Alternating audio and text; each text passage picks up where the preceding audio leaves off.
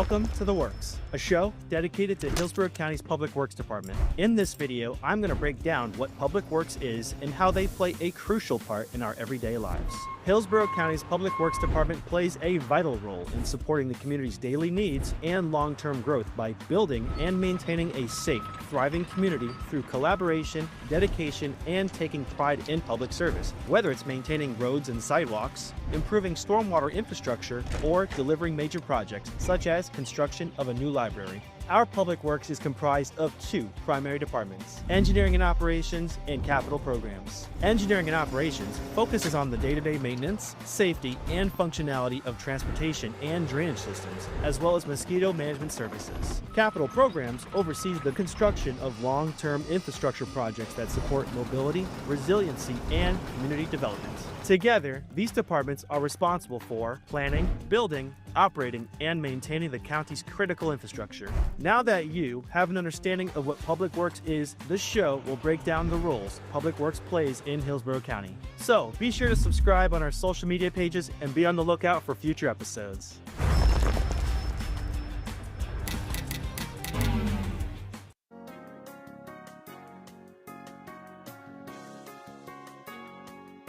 Welcome to The Works. In today's episode, we're taken to the skies with Hillsborough County Mosquito Control to find out how they combat the spread of disease and the rising mosquito population.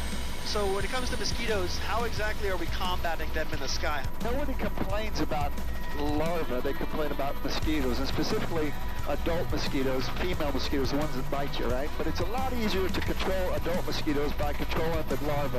What we do is we use a larvicide product that attacks the larvae in the swamps and the mangrove areas along the coast here. We stunt their growth so they never grow up and become adult mosquitoes.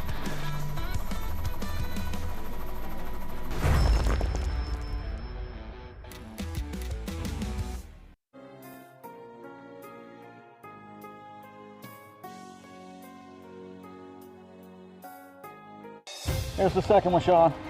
Oh, little puppy. Hold on, I got two right here. No, there's two right here, two little ones. Obviously, when we pull up, we're asking like, hey, is that your dog? They said when they approached it, it started to growl at them. They were obviously hesitant, but they're like, it doesn't look in good condition. We found one dog in there that was barely alive. It's literally skin and bones. Oh my God. That is just ridiculous.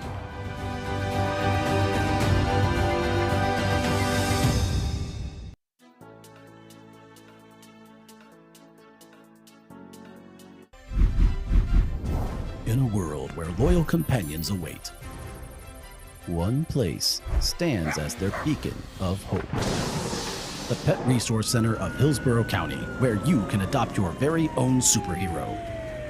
Adopt a dog, find your sidekick, and unlock the power of unconditional love. Suit up, show up, and adopt today. For more information, visit hcfl.gov/pets.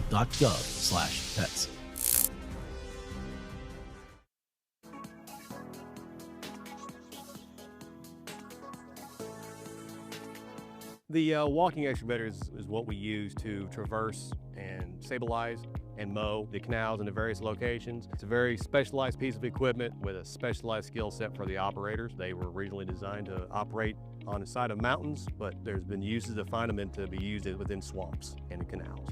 Its main role is to traverse into the canal to remove the sediment that's been washed away from the banks and into the bottom of the canal and re-establish that onto the banks. We got to bring the wet dirt from the bottom, set it on top, let it dry a little bit, and then it gets repacked into the banks to recontour and also to open up the capacity of the canal. Once that is complete, then we come back and either a time frame of the job starting to stopping, either Mother Nature has started to grow grass back through. If that is not the case, then we will actually order sod to be laid down to help ensure that the dirt that's been repacked stays in place.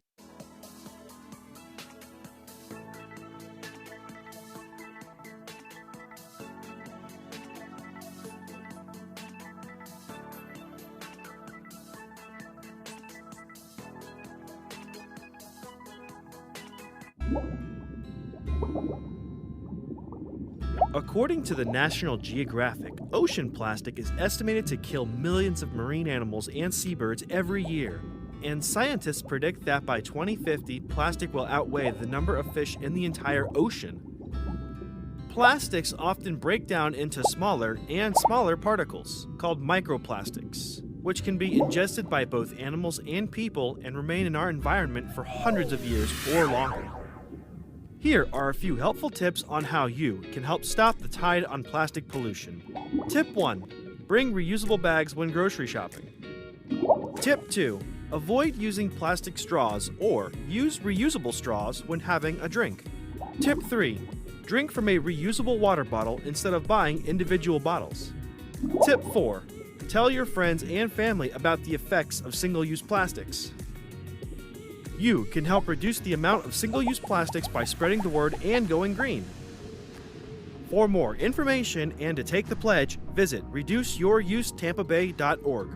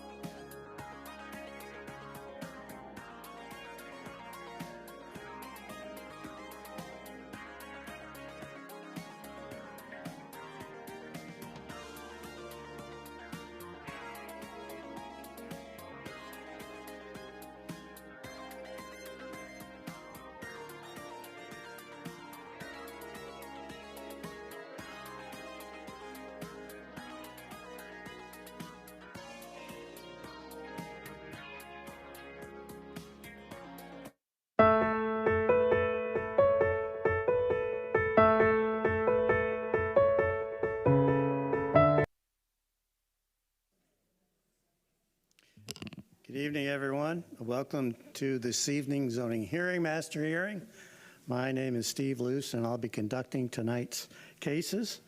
We do have one item on the agenda, the very first item on the agenda, which Susan Finch, another zoning hearing master for the county, will hear that one case. So at this point in time, if you'd all please stand for the Pledge of Allegiance. I pledge allegiance to the flag of the United States of America and to the republic for which it stands, one nation, under God, indivisible, with liberty and justice for all. Thank you. You may be seated. At this point in time, I'd like to introduce Michelle Heinrich, who will introduce the other staff members and go over any changes to tonight's agenda. Good evening, Michelle Heinrich, Development Services. Also up here at the dais with the County Attorney's Office to my left, we have Mary Dorman and Jared Delfino. With the Planning Commission staff, we have Willow Mickey. And on the other side with Transportation Staff and Development Services, we have Richard Perez. And we do have withdrawals and continuances from the agenda, and then, like you mentioned, one off the agenda. Let's see, we have two applications that have been withdrawn, PD 24-1257 and Major Mod 25-1261. The following cases have been continued to the July 20th, 2026 zoning hearing master hearing, and that would be Major Mod 2662, PD 260437, PD 26-0445, Major Mod 26-0546, Major Mod 26-0556, PD 26-0558, PD 26-0660, PD 26-0665, PD 26-0671, PD 26-0672, PD 26-0673, Standard Rezoning 26-0785, Standard Rezoning 26-0811, and then the following two have been continued to the August 24th Zoning Hearing Master hearing, and that is Major Mod 26-0154 and PD 26-0283. We do have one off the agenda request for tonight, and that would be agenda page 7, item D6, Major Mod 26-0553. The applicant is requesting a continuance to the October 19th Zoning Hearing Master hearing, and this is not a matter of right request, so it has to be decided on by the Zoning Hearing Master. Okay. At this point in time, they're given, by the time they file the application, how many months or days are they given? 6 months from the initial hearing date. And where does this application stand? They have until November. Okay. Right now is appropriate time to hear from the applicant. Applicant, please, regarding the continuance only, not the merits of the case. Good evening, Mr. Lutz. William Malloy, 325 South Boulevard, Tampa, Florida. We're requesting a continuance tonight because actually it's a little bit of an embarrassing transportation blunder we ran into with the final staff report. I have a turn lane I need to account for that I do not have accounted for right now. Okay. And we're requesting the October date, sir. Okay. October 19th? Yes, sir. All right. Thank you. Anything else? That'll do. Okay. Is there anyone else in the audience that wishes to speak to the continuance? See no one responding. Given the reason presented by the applicant for the continuance, the need to go back and review traffic, I will allow for the continuance of this item to the October 19th ZHM at 6:00 p.m. in these chambers. Okay. That concludes all the changes to the agenda, Ms. Heinrich? Yes, sir. All right. I have a few instructions to read into the record regarding the procedures for tonight's hearing. County Attorney's Office has a few instructions to read into the record, and then we'll get started with the first item on tonight's agenda. Our hearing today consists of agenda items that require a public hearing by the Zoning Hearing Master. I will conduct a hearing on each agenda item and will file a recommendation within 15 working days after the conclusion of today's hearing. Those recommendations are then sent to the Board of County Commissioners, who will make the final decision. Our hearing will be informal. I will ask questions related to the scope of direct testimony. I may call and question witnesses as I deem appropriate, and I will decide all questions of procedure. I will take evidence, but will exclude evidence that is irrelevant, immaterial, or unduly repetitious. Evidence may be presented in written form, and all testimony must be under oath. Hearsay evidence may be used to supplement or explain other evidence, but shall not be sufficient alone to support a finding by me unless it would be admissible over objections in a civil action. The order of presentations are as follows. Ms. Heinrich of the Development Services Department will make a brief introduction for each agenda item. Then the applicant and their witnesses will have 15 minutes to present their case. Then Development Services presents their staff report and findings. They have 5 minutes for that purpose.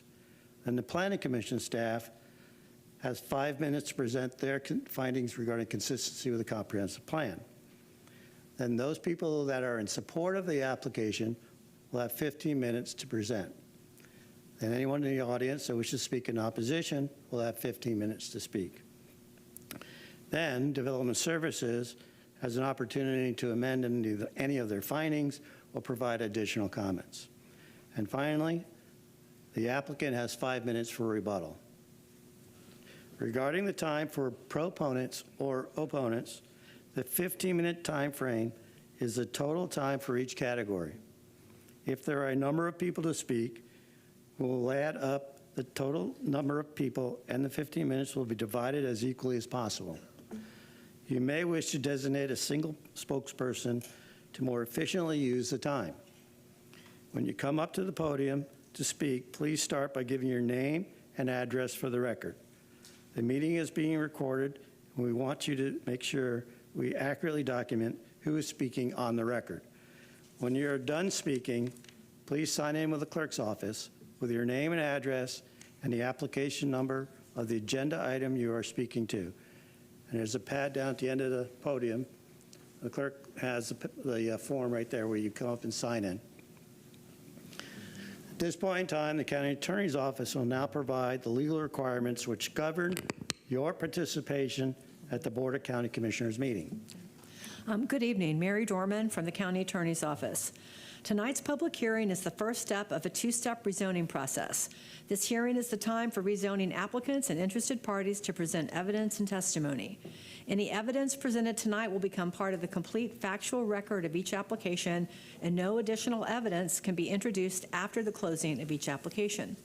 The second step of the rezoning process is a public meeting before the Board of County Commissioners, where the board will make a decision on each application heard tonight.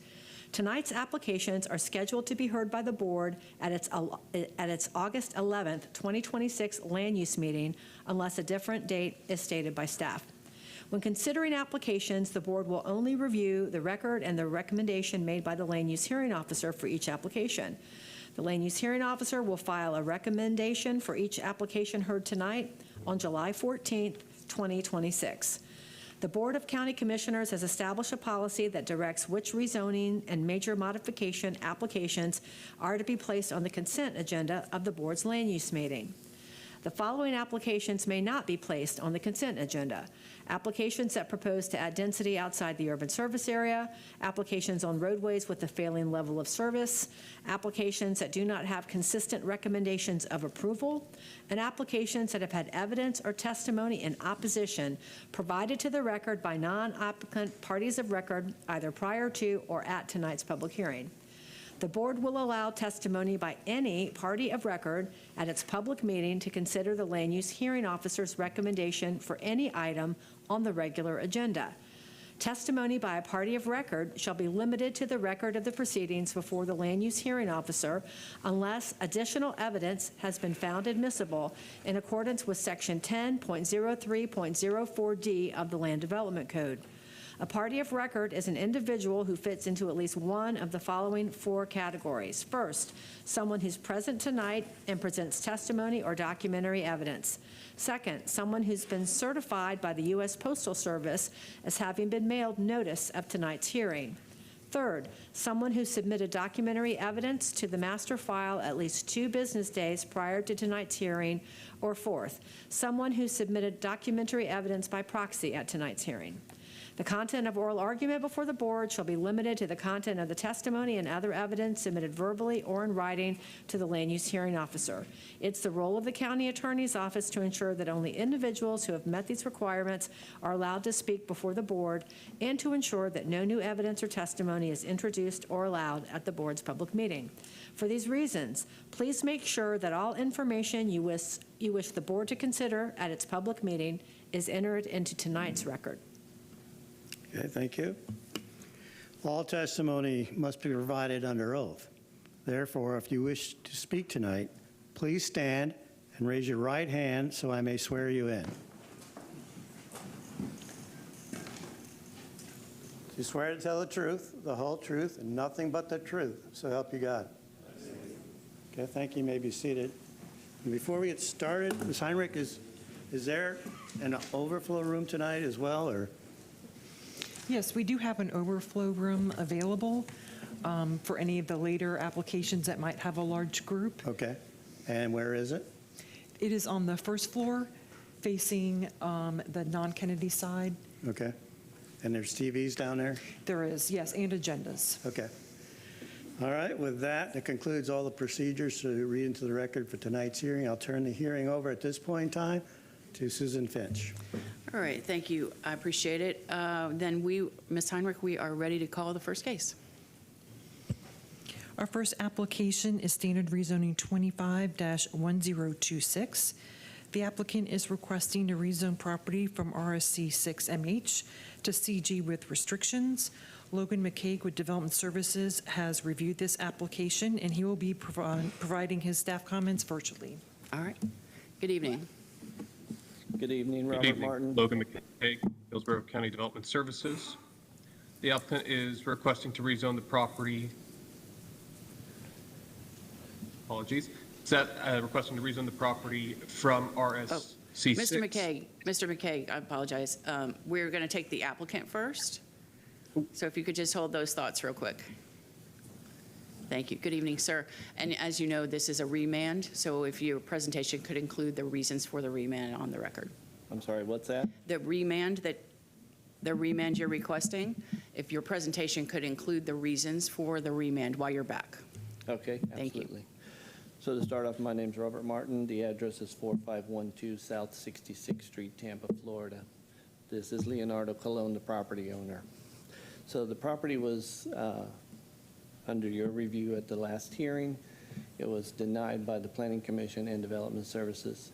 There was information that was found showing that the neighboring property to the north of Mr. Colon had 66 people write letters of recommendation allowing the rezoning for that property. There was 4 people that opposed it.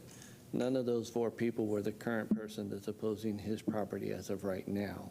Based on our research and everything else, and the Planning Commission, we seem to understand that the rezoning is allowed in that area. Now, they did CG zoning, but it was PD with restrictions. So we've been communicating back and forth with Development Services to come up to an agreement that we're willing to also do CG zoning with restrictions. However, we have approval from Development Services. I've discussed the restrictions with him. He's okay with that. The only opposition we have right now, other than the neighbor, is the Planning Commission stating that the property is more than 1,900 feet from a major intersection, which is Hartford and 66th Street. Based off of the report from the Traffic Department, Transportation, they have no objections to the property being rezoned CG. And they basically give us information that based on the traffic pattern during non-peak hours is 82 vehicles. During peak hours, 7 to 8 vehicles. Now, he's not open 24/7. I believe the paperwork said that he could be open from 8 o'clock until 7 p.m. and on weekends, 7 p.m. to 4 p.m. He's not operating on those hours. He's not bringing in commercial vehicles. He hasn't increased the traffic pattern on that property at all. And currently, the business has been there for 6 years. So, again, when the property was rezoned next door, the neighbor didn't have an opposition to it. And then the property's been under this category for multiple years, and he just came up with a complaint, I think, in 2024. However, he's not one of the ones that complained about the other CG zoning. So I brought the property owner to basically ask the Planning Commission, what's the difference? Because when I looked up their code on the community's commercial location criteria, there's nothing in your code that specifies that a property has to be less than a certain amount of distance from a major intersection. And this is straight from Tyreek from the Planning Commission.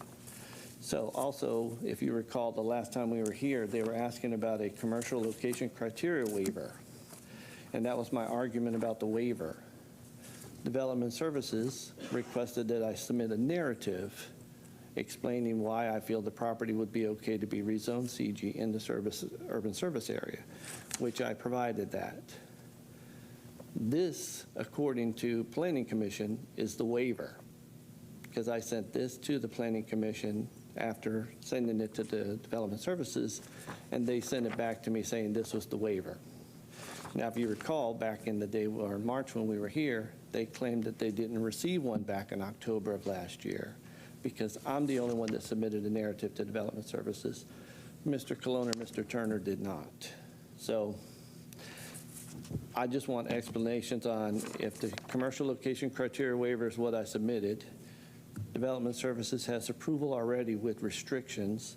Explain to me what the 1,900 feet from the intersection has any impact on the property being CG zoning when the traffic department has no problems with it. Did that complete your presentation? Yes, ma'am. Did you want to allow Mr. Colon to speak? If any questions come up that I can't answer, he would definitely speak up. Okay, absolutely. All right. I don't have any questions for you at the moment, so if you want to just sign in, we'll move on with the hearing. Okay, thank you. Thank you very much. All right, now we'll go to Development Services. Mr. McCaig. Good evening. Apologies for that. Applicant requesting to rezone the property from RSC 6 with mobile home overlay to commercial general with restrictions. The property located,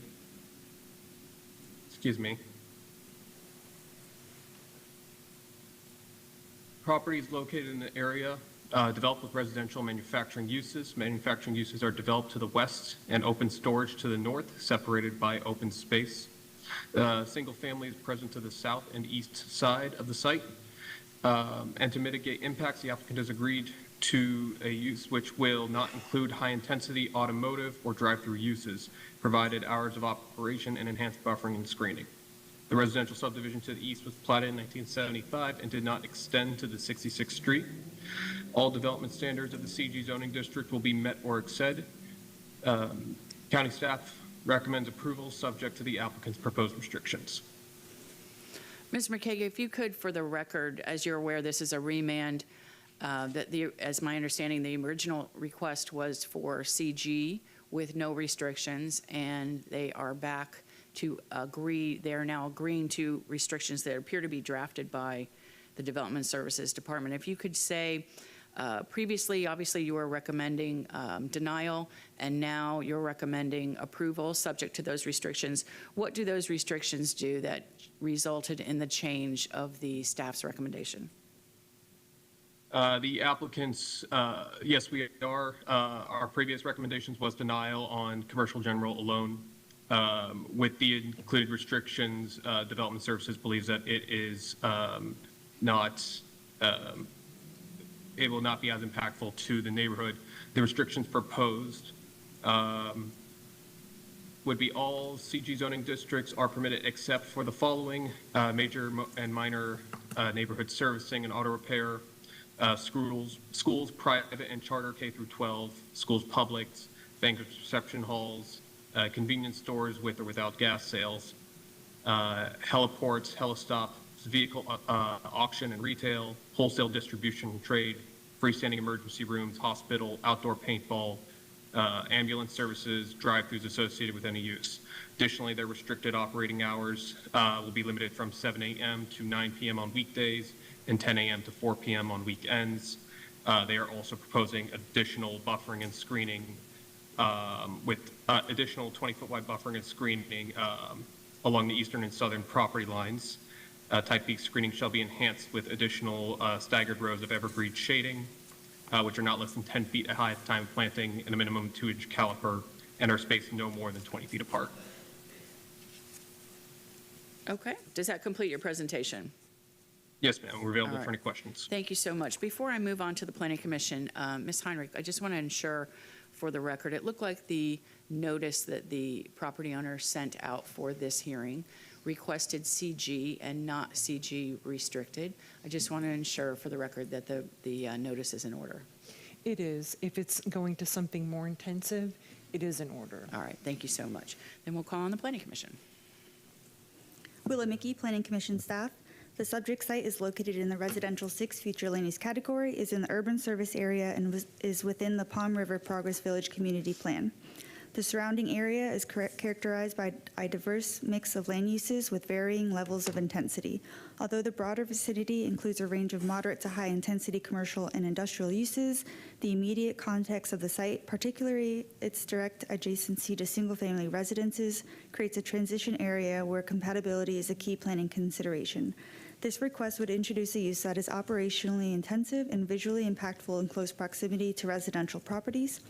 Additionally, during a site visit, staff noted areas of open storage, which is considered a commercial intensive zoning district use. The request is to the CG zoning district. It should be noted that the CG zoning district does not allow for the consideration of open storage. FLU's Objective 4.4 and Policy 4.4.1 further reinforce the requirement that new development and land use changes should be compatible with the surrounding neighborhood and reflect the area's predominant character.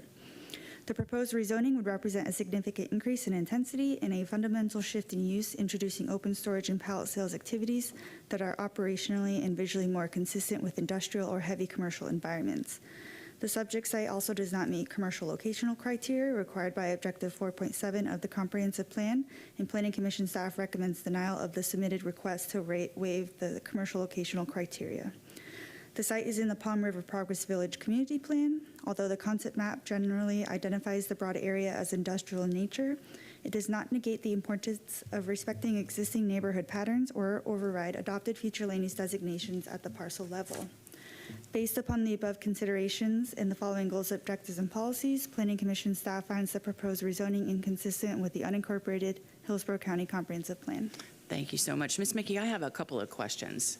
I reviewed the latest report submitted to the county from the Planning Commission and compared it to the prior report to see what the differences were.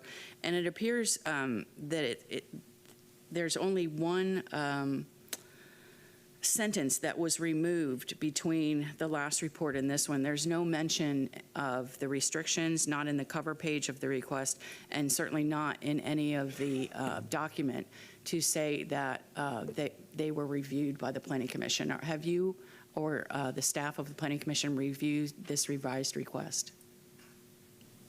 I also do not see those in the most recent staff report. I'm not positive if the planner was aware of those restrictions that were added.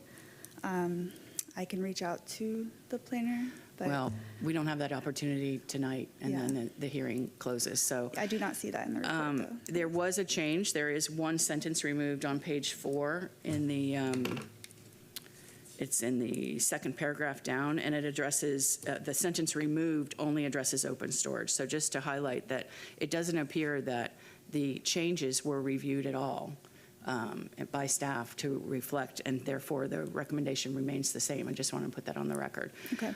If you could address Mr. Martin's questions regarding the commercial locational criteria and the development services staff participation in the transportation review. For the commercial locational criteria, Objective 4.7 talks about the different future land use categories that are subject to the commercial locational criteria. So I'll read directly from the future land use section.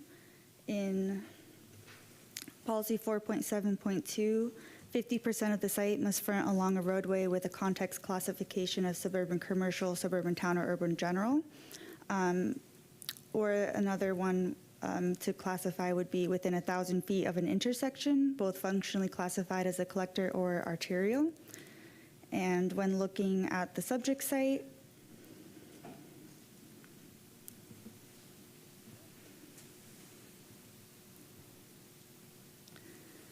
the nearest qualifying intersection that would be classified would be Hartford Street and 66th Street South, which is approximately 1,900 feet from the site, which exceeds the maximum 1,000 feet distance. And so therefore the site does not meet the commercial locational criteria, and Planning Commission staff felt that the waiver should be recommended denial due to the compatibility concerns with the site and the residential. All right, and just to clear up the issue, the development services staff transportation comments don't contribute to your review of commercial locational criteria. That is correct. Ours is a separate policy. Thank you. I appreciate it. Did you have anything else you wanted to add before I move on regarding Mr. Martin's comments? I do not. Okay, perfect. Thank you so much. All right, at this time, we'll call for anyone who would like to speak in support. Any proponents of the rezoning? Mr. Martin, you'll have time at rebuttal. This is for proponents. Seeing none, then we'll call for opponents. Anyone who would like to speak in opposition. While Mr. Schiff is coming up, is there anyone else that would like to speak in opposition? All right, seeing no one. Good evening. Good evening, Gordon Schiff, 4155 West Cypress Street, Tampa, and I'm here representing Scott and Rebecca Hendry, H-E-N-D-R-Y, for the court reporter or the whoever takes the minutes. I have a couple of handouts, Madam Hearing Master, and I would like to hand those, or just one handout, but it's got a number of photos, so I'll make. Do you want 1, 2, or 3 copies? So we only need one, and Okay. you would submit it to the clerk. You're welcome to show whatever you'd like on the Elmo and then submit it to the clerk. All right, we'll do that.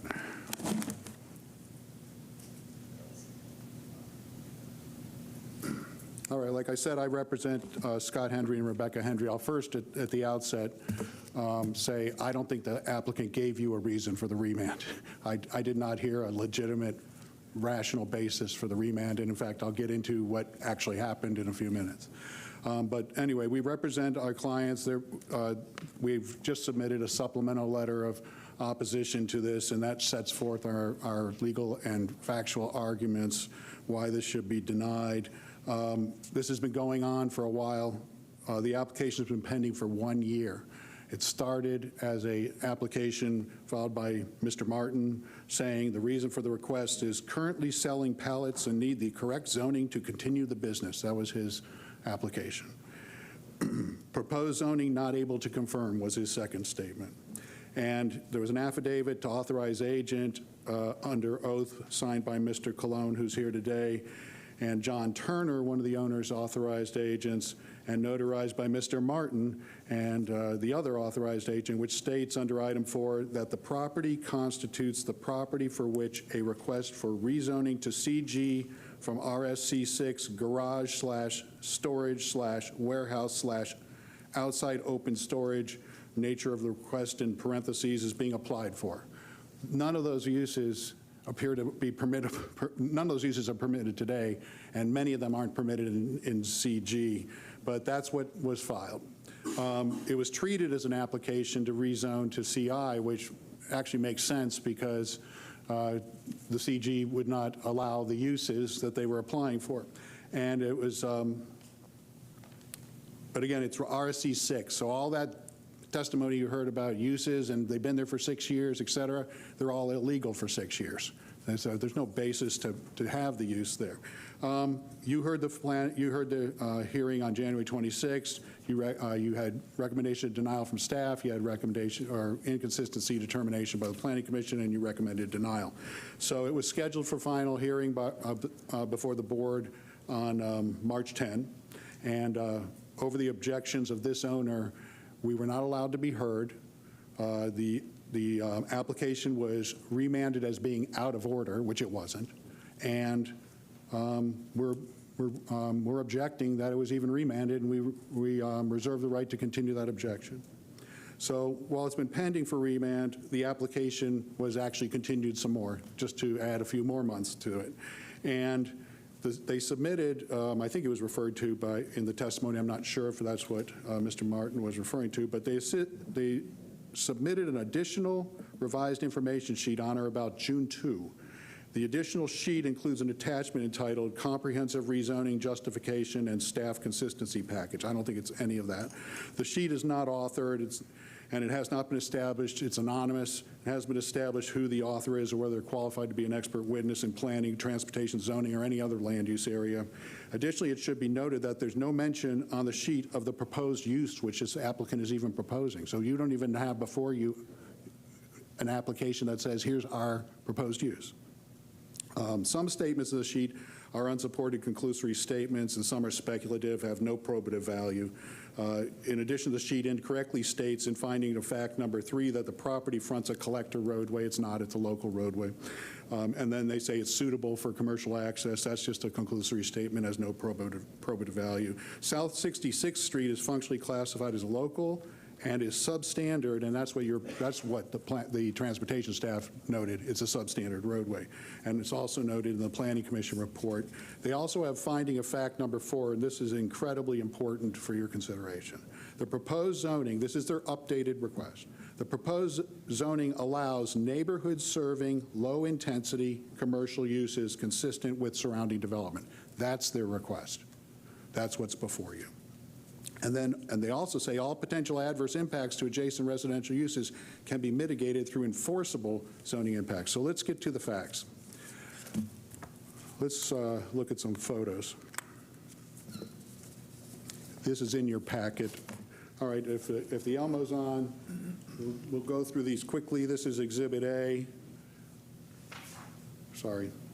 Exhibit A, as you'll see, there's apparently a semi-park. This is back in January, by the way, when they already were CG and they already were saying they're not going to do open space. Now I'm just going to go through these quickly. There's pallets, trucks, trailers with tires in them. I'm going to leave that here and just go on top of them. There's the gate. You'll see all the pallets piled. That's 20 or 25 feet high, those pallets in that picture. Another picture. Now you can really see the pallets. Here's a nice little dumpster of about 30 or 40 feet in the front. Here's more pallets, more junk in a dumpster. Another picture of the same dumpster. Here's what more pallets and some things we can't even recognize what they are. Here's where their employees were parking. Here's another picture of a semi. Here's a picture, here's the view my client has. Another view of what my client has. Those are pallets stacked way up in the air there. Here's some more accumulations and junk. More accumulations and junk. More pallets, junk, accumulations, and who knows what's in those blue barrels. More old accumulation of pallets or junk. It's hard to say, but there may be both. More of the same. And here's an old boat stashed in a tree. That's that red, that's a boat, or was a boat. It probably is not seaworthy. All right, let's go to fast forward to last week. Let's see how much better it is. This is Exhibit B, starting with the first photo. Those are industrial liquid tanks lined up along my client's property. Who knows what's been in them? Who knows what's going in them? Here's some more pallets. Here's some more junk, pallets, whatever. Here's more pallets, semis. Here's more pallets and junk and accumulation. Here's some more. Here's the view from the front with their sign posted. Pallets stacked 20, 25 feet up in the air. Here's another view of those same pallets. I don't know what the cones are doing there, but they're not supposed to be there. That's not permitted under the county code. Here's some more cones. So we don't know what they're doing there. So that's our exhibits. So that's the use on the property. That's the use that's been on the property for now going on 6 years. And none of that is permitted under CG.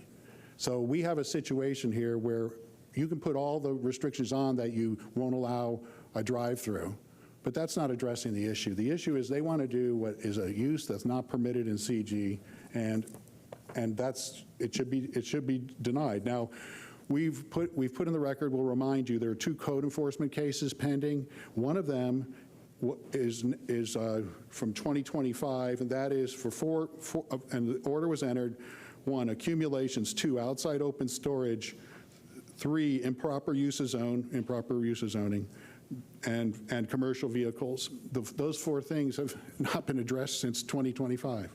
Code enforcement case number 2 that we've submitted, the order imposing a fine, that was because the owner, Mr. Cologne, goes back in 2022 or 2023, decided he should do land alteration without permits. And that order has been in place since 2023, now almost 3 years, accumulating fines, and nothing has been done. So both code enforcement cases remain pending. They were supposed to be accumulating fines on July 16 of this year. The second one will be 3 years old. Overall, nothing has significantly changed since the original zoning master hearing, and the recommendation of denial should stand. The applicant is seeking approval of uses that are inconsistent with the comprehensive plan, and and incompatible with the surrounding area. Now, I'll go through, I have gone into detail with all the code sections and or the comprehensive plan sections, but the proposed zoning is clearly inconsistent with the comprehensive plan. The uses and businesses being conducted on the property as described in the authorized agent sheets and the updated additional information are not permissible uses under the residential 6 category, that's for sure. And the future land use map draws a clear line of demarcation. If you look at the various categories, there's a demarcation line to their north and there's a demarcation to their west. So this property does not have the proper land use. It obviously doesn't have the proper zoning to do the uses they want to do. I've cited all the future land use sections. I won't recite them again. I've cited them to you last time. They're in the submittal I made, but there are numerous future land use sections. The Planning Commission report is a detailed and thorough report. It also is several pages long. They go into great detail to explain why this use is not appropriate. They talk about compatibility, a long compatibility discussion. They talk about what objectives they have, which are not being met. It talks about future land use policies, which are not being met. And it talks about why the request for commercial waiver of the locational criteria should not be granted. They also, and I don't know if this is pointed out in the staff report, they also looked at the Palm River Progress Village Community Plan, which is relevant and must be considered, and they point out that this is inconsistent with that plan.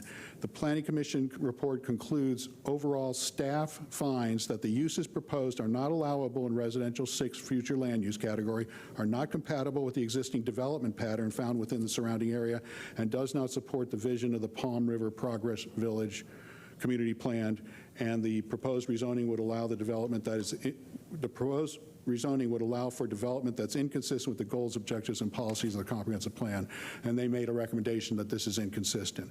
I also have summarized what code criteria have not been met, but 66 Street's a substandard roadway. The property doesn't have water or wastewater. The closest water connection is 1,875 feet away, and the staff report failed to mention that there is a report by the Utilities Department saying that it should be in the consideration of this. There's no CG zoning in the general area on the east side of 66th Street. The lot size of the subject property is way too small to include effective buffers and screening. It's only a little over an acre. The lot size of the property appears to be too small to allow for adequate commercial access, parking, loading, circulation, stormwater drainage, et cetera, and so you can't even get a commercial site plan approved on this, I don't believe. The Code Enforcement Board Special Magistrate has determined that the applicant has violated multiple provisions of the code and nothing's been corrected. The improper and unpermitted business operations being conducted to this day, including today, on the subject property appear to lack adequate fire safety. And there's no report on fire safety. This is a pallet business. Anyone who knows a pallet business knows it's a high fire hazard. No fire safety.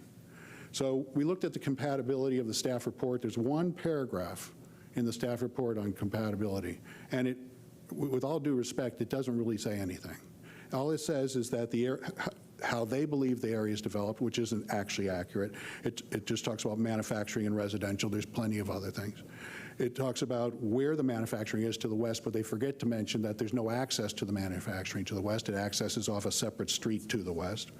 They talk about single families present to the south and east of the site, but the applicant agreed to, this is their words, agreed to use which will not include high-intensity automotive or drive-through uses. Well, this business is a high-intensity business.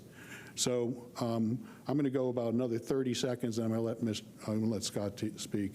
The staff does not, the report itself doesn't even mention the pallet business. How can you not look at, how do you examine compatibility and not talk about what the compatibility issue is? It's not even mentioned. So there's no vested rights. You know, if they get up and talk again about their idea that this is some sort of hardship, it's no hardship, it's an illegal use. And a restricted zoning district, if it were to be approved, must be limited to neighborhood serving commercial uses. And there's a very important thing to look at here. This use is not proposed. If you look, and if it were proposed, it should have been analyzed. And since it wasn't analyzed, there is nothing in here that has any support for the use. Scott, I'm going to let you speak. With that, we request denial of this, recommendation of denial, and we've suggested some alternative restrictions if, in fact, which we would disagree with, there's some sort of restrictions put in on the uses. Scott, go ahead. Thank you, Mr. Schiff. There is about 15 seconds left. I'll let you expand on that just My name is Scott Hendry. I'm the neighbor directly to south, 4608 South 66th Street. I've watched this business. I watched it when the property was bought out of foreclosure. The man had a mobile home there, no problem. Started keeping a few trailers there, no problem. And it's grown to this. It is certainly not compatible, and I'm tired of looking at it. Thank you for your comments. If you both sign in. All right, seeing no one else in opposition, we'll close that portion of the hearing. We'll go back to Development Services. Ms. Heinrich, if you could help address Mr. Schiff's comments regarding the use on the property, and does the revised request, including the restrictions, allow him to have a pallet business? Michelle Heinrich, Development Services. As the pictures showed, it appears to be an open storage type of business, which requires CI or M zoning or a PD that would allow that. We have advised Mr. Martin that the existing use would not be cured by a CG rezoning. Only those uses allowed in CG in the use table, with the ones that they've offered to restrict, would be permitted. So at the prior hearing, I recall Mr. Martin stating that they proposed to have an enclosed building, 3 sides enclosed, and store something enclosed to alleviate the open storage component of this. I don't see any of that referenced in the restrictions. Is that unnecessary because open storage in and of itself would not be permitted? Correct. And then also, if they are having a warehouse type of facility, I don't know if he mentioned it would be a connection to a principal use, or that would be the only use occurring on the property. But in our review of the CG zoning, the uses that were restricted were the ones that we also felt would be most impactful to single-family residential and work with manufacturing that's currently happening on the other side of the street. All right. Thank you very much. I appreciate it. And I did have just one more item, Ms. Finch. Sure. Just to clarify the reason for the remand for you, the notice for the zoning hearing master, which was conducted in January, the existing zoning was incorrect. So that's why we were not able to bring it before the board and remand it back so that the correct notice could be done and the hearing could be done. I see. So that's when Mr. Schiff noted in his comments and also his documents that staff noted it was out of order. Correct. It was because they had noted improper notice. Right. I see. All right. Thank you for that clarification. I appreciate it. All right. Then we will go back to the applicant, who has 5 minutes for rebuttal. Mr. Martin. Thank you. So we did look up the 4.7 and the 4.71. Only thing I could find online was a draft, and half of it is literally blotted out. Ms. So Martin, really, can you put that document on the overhead so I can see what you're talking about?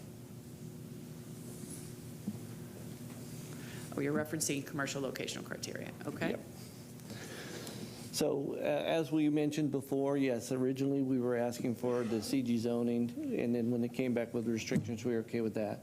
Based on the outside open storage as a violation for CG zoning, we were planning on building a warehouse. The reason I brought Mr. Colon is because he's now in the process of eliminating the pallet business altogether. So that's what he's going to speak on right now. Okay. Good evening. If you could give us your name and address, please. Leonardo Colon, 4512 South 66th Street. Thank you. I've been trying to get rid of my tenants from that property with the pallets, but I have to follow the law. I cannot just get there and just get out and go. So I'm on that process. I'm pretty sure It will take me less than a month if I don't get no fight back, let's put it that way, from them on the legal matter. And once they get out, the property will be clean. And my plan is to go back to the property and live, start my business in the property. All right, thank you.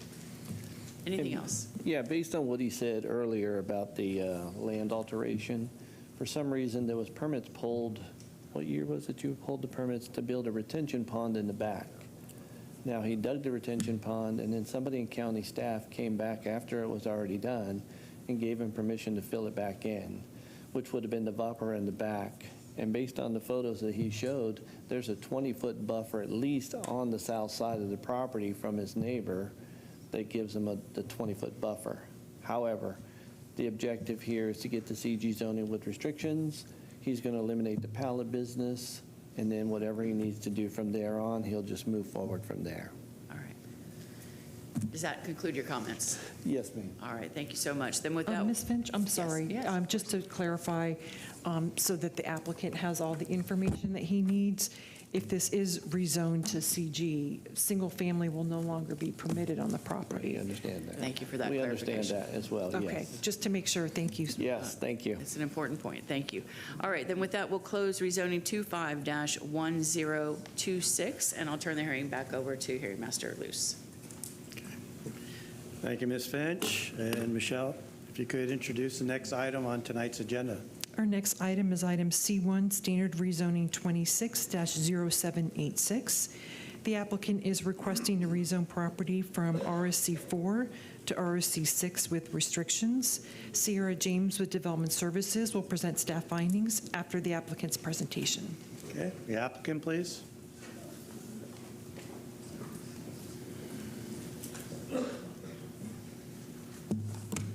Good evening, Kayla Harrell, with Tampa Civil Land Use Planner. I'm representing the applicant this evening. I'm at 2841 Executive Drive, Clearwater, Florida, and I have been sworn. Okay. First and foremost, I just want to thank staff for working with us collaboratively to get us here today. The request before you today is just a standard rezoning request from RSC4 to RSC6 for the flexibility and development standards of constructing single-family homes. Can you see the screen? Not if you've got a... There it is. There it is. All right. All good. This is just an aerial of the property to provide context of the property's location. It is 1.8 acres in size. It's located in northwestern portion of unincorporated Hillsborough County along Leisure Avenue. The site is located approximately 1/2 mile west of North Boulevard, 1 mile west of North Florida Avenue, and approximately 1/2 mile south of West Bears Avenue.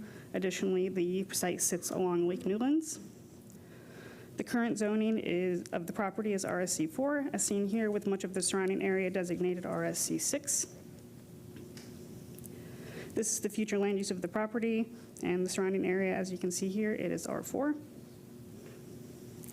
Just want to provide a quick overview and summary of the request. Again, the property is 1.8 acres in size.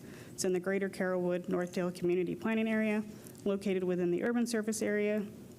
This request to rezone from RSC4 to RSC6R is for flexibility and lot standards for single-family homes. The development will be limited to the 4 dwelling units per acre to remain consistent with the R4 future land use. Minimum lot sizes of 7,000 square feet, and we are not doing any impacts to the wetlands. Just want to go over these real quick. The site development will follow the RSC6 development standards, which is the 70-foot minimum lot widths, 25-foot front yard, 7.5-foot side yards, and 25-foot rear yards. In addition to staff support for approval and consistency, this rezoning is compatible with several goals, objectives, and policies of the comprehensive plan and components of the livable communities element. We respectfully request your approval and available for any questions. Okay. No questions at this time. Thank you. Thank you. Development Services staff?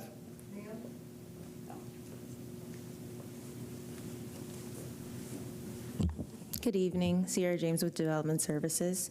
The applicant is requesting to rezone the parcel from RSC4 to RSC6 with the following restriction. Development shall be limited to 4 dwelling units per acre. The RSC4 zoning district requires a minimum lot size of 10,000 square feet with a width of 75 feet, while the RSC6 zoning district permits a minimum lot size of 7,000 feet with a width of 70 feet. However, the districts maintain the same setback and maximum height requirements. The subject site is surrounded by residential development, primarily zoned RSC4 and RSC6. The properties directly north, east, and west are zoned RSC4, while the property directly to the south was rezoned RSC6 with the same restrictions on density. Based on these considerations, staff find the proposed rezoning approvable. The revised staff report corrects the typos in the introduction summary and compatibility where the future land use designation was referred to as destination. I'm available for any questions at this time. No questions, thank you. Thank you. All right, Planning Commission staff.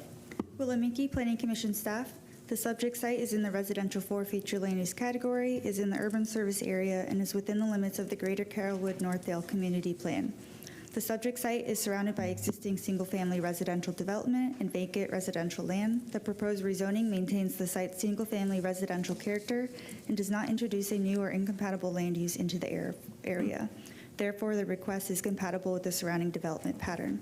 The proposal satisfies the intent of future land use section objective 4.4, which requires new development and redevelopment to be compatible with surrounding neighborhoods. The surrounding area is characterized by established single-family residential development at similar densities and lot configurations.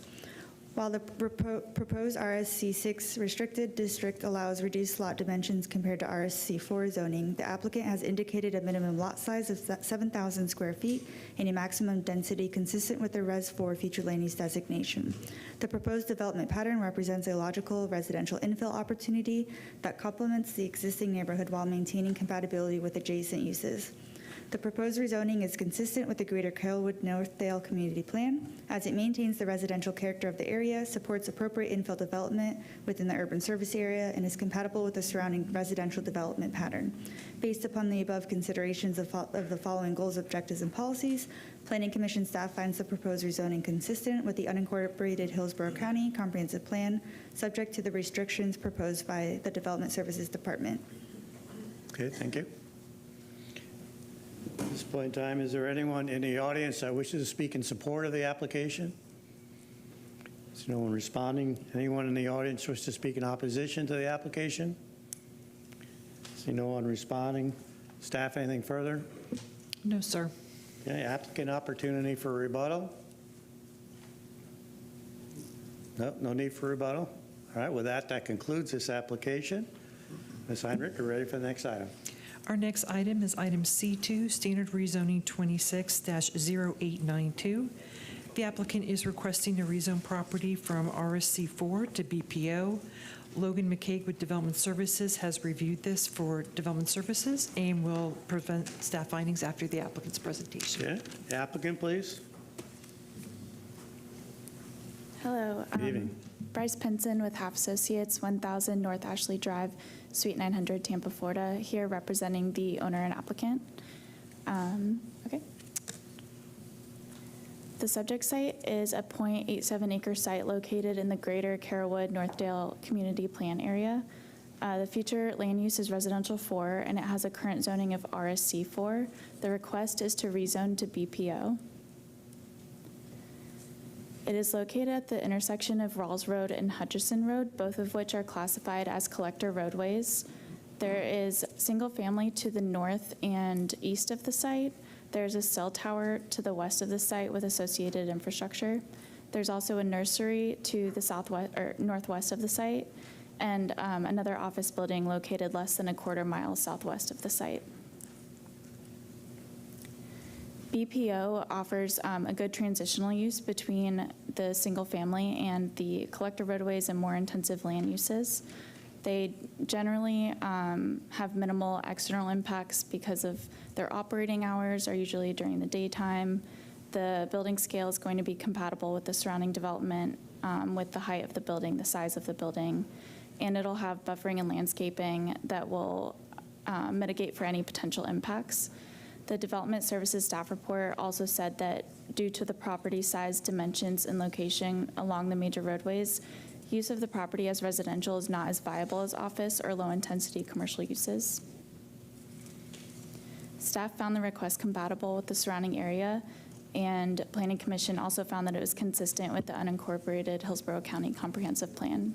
So I'm here if you have any other further questions. Yeah, just one minor question for you. Sure. Is, I think you showed a graphic that showed the surrounding uses. Could you bring that back up on the ELMO? Where that cell tower is, looks like there's a warehouse type building. Do you know what that use is? It just said wireless communication facilities. I don't really know exactly what the... Okay. All right, that's it. Thank you. Okay. All right, Development Services staff.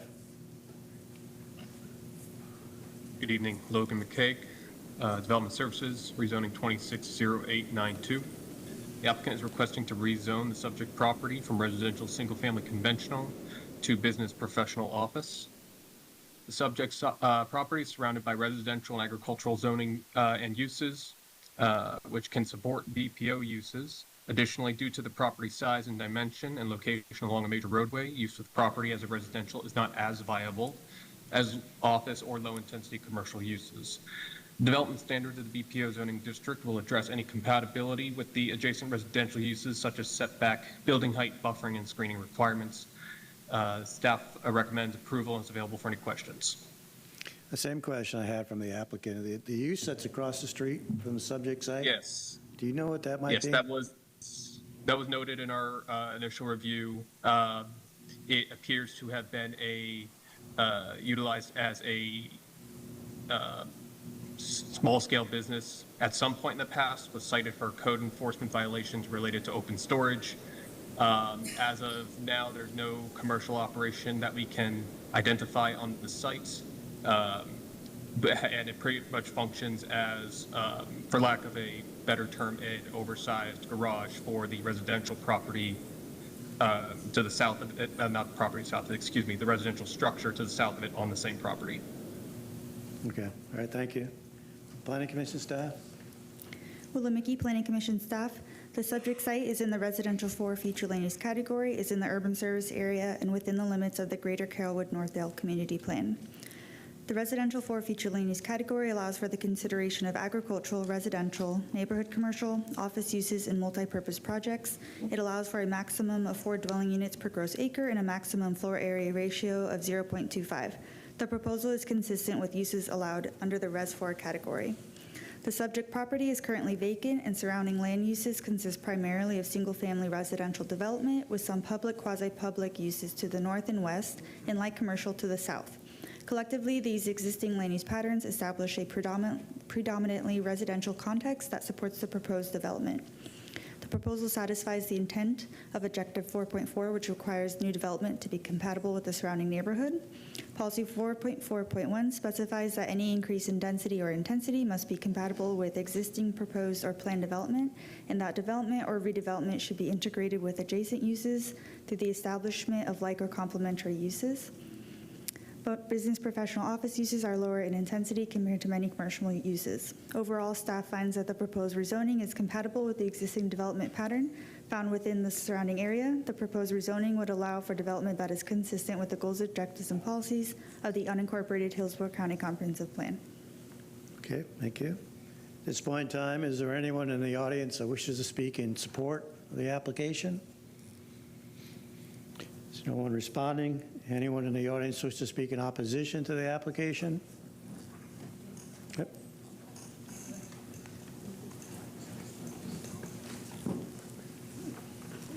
Yes, ma'am. Good evening. Good evening. My name is Anita Kong. Actually, the back neighbor, my fence divided the adjoining property that's going to be there. Give your address for the record as well. 15704 Woodshed Place. You guys are from our neighborhood too, so we're all here for that. You guys go ahead and talk. Yes, I live 15602 right in front of the property. The traffic is extremely heavy. And your name, please? Arturo Talbot, 15602 Hutchinson Road, Tampa, Florida. I live right in front of the property. The traffic is exaggerated to add office building there, it will just create more traffic. It's right on the crossroad. There's at least 3 to 4 accidents a month. To add more traffic to that road, I think is just not suitable for that. And also, it will just drop my property price badly, and if you guys can just not allow that to happen, we will really appreciate it. Okay, thank you, sir. Good, please sign in. Next, please. Good evening. Alan Schobert, 15604 Hutchison. I live immediately across from the property, and I've lived there for 28 years. Hutchison Road is busy enough. There's office spaces on the road that aren't, as far as I know, aren't fully occupied already to begin with. And there's plenty of commercial enterprises in space at both the corners of Hutchison and Ehrlich and Lynn Turner. And the cell phone tower is a very quiet neighbor. Okay, thank you. My name is Mercy Victor. I live just across from the property. Your address, please. My address is 5234 Rawls Road. I just live across from the property, and I'm very concerned about the traffic, and there are several accidents which I've witnessed, and just in front, and the sheriff, the police officers are right in front of my property, and it's like it is when I get to work, it's a problem. Like I cannot, it's always like my driveway is always blocked. So it's really causing hazard, and I'm a nurse at the VA hospital, so it affects my work too. All right, very good. Thank you, ma'am. Thanks. Okay. My name is Linda Kent.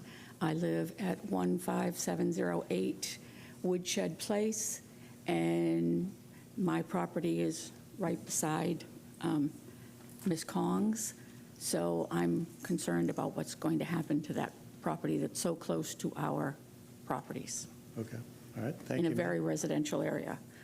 Thank you. Just one, it's my, I'm sorry, Anita Kong again, 15704 Woodshed Place.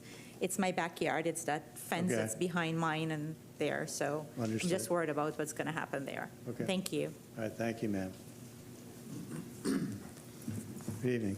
Evening. Stephen Suarez, 5224 Rawls Road. I'm about 300 foot east of this property in question on the south side. Perspective, I've lived out there for 51 years. We moved out there as a kid in 1967. I'm opposed to this zoning tremendously, from that RSC4 to the BPO, Business Professional Office. It's all residential around there. I don't think we need to put a business at this address for several reasons. I mean, you're going to have access, according to what I read on the application, they're not going to have access on Rawls Road. It's strictly going to be on Hutchinson, which is great. But Hutchinson, it is a curve there. And as Mr. Talbot said, there's probably 2 or 3 accidents a month there. Their entrance and exit, or ingress and egress, is going to be on that curve. And it's just, to me, it's going to create more of an issue. Traffic says that it's going to be an increase of somewhere around 200 vehicles for the day, plus 200. I think that's kind of adds quite a bit. Another thing that I happen to note within this property, it's 0.87 acres, okay? When I was a kid, out there, it was a residential house that was there. Then a daycare went in there. It went vacant. To answer your question on that building that is across the street where that cell tower, HSW and Associates, who fought to get that cell tower there, we were against that as well, has a property at 5305 Rawls Road, and it was incorporated that warehouse. That warehouse was basically for his car collection that he had. So it was, the only reason he got that is because it is part of that residence, and I hope he never tries to split it, because I'll be here fighting that again if he tries to make it like commercial. Talking about light commercial, they're saying it's 0.25 south. It is. That used to be the Hillsborough County Sheriff's Office, District 3 office. It was put there for that. When District 3 decided to move the gun highway, for some unknown reason, it's still PD, there's businesses, light business running out there, that's vacant most of the time. So I don't even know why we need this additional light commercial BPO zoning when there is plenty You have that place, but also on Ehrlich Road, which is less than a half mile away, you have everything you could ever want. There's no need to add a business professional place here, which is going to increase traffic. The other thing I noticed on traffic is we talk about the long-term plan. They're going to 4-lane Hutchinson Road. They're going to need 23 to 25 foot of right-of-way. That's going to take that .87. It's going to move it down to the .71 or .7 of an acre. So we're going to have business in there if that ever goes through. It may be like the other right-of-way that they've never done anything with. I'm not sure. Trying to make sure I'm covering everything here. Yeah. I mean, Planning Commission states it is consistent. I don't know when we do this, I know we have all our planning stuff. People, do they ever go out there and actually look at what's there? There are no businesses there. There's a nursery that's agriculture. He's been there forever. Mm-hmm. Okay, I used to manage a property that's now homes on Rawls Road. It's not consistent for our area. So I'm kind of disappointed with the zoning saying there's no objections to that as well. So, you know, and in their application, basically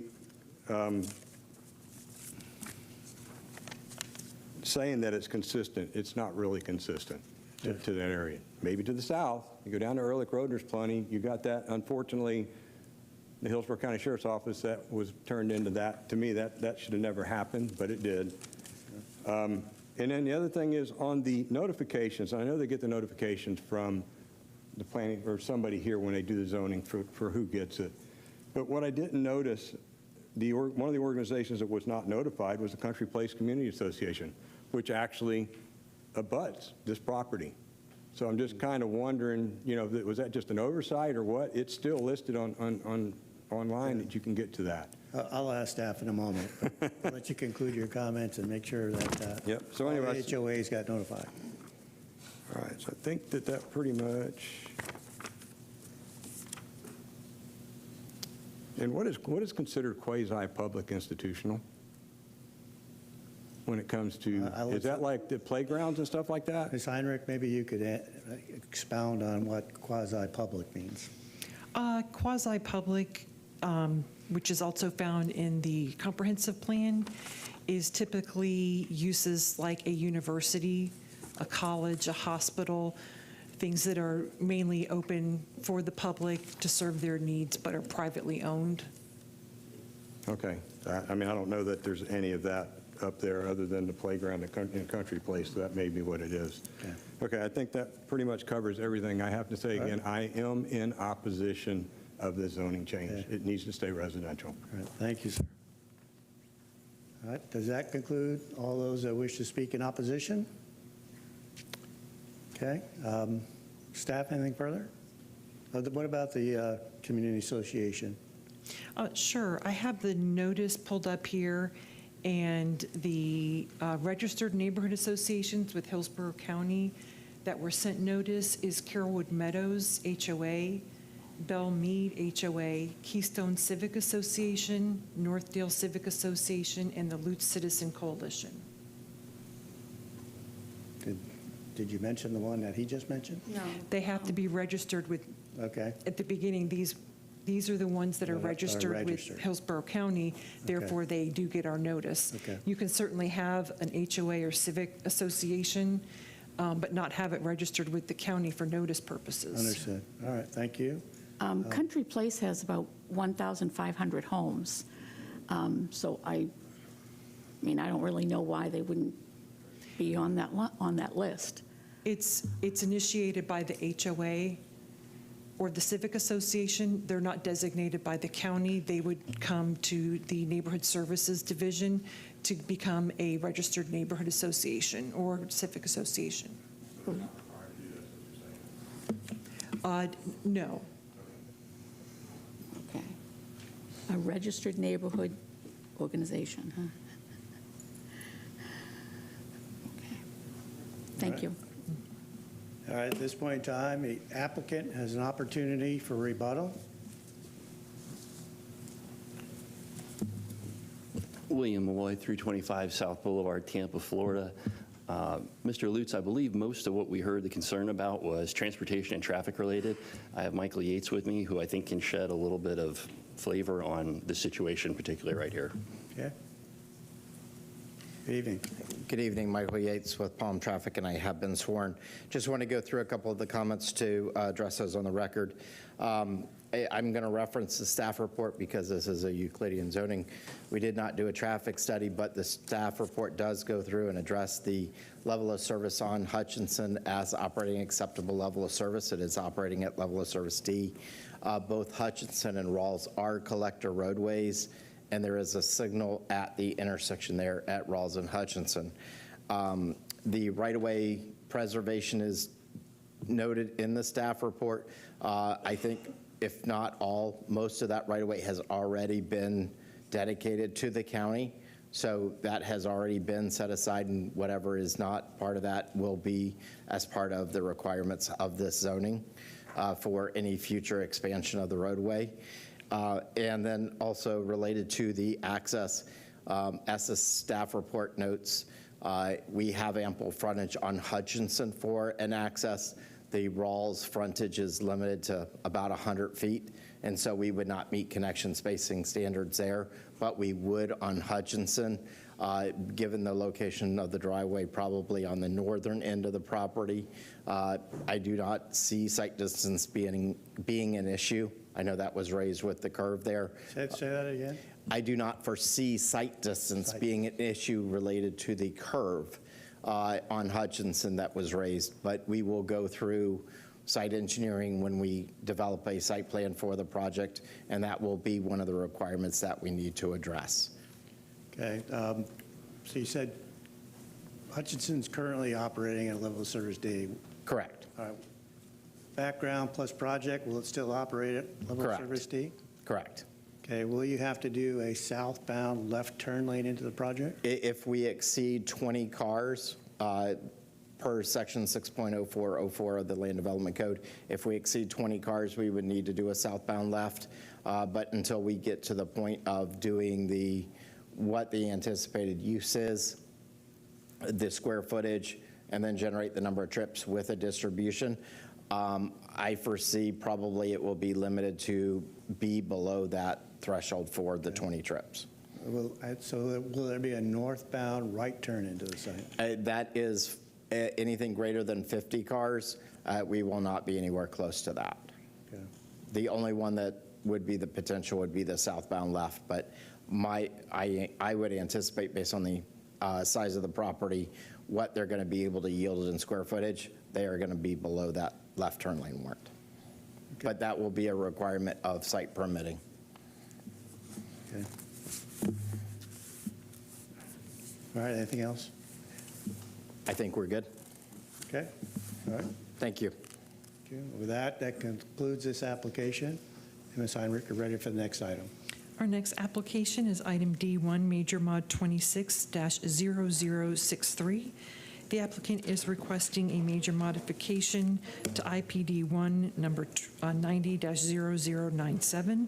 Sam Ball with Development Services will provide staff findings after the applicant's presentation. Okay, the applicant, please.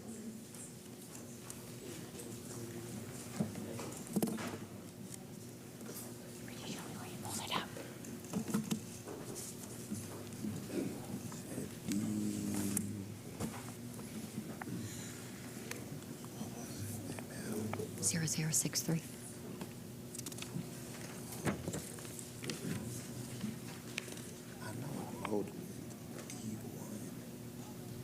Want me to get it again?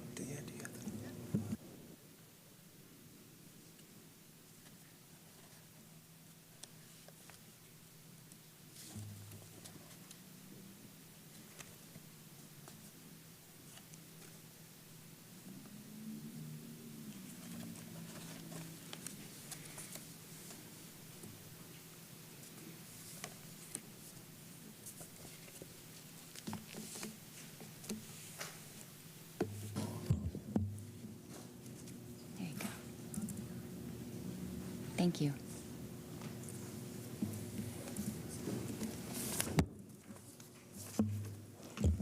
Good evening. For the record, Elise Batzel on behalf of Ashley Furniture, the applicant for this application tonight.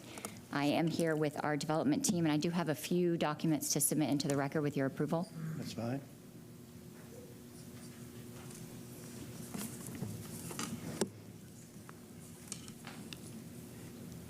This is an existing PD that we are asking for a major modification for. It is located at the southeast corner of I-75 and East Broadway Avenue, east of I-75, west of Williams Road, and north of Columbus Drive. It is within the urban service area, is within the Brandon Community Plan area, and it has direct interstate frontage and regional access from this site. The property is currently zoned PD, that's 900097 with several PRSs and modifications. The future land use is CMU 12, which allows 0.5 FAR. Right now, there are many tracks, A, A1, A2, B, and C, with a mix of commercial, lodging, and industrial entitlements. If I can switch over just for a moment to the Elmo, I think the area will be helpful.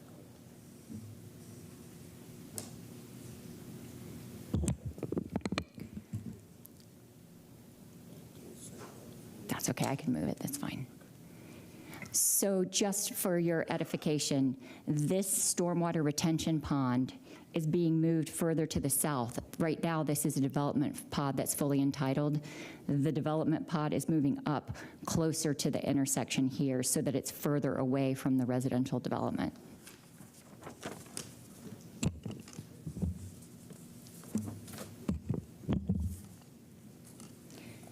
So this is really simple. We're consolidating all of those tracks into one larger track to expand the warehousing uses that are already permitted on the site. We are asking for the addition of approximately 52,000 square feet for warehouse distribution center. There's an existing Ashley Furniture distribution center there today.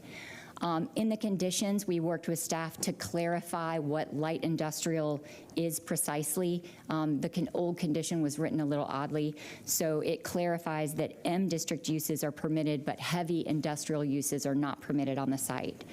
We also have added an access point on Broadway Center Boulevard. Right now there's one. The proposal is to add one additional. And again, relocating that lake further to the south, closer to the residential property. This application does not have any kind of variations and no waivers. This is sort of a colored site plan so that you can see the areas. The shaded out portion is all existing development. The new development pod is the larger, darker red there. And of course, the blue is where that pond would now be relocated. You said a moment ago that they're adding a new connection point? Yeah, so it's an expansion of the building. If you see the shaded out red area is, connection point. Yeah, Broadway Center Drive. Let me see if I have a good graphic of that. If not, I'll point it to you in the staff report. So Broadway Center Drive, you can see here there's a connection midway up, Steve, and then there's an existing connection. It's grayed out, so it's hard to see, but it comes off the road as it starts to curve around to the south. Can you see that? Not well. I think so.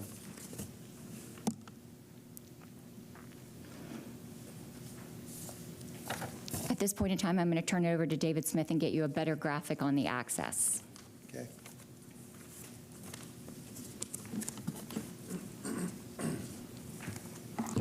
David Smith, 401 East Jackson Street, Director of Development and Zoning for the applicant. As Elise has indicated, this is an existing PD that's substantially built out.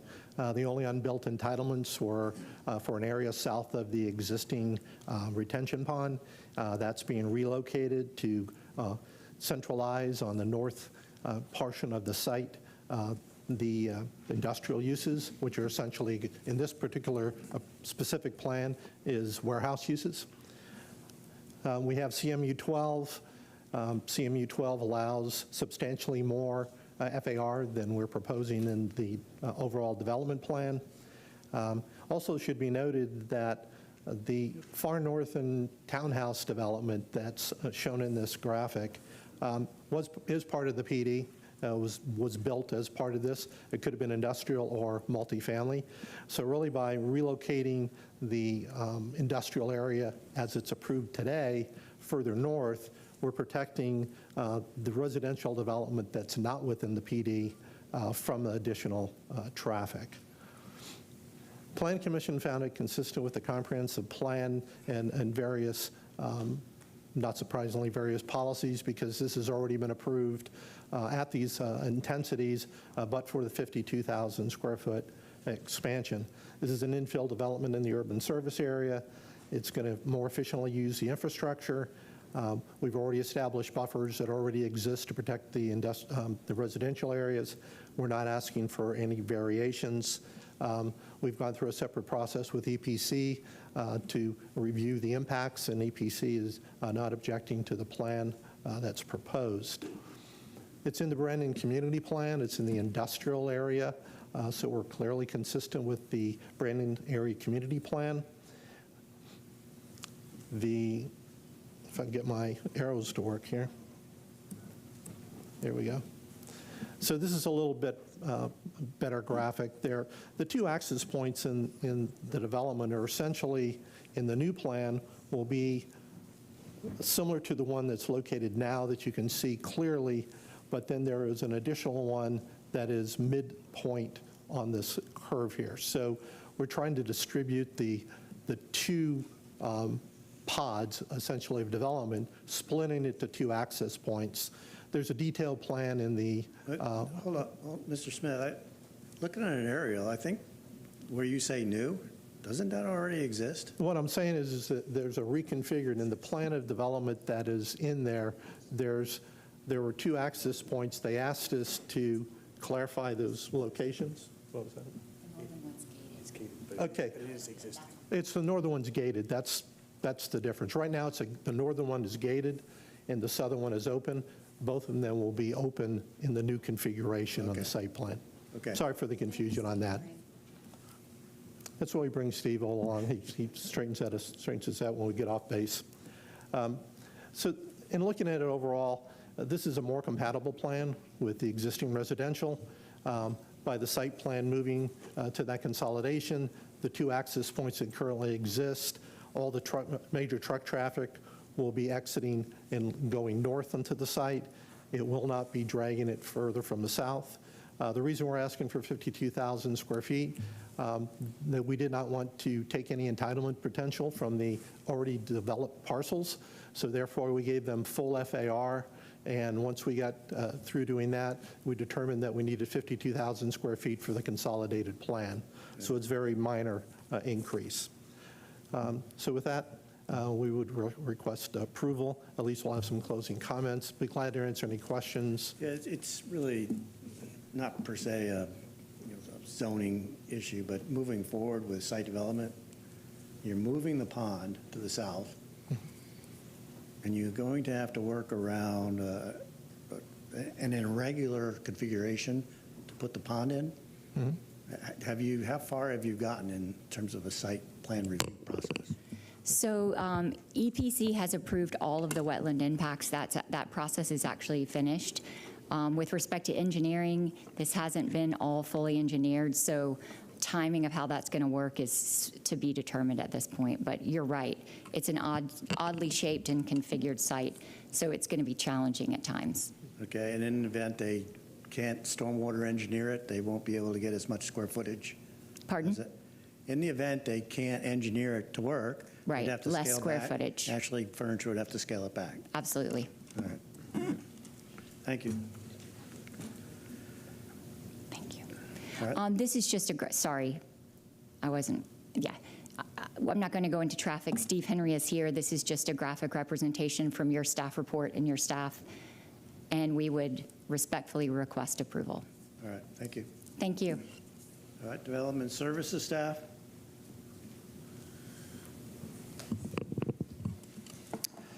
Good evening, Sam Ball of Hillsborough County Development Services.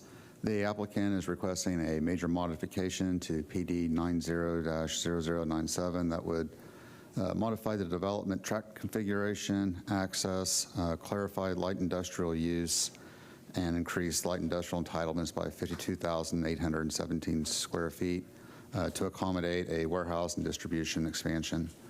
The property covers approximately 54 acres and is located at the southeast corner of I-75 and East Broadway Avenue. Uses in the immediate vicinity to the east of I-75 include conventional single-family, multifamily, mini warehouse, an industrial flex space development, and religious institutions.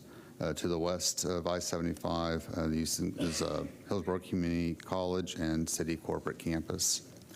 If approved, tracks A1, A2, and a portion of track B would be consolidated into a new tract A, which would be permitted for up to 620,610 square feet of light industrial use, which would be the M district uses except for the ones that fall under the definition of heavy industrial. Any occupancy proposed for another allowed manufacturing use would be subject to a trip cap for tract A. Lodging would no longer be an allowable use. The existing lake would be relocated. Entitlements in the remaining portion of tract B would be reduced from 800,000 to 307,209 square feet. The number of access points along Broadway Center would be altered, or changed to 2. The proposed warehouse distribution building would be limited to 300,463 square feet, and the building area would be confined to the warehouse building envelope as shown on the general site plan. The applicant is not requesting PD variations or waivers to the LDC. Based on the immediate proximity of I-75 and the northerly shift of the allowable light industrial uses away from existing residential development, staff finds proposed modification would reduce the impact on neighboring residential properties and would be compatible with the zoning and development pattern in the area. Based on these considerations, staff recommends approval subject to conditions. That concludes my report. If you have any questions. If you could, there's a graphic in the staff report, and I'm just going to hold it up, but it crosshatches a track in the southeast corner of the site. Can you explain to me? I can't see it. It's the area of modification. Steve, that is for the PRS. That was an area of modification, and then the next page had what they did on the area of modification. Okay, it was related to a prior action? Correct. That was it's the latest site plan, but the PRS dealt with that teeny little area, and then the next page has a detail. All right, so that cross-hatched area is not part of this rezoning? It's part of, go ahead, sorry. No, she's correct. It is not part of the modification area. Okay. All right, very good. Thank you. Planning Commission staff? Willamette Planning Commission staff. The subject site is in the Community Mixed-Use 12 Future Land Use category, is in the urban service area, and within the limits of the Brandon Community Plan, specifically the Light Industrial Character District. The surrounding area consists of a mix of land uses, including light industrial, vacant land, residential, and public quasi-public. Collectively, these land uses establish a development pattern that supports the proposed use and is compatible with the surrounding area. The CMU 12 Future Land Use category allows for the consideration of agricultural, residential, commercial, office, research and corporate park, light industrial, multipurpose, and clustered residential or mixed-use developments. The maximum residential density is 12 dwelling units per gross acre, and the maximum development intensity is a 0.50 floor area ratio. The proposed development intensity is well below the maximum threshold permitted for this site. Correspondingly, the proposed major modification is consistent with the range of uses and development intensity permitted.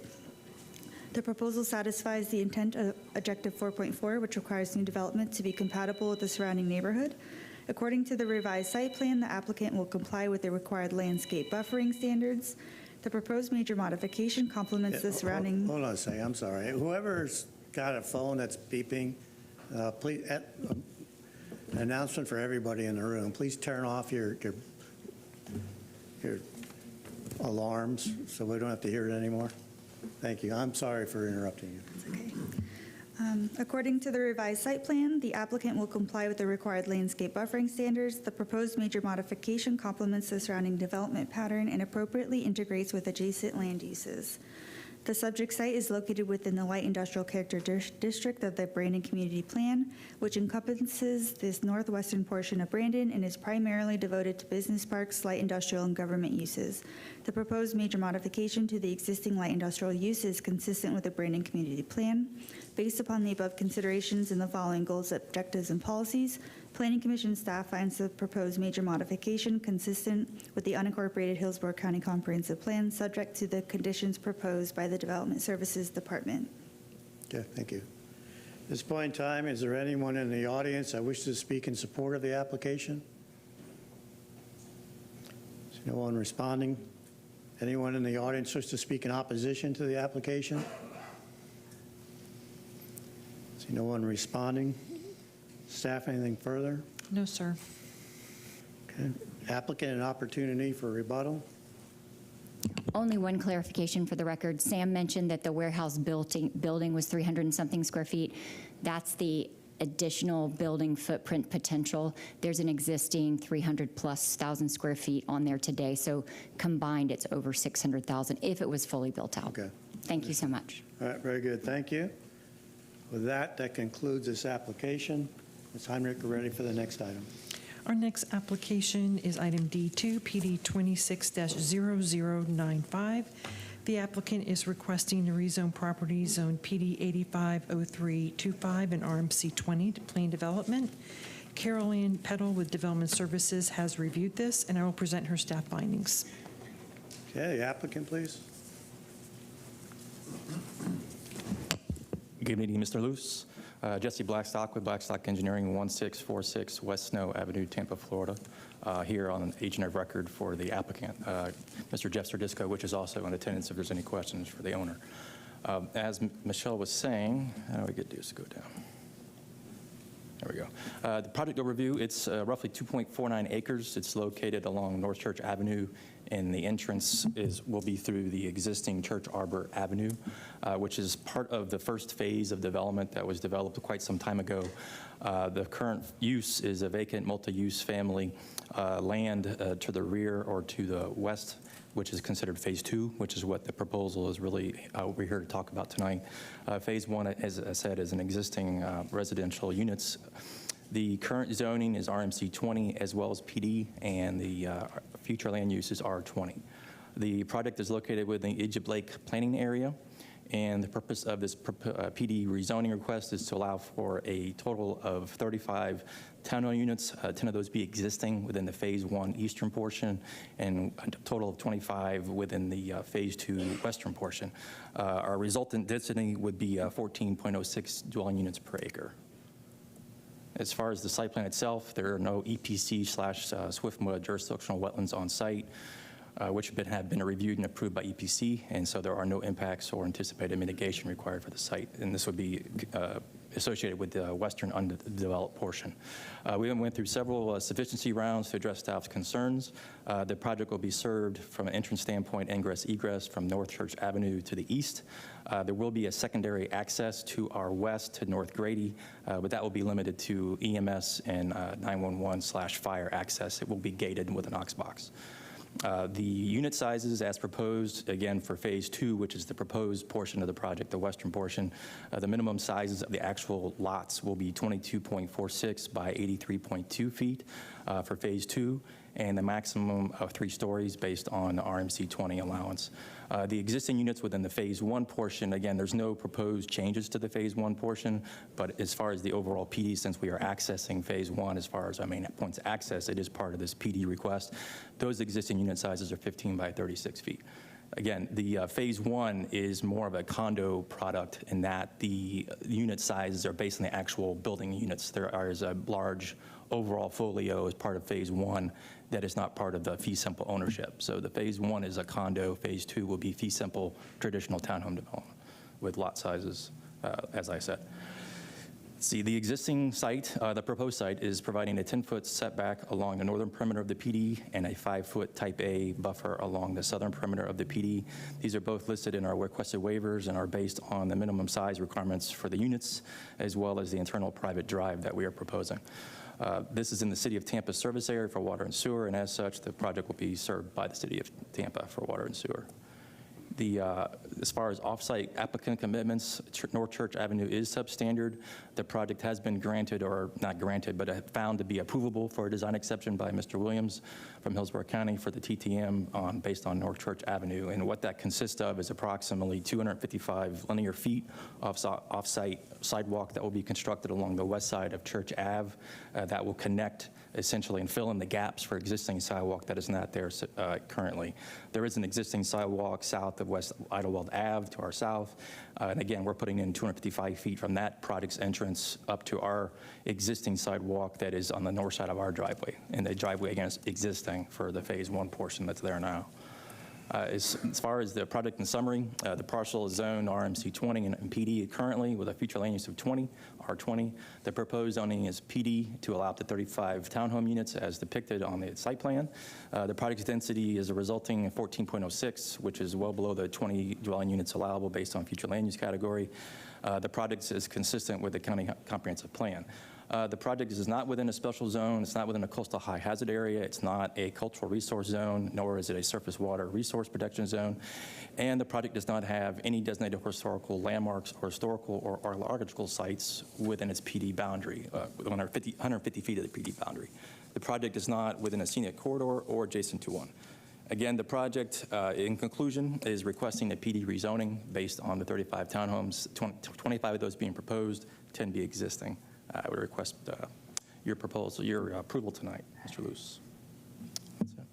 Thanks. Okay, I mean, it's clearly one zoning application, but is the tract that's already developed? Yes. Is that under the same ownership as the piece that's vacant? No, it is not. Okay, but they both signed off on the application? That is my understanding, correct. And you're working with both of them? Yes. You represent both of them? Yes. Okay. And the driveway connection is to church? Yes, sir. And it'll go through the existing portion and then serve the back portion as well? Correct. And is there any amenities within the front portion? The front portion has an existing clubhouse, and so there is a proposal to kind of give that a facelift, if you will. But as far as the square footage of that clubhouse, there's no intent to change that square footage. Okay, and the folks that live in the vacant area today, once developed, they'll be able to use the clubhouse? Is that the intent? The phase 2 would use the phase 1 clubhouse. Yeah. Yes, correct. Okay, so it'd be developed as one unified plan of development? Correct. The only caveat was what I mentioned about the eastern portion being more of a condo type unit. Right. It didn't have dedicated lots that they own. It's one overall common Okay. HOA owned property. All right, got it. Thank you. Yeah. All right, Development Services staff? Michelle Heinrich, Development Services. Staff reviewed a rezoning request for properties zoned RMC 20 and PD 850325 to a new PD to allow for 35 townhome and condominium units. PD 850325 is currently approved for 18 multifamily units and has already been developed with 6 of those units. The RMC 20 property is currently developed with 4 units. The existing development area is delineated as Phase 1 on the site plan. The additional 25 units, which is delineated as Phase 2, will bring the total number of units to 35. The site is located on the west side of Church Avenue, south of Pinecrest Manor Boulevard, which is located in the urban service area and within the Res 20 future land use category. The surrounding area is developed with both single-family and multifamily developments. Existing single-family residential is found to the southwest. The PD's layout is primarily the same as approved in 1985, with the difference being the number of attached townhome units and the dead end on to Grady Road becoming a emergency-only access point. The project proposes a 20-foot wide buffer with Type B screening where abutting the residential single-family to the west. A 5-foot buffer with Type A screening where abutting the single-family to the south is proposed, which requires a PD variation request. Staff would note that the 1985 PD also provided the same distance of 5 feet from the property line due to the internal roadway, which is not changing under this PD. The project will comply with RMC 20 front yard setbacks, and maximum height will be limited to 35 feet, which is 10 feet lower than what's permitted in the RMC 20 district. Staff received no objections from reviewing agencies and finds the request approvable, subject to proposed conditions. I'm happy to answer any questions you have. Okay, no questions, thank you. Planning Commission staff? Willamette Planning Commission staff. The subject site is in the residential 20 future land use category, is in the urban service area, and not within the limits of a community plan. The surrounding area contains a mixture of residential and institutional uses. Collectively, these uses establish a mixed residential development pattern consisting of varying housing types and densities. The proposed townhome development is residential in nature and provides an appropriate transition between the lower density single-family residences and the existing multifamily developments in the area. Res 20 is intended to accommodate high-density residential development at a maximum density of 20 dwelling units per gross acre. The applicant is proposing 25 townhome units, which is below the maximum density permitted under the Res 20 designation. The proposed townhome development is compatible with the surrounding mix of residential and institutional uses and provides a logical transition between the existing single-family residences west of the site and the multifamily developments to the south and east. Staff have not identified any compatibility concerns associated with the request. Therefore, the proposed plan development is consistent with Objective 4.4 and Policy 4.4.1. Based upon the above considerations and the following goals, objectives, and policies, Planning Commission staff finds the proposed plan development consistent with the unincorporated Hillsborough County Comprehensive Plan, subject to the conditions proposed by the Development Services Department. Okay, thank you. At this point in time, is there anyone in the audience that wishes to speak in support of the application? See no one responding. Anyone in the audience wishes to speak in opposition to the application? See no one responding. Staff, anything further? No, sir. Applicant, an opportunity for rebuttal. None. Okay, very good. Thank you. That concludes this application. Ms. Heinrich, we're ready for the next item. Our next application is item D3, PD 26-0270. The applicant is requesting to rezone property currently zoned PD 940260 and RC6 to a new plan development. Chris Granlenard with Development Services will present staff findings after the applicant's presentation. Okay, applicant, please. Hearing officer, this is Todd Pressman. Can you hear me? Yes. Okay, there we are. And let me share my screen.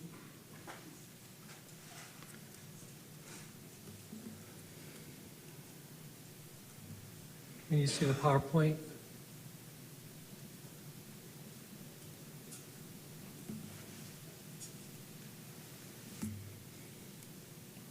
Hello? Yes, we can see that. Okay. This is application 26-0270. We come forward with Development Services supporting. Excuse me, did you announce your name and address? Oh, I'm sorry. Excuse me, Todd Pressman, 200 Second Avenue South, number 451 in St. Petersburg. All right, thank you. Thank you. Left that out. Development Services supports. Planning Commission is consistent. No agency objections. No public opposition, which I did check earlier today. 20 persons have been notified. We are in the Brandon area and along Falkenberg at a small crossroad, Lynn Avenue. I'll show you a little closer. Falkenberg here, Lynn Avenue abutting on the north. It's these two parcels which would be brought together in a unified PD plan, which is parcel 1 and parcel 2.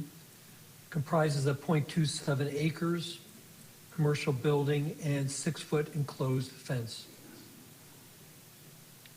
Issues of PD rezoning with variations, conditions for the specific use of a contractor's office with open storage.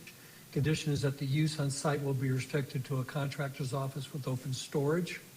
The use is Suncoast Development, full-service family-owned site development company, utility contractor, licensed with the state of Florida underground utility excavation contractor, also holds a state license for fire license.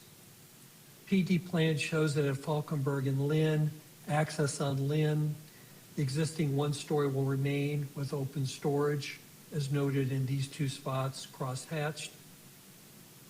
So same one-story building and 2 open storage areas. this is probably the most important slide to make you aware that the site is surrounded by M zoning. The site being located here, PD and RSC 6, M, M, M, M, and M. And as well, under the future land use map, UMU20, which is an intensive category, which is urban in intensity and density of uses.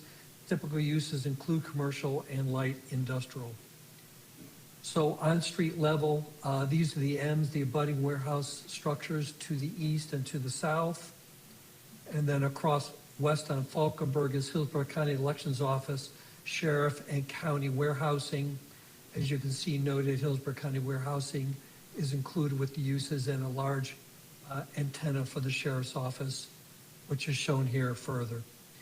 Now also importantly, across Lynn Avenue, abutting to the north, the applicant or one property owner owns both parcels and is in support, and that is in the record. This is a copy of the record indicating from that property on the north that he is in support. The variation has to do with accessory open storage in view of a street. Screening shall extend interior minimum of 100 feet, which obviously would be very difficult, actually be impossible to do.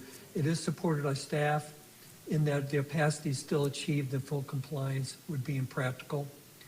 Development services note the area does consist of light industrial institutional uses. Building height, overall development intensity remain low. Transitions between the project area and surrounding parcels in a manner is consistent along North Falkenberg. Planning Commission notes it is located within the limits of the Brandon Community Plan, specifically in the light industrial character district. The existing single story, which is 1,132 square feet, is well within the allowable densities and will complement the area as it is located off a Carnegie Arterial roadway with other non-residential uses and meets the intent of the character district. Falkenberg is heavily traveled at 22,325 vehicles per day. And the county transportation report notes this would be a reduction of 40 trips in the 24-hour two-way volume and reductions in the AM peak, AM and PM peaks. So with that, we appreciate your attention and happy to answer any questions you might have. No questions, thank you. Development Services?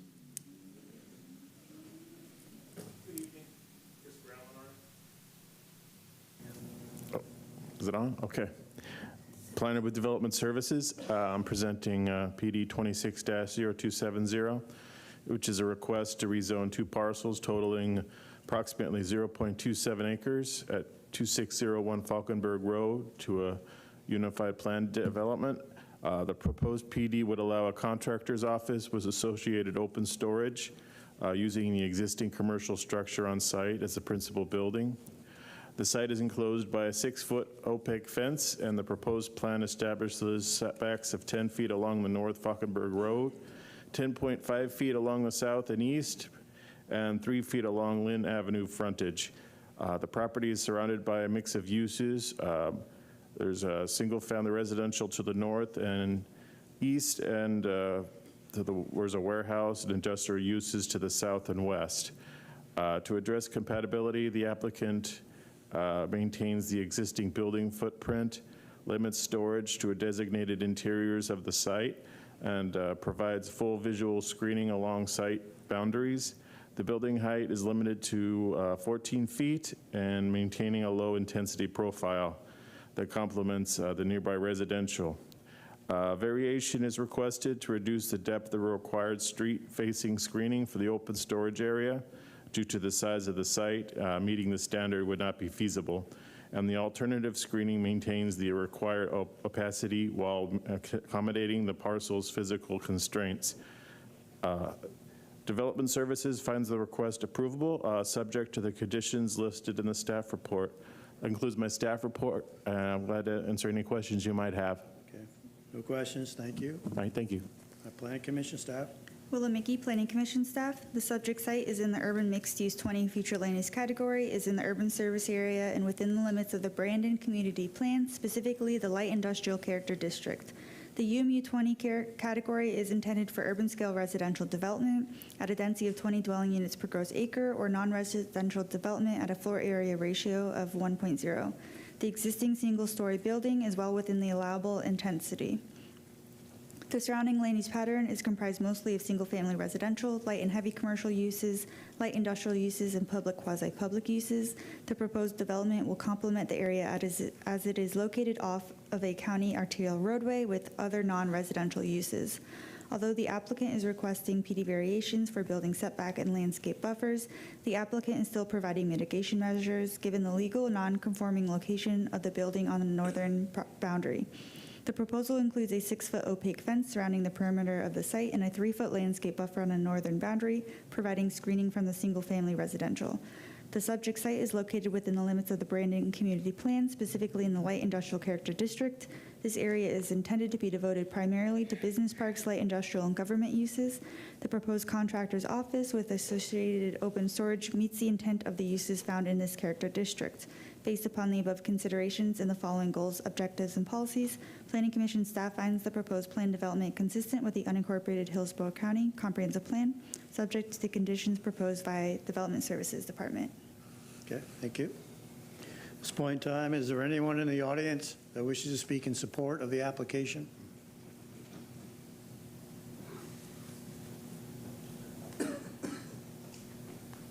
Yes, sir. Good evening. Good evening. Rod Fisher, 2506 Orient Road, Tampa, Florida, 33619. And I'm in favor of the proposal for the rezoning. I own the the residential properties to the north and the east side of the proposed property. Okay. Very good. Thank you. Thank you. Sir. Is there anyone else in the audience that wishes to speak in support of the application? No one responding? Anyone in the audience wish to speak in opposition to the application? See no one responding. Staff, anything further? No, sir. Applicant, an opportunity for rebuttal? I think we're good. Thank you, Mr. Hearing Officer. You're good? Yes, sir. We're good. Thank you. All right, very good. All right, with that, that concludes this application. Ms. Heinrich, we're ready for the next item. Our next application is item D4, PD 26-0422.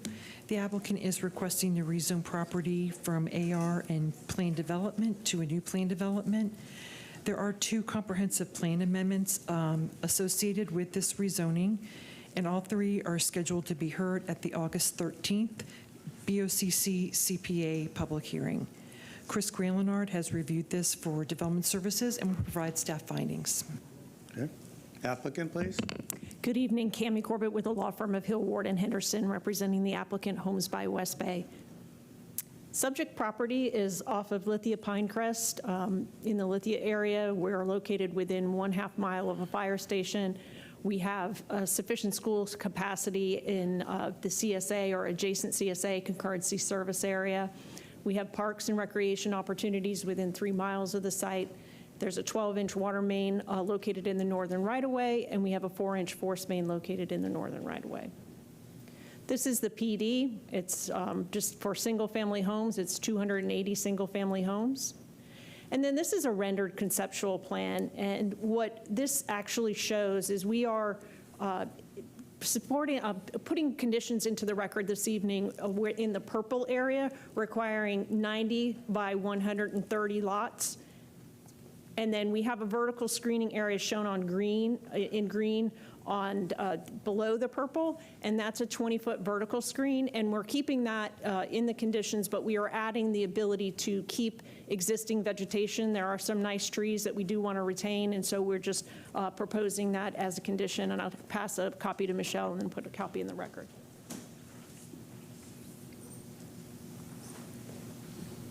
So again, those are measures that we added after the staff report. The staff has found the request for minimum 60-foot lots to be consistent, both the Planning Commission staff and Development Services. But in hearing some of the concerns of the residents, we thought that we would make an additional effort and provide the 90-foot lots on the south side. And with that, I'd like to ask our planner to come up and make a presentation. Okay.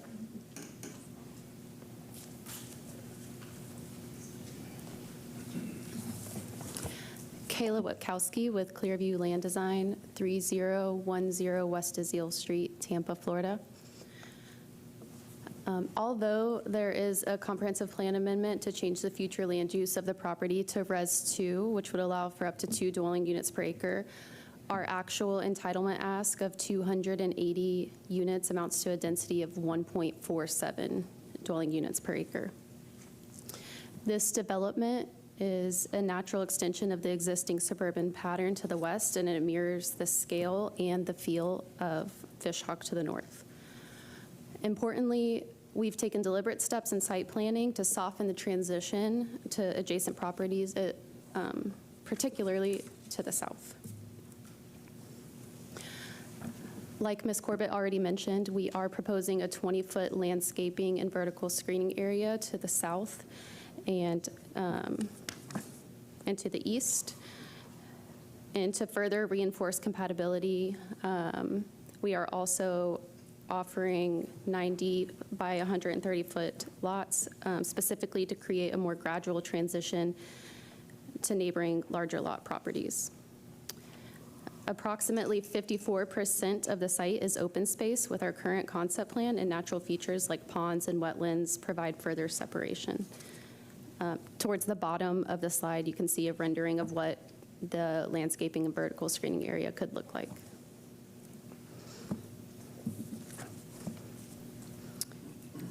It's important to note that this type of transition is not unique to this project. In fact, this is a very common and well-established development pattern in Hillsborough County, where different lot sizes and densities coexist successfully.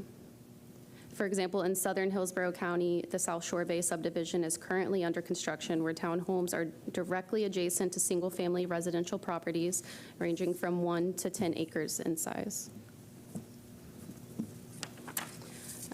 Another example This is an example in Wamama, where there was recently an urban service area expansion, reinforcing an already established growth pattern and avoiding the need for significant new off-site infrastructure extensions. We see 2-acre lots located directly adjacent to much smaller 40-foot wide lots, demonstrating that significant differences in lot size can and do exist compatibly when properly planned.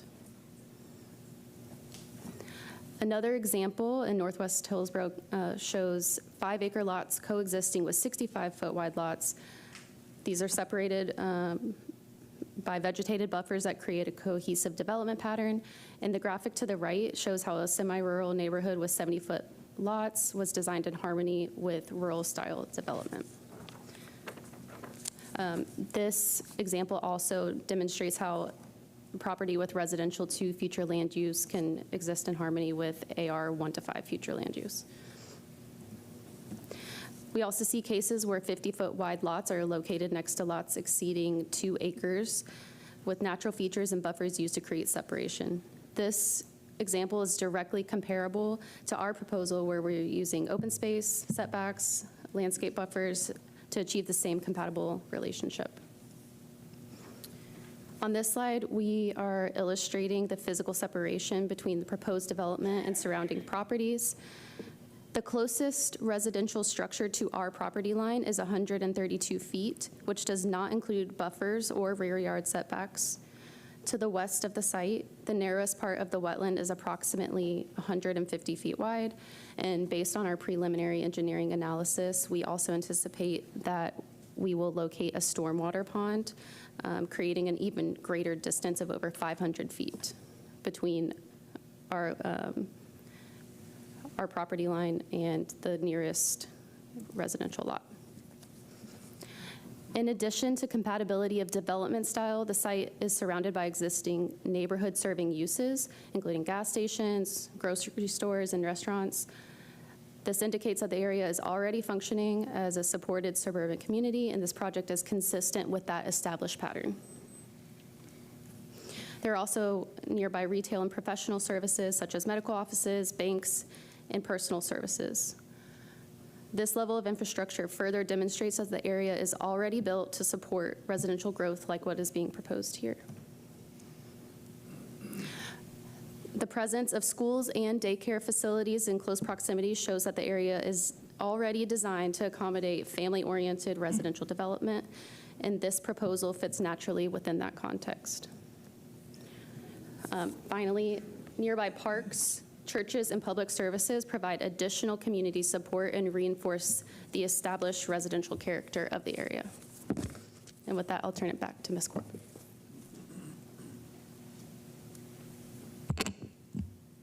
Cami Corbett again. Again, talking to school concurrency, wanted to include this map, and then also the school comments, the school board comments clearly say that there is concurrency in an adjacent service area for the high school. And so under Florida law, that means that there is concurrency available and school capacity available.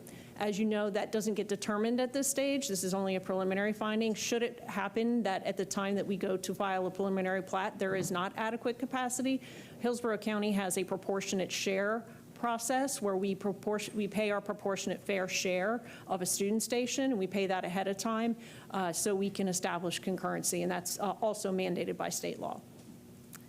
Also wanted to just point out the regional infrastructure investments. The widening of Lithia Pinecrest has been talked about and planned for many years. It's finally being funded. It's in the CIT. FDOT has set aside $100 million programmed over the next 5 years for this expansion. The county is also doing improvements at Lithia Pinecrest and County Road 89. If you could back up. Yep. What's the segment of Lithia Pinecrest you're talking about? I will ask Mr. Henry to give that detail to you. Okay. And then there are intersection improvements at Lithia Pinecrest and County Road 39, and that's a $10.9 million investment. And then there's regional infrastructure investments with One Water that are coming along this same corridor. And Mr. Henry, if you could come up and speak to the segment.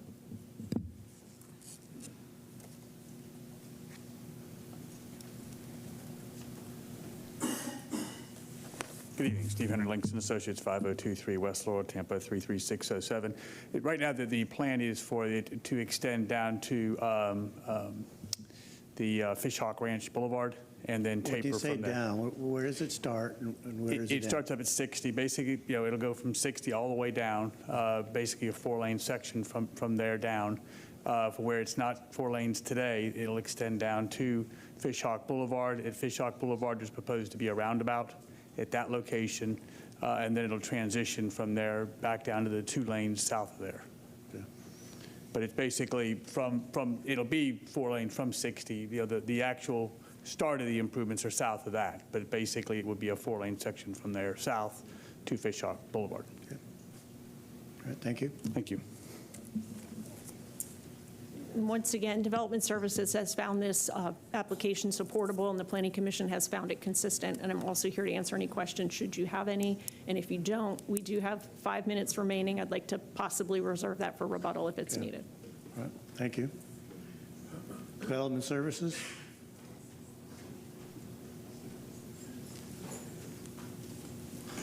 Good evening. Chris Graumanart, Development Services.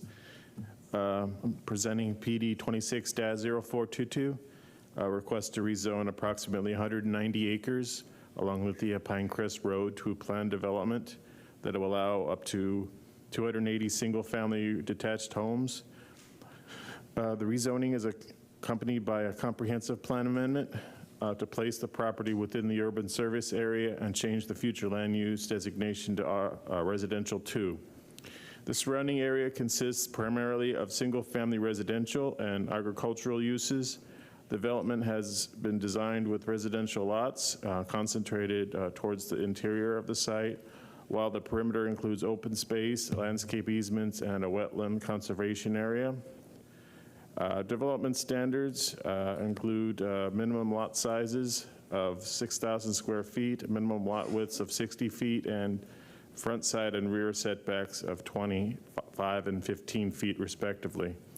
Building height is limited to 35 feet. These standards help maintain a scale compatible with the nearby residential areas. Environmental features have been incorporated into the plan, including protection of wetlands, required conservation setbacks, and retention of significant trees where feasible. The wetland boundaries will be integrated into future site plans, and environmental permitting will occur during later review stages. The Planning Development Services recommends approval, subject to the conditions of the staff report. I'll be glad to answer any questions you might have. No questions, thank you. Thank you. Planning Commission staff? Willow Mickey, Planning Commission staff. The site is in the rural area and within the limits of the South Shore Area-Wide Systems Plan. The requested rezoning is concurrent with Plan Amendments HCCPA 2605 and 2606, which are amendments to expand the site into the urban service area and change the future land use to residential 2. Therefore, this rezoning request is reviewed as if the amendments are approved. The current area is largely agricultural and residential with lower density rural style development occurring to the south and east of the site, and denser residential occurs to the north and west of the site within the urban service area. This category allows for a maximum of 2 dwelling units per gross acre or a 0.25 floor area ratio. The proposed planned development is for 280 dwelling units, which is an allowable use in 100 units under the maximum allowable density. The proposed planned development will provide additional single-family housing within a predominantly residential and agricultural area. The lower proposed density of 280 units will provide for a gradual transition of density between the agricultural and rural areas to the south and east and the denser semi-rural areas to the north and west. The proposed lot sizes is 6,000 square feet or approximately 0.13 acres in size. While the lot sizes proposed are much smaller than the lot sizes in the rural area to the south, they are extremely comparable to the lot sizes abutting the property directly to the north, which are approximately 0.11 acres in size and within the USA in the residential 2 future land use category. The smaller lot sizes will also allow clustering of residential units to preserve the wetlands and open space currently on the site. Policy 4.4.2 requires that neighborhoods be designed to include an efficient system of internal circulation and street stub-outs to connect adjacent neighborhoods. At present, the main entrance to the proposed planned development is via Lithia Pinecrest Road. There is an additional access to the site from Dorman Road. However, this entrance is proposed to be an emergency access only to protect the existing rural neighborhood to the south of the site. The proposed planned development meets this policy, and as the proposed access is oriented towards the existing semi-rural neighborhoods with additional access into the rural areas that is restricted to control traffic impacts while still providing for potential future connection. Based upon the above considerations and the following goals, objectives, and policies, Planning Commission staff finds the proposed plan development consistent with the unincorporated Hillsborough County Comprehensive Plan, subject to the conditions proposed by the Development Services Department. If you could, what's the status of the plan amendments from AR to R2? Where is it in the process? It has been heard by the Planning Commission and is coming to the Board of County Commissioners with an official finding of inconsistent from the Planning Commission members. Inconsistent? Inconsistent. They voted for an inconsistent finding. So the Board of County Commissioner will hear this on July 13th. And from rural to urban, what's the status of that amendment? That is concurrent or joined with land use change. And so they will be heard together. Okay, but was it voted on separately, or? I guess it's not, doesn't really substantially matter, but the inconsistency also is attached to go from rural to urban. I believe so. Let me double check on that for you, and then I'll let you know. Okay. Okay, so the Planning Commission has voted to find it inconsistent, but your recommendation is consistent. The PC staff did recommend consistent on the plan amendment. However, Planning Commission board recommended inconsistent, correct? But you find the current application that's proposed consistent? The PD, we are finding consistent as well because we are viewing the rezoning as if the amendment has been approved. Okay. That helps. Thank you. Mm-hmm. Oh, Mr. Luce? I'm sorry. Yes? Just to add some clarification on where the CPA is right now, and I can ask Willow to confirm. I believe the transmittal hearing was last week. Oh, last month. Okay. Kami has been at both of those meetings, so she would know better, but... You are correct. Yeah, there's only one hearing left, and that was the date we announced of the August 13th. Yes, Is that I correct, apologize Willow? for that incorrect information. It has been transmitted to state. Got it. Thank you. Thank you for that. But the findings are, as you put on the record, inconsistency? Correct. Okay. All right, we'll deal with any inconsistency in what was put on the record. All right, Corbett, if only relative to the question about the status of the complement amendments and the findings of the Planning Commission. Yes, sir. Okay. The plan amendments, both the urban service expansion and the request R2, were found consistent by Planning Commission staff. There was a split vote at the Planning Commission hearing, a 4-3 vote for inconsistency, with 2 Hillsborough County Planning Commissioners absent. And then the Board of County Commissioners heard it last month, and they found it consistent and transmitted by a vote of 5-2. Okay, thank you. All right, at this point in time, is there anyone in the audience that wishes to speak in support of the application? I see no one responding. Is there anyone in the audience that wishes to speak in opposition to the application?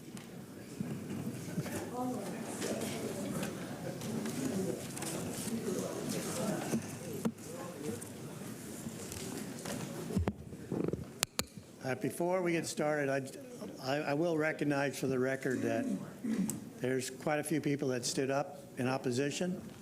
I don't know if you have a designated speaker or not. Yes. All right, well, let's give it a try. Let's see where we go. All right. All right. Good evening. My name is Jane Graham, attorney at Sunshine City Law, 737 Main Street, Suite 100, Safety Harbor. I represent Preserve Rural Lithia, a nonprofit dedicated to protecting the rural character and quality of life in Lithia in the area directly surrounding the proposed development. With me tonight, I have land use planner Susan Swift, who is joining virtually, as well as Miles Scott, Mia Stutzman, Lisa Wolfson, and Erica Taylor. And we've prepared a 15-minute presentation. Ma'am, just so you know, there's a total of 15 minutes in opposition. So I don't know, if you are the spokesperson for the group? Yes. Okay. The gentleman standing next to you, I'm not so sure he agrees with you. Yeah. All right, but I understand, your 15-minute presentation is part of their 15 minutes as well. Yeah, I'm going to talk for about 2 minutes and introduce them. Okay. I'm just the lawyer. They have the evidence. All right, got it. All right, go ahead.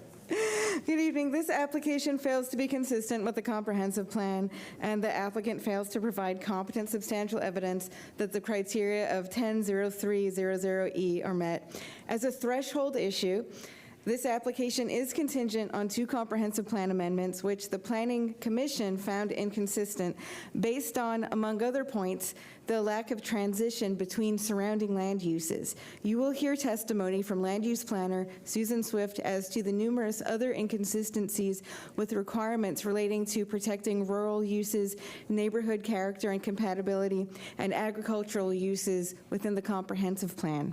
Further, a planned development under Section 5.0304 is the incorrect tool for this application because adjacent land use compatibility is clearly a significant factor, taking up at least a whole page of the staff report, as well as you will hear lots of testimony tonight about compatibility.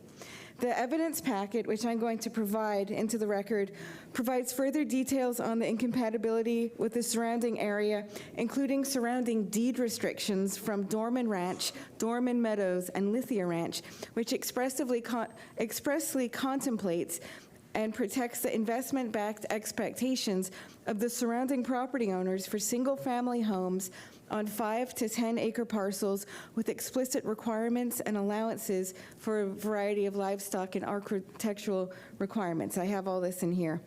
Finally, the proposal lacks the required specificity in its site plan as to development requirements 6.2.1 and fails to provide meaningful notice as to the impacts to the area. The new plan, which was just presented tonight, has not previously been part of the staff report, and we do object to that in that we haven't had an opportunity to fully evaluate. In addition to the package of evidence, I'm also providing Preserve Rural Lithia's documents relating to the request for denial of the 2 comprehensive plan amendments, which are important, as well as the bylaws for Preserve Rural Lithia and a stack of letters from Preserve Rural Lithia's members as to their specific impacts. And I would say the next person is Susan Swift. Thank you very much. All right, thank you, ma'am. Okay, next person. Thank you. Yes, can you hear me? Yes. Thank you. My name is Susan Swift. I'm a certified planner, and my report and resume have been submitted to by Ms. Graham. I'm speaking on behalf of Preserve Rural Lithia, Inc., in opposition to this rezoning. First, the general site plan is deficient according to the Land Development Code and the Development Review Procedures Manual. It does not provide, quote, sufficient graphic and notational information to provide a clear understanding of the proposed development and its relationship with the surrounding area, close quote. And that's section 6.2.1 of the manual. Earlier site plans submitted by the developer were already missing required information, but the June site plan is more like a survey than a site plan, not what you saw tonight. The applicant has removed the roads, buffers are missing, open spaces are inaccessible. They show no ponds, no amenities, trails, pedestrian connections, and the phasing information is internally inconsistent. All of these items are required either by the code or by the manual. There is no conceptual design, or wasn't until tonight, and there, according to the plan on file, there is zero predictability for where these lots would be located within the 190 acres.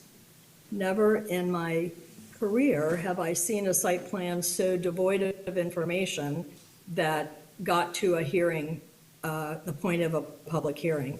I'm surprised that the county didn't require a resubmittal before what you saw tonight and delay this hearing, especially since the plan amendments are trailing behind this. The site plan also violates the intent of the PD, which says the intent of these districts is to encourage creative, innovative, and/or mixed-use development, and to ensure and promote land use compatibility and harmony, section 50301, and also says when adjacent use compatibility is not a significant factor, section 50303A. This project is not creative, not mixed use, and its density and lot sizes are certainly making compatibility a significant factor for the property rights of the surrounding owners. Second, the project is not compatible with surrounding properties. The proposed 6,000 square foot lots, which is all that is on the on-file site plan, are 100% incompatible with the lot sizes on all 28 abutting lots on 3 sides of the project, where those lots are a minimum of 5 acres, according to the future land use plan, the zoning, and as platted. There are only 2 single-family districts in the entire county that have smaller lots. The setbacks are also not compatible. The proposed setbacks, as shown on the filed site plan, are among the smallest setbacks of any zoning district in the county. The application implies, and it was stated again tonight, that they are merely extending the development pattern of Fishhawk Ranch. However, the site plan has none of its design creativity, curvilinear streets, open space, or amenities, and contrary to what was said tonight, Fishhawk's lot sizes along the boundary of the north are approximately 7,000 square feet average, larger than the 6,000 that is in the PD on file. Fishhawk's setbacks are also larger, and their lot coverage on the site plan is 35 to 45%, whereas 65 to 75%, which as Fishhawk is 35 to 45% lot coverage. The 0.11 lot sizes that were referred to tonight are only on a small portion to the east of Fishhawk near Lithia Pinecrest. Third, it's not consistent with the comprehensive plan. These differences are significant. They are not, quote, gradual transitions as required by policies 3.1, 3.2, 3.1.3, 3.1.2. The rezoning would increase the density 630% from 38 lots to 280. Said another way, 36 6,000 square foot lots can fit into just one 5-acre lot, which is what this zoning is abutting on 3 sides of the site. The project is not designed to be, quote, related to the predominant character of their surroundings, objective 4.4. The project is not consistent with the urban service area or the urban expansion area goals and policies, goal 1. And the project is not consistent with objective 1.2 and policy 1.2.1, which emphasizes protection of rural areas. Thank you very much. Ma'am, can we get your full address for the record? 3621 South Hesperdes Street, Tampa, Thank you. Florida. Okay, next, please. Thank you. Miles Scott, I live at 18505 Dorman Road, across from the proposed site. This is a rural area. There is no debate. The question in front of you is narrower, whether a Res 2 subdivision is compatible with the rural area that surrounds it, and it isn't. The site is bordered on 3 sides by agricultural rural properties with 1 home per 5 acres, and on the north, it boxes in 2 AR zone properties, cutting them off from rural uses around them and stranding them inside of a subdivision. There is no natural transition between these things. These are completely different types of places. And that conflict only sharpens over time. The sounds and smells of a working farm, the animals, the early mornings, all become complaints once a subdivision sits next to them. The easiest fix to this is to keep well-defined areas for dense housing separate from agricultural land. Just because we have a grocery store and a pizza shop does not make us a suburban community. On behalf of Preserve Rural Lithia, I ask you to recommend denial and to find on this record that Res 2 is not compatible with the surrounding rural area. Thank you, sir. Would you mind repeating your name and address? Miles Scott, 18505 Dorman Road. Thank you. Okay, thank you, sir. My name is Mia Stutzman, and I live at 18917 Boyette Road in Lithia. My 10 acres comprises approximately 50% of the subject property's western border. Allowing 2 units per acre is more dense than anything built around it. 20% higher than the Fishhawk Ranch development to the north, and more than 10 times greater than on the other 3 sides. While the request is not for ultra-high density, the transition would not be gradual but profound. This is the last large tract of land between the urban and rural area at this location, so it is critically important that the transition be managed. My neighbors and I respectfully disagree with the statement in the Development Services report that the homes are located on the interior of the site. Based on the site plan, other than where the emergency exit is, there is no open space or conservation area along the south side of the site plan.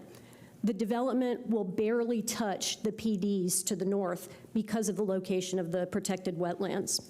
Homes built 10 feet apart will be adjacent to the low-density properties to the south and east. 20 feet of landscaping cannot fully mitigate the noise, traffic, pet, and lighting impacts on horses and livestock. And I will say that this is the second time we've had a very last-minute change to the site plan and to the documentation provided, which makes it extremely frustrating as a member of the public to prepare for meetings like this and presentations like this. While we appreciate the applicant's revised site plan that was provided tonight, the lot size is still only a 1/4 acre. And again, it will be abutting residences that are on 5 to 10 acres. Also, to the examples provided, just because it exists does not mean that the surrounding residents are happy with it. Policy 3.1.3 requires sensitivity to all surrounding development, not just suburban neighbors. A significant portion of the perimeter is rural. We respectfully request that the hearing master deny the proposal and adhere to the density included in the approved comprehensive plan. Thank you. Thank you, ma'am. Next, please.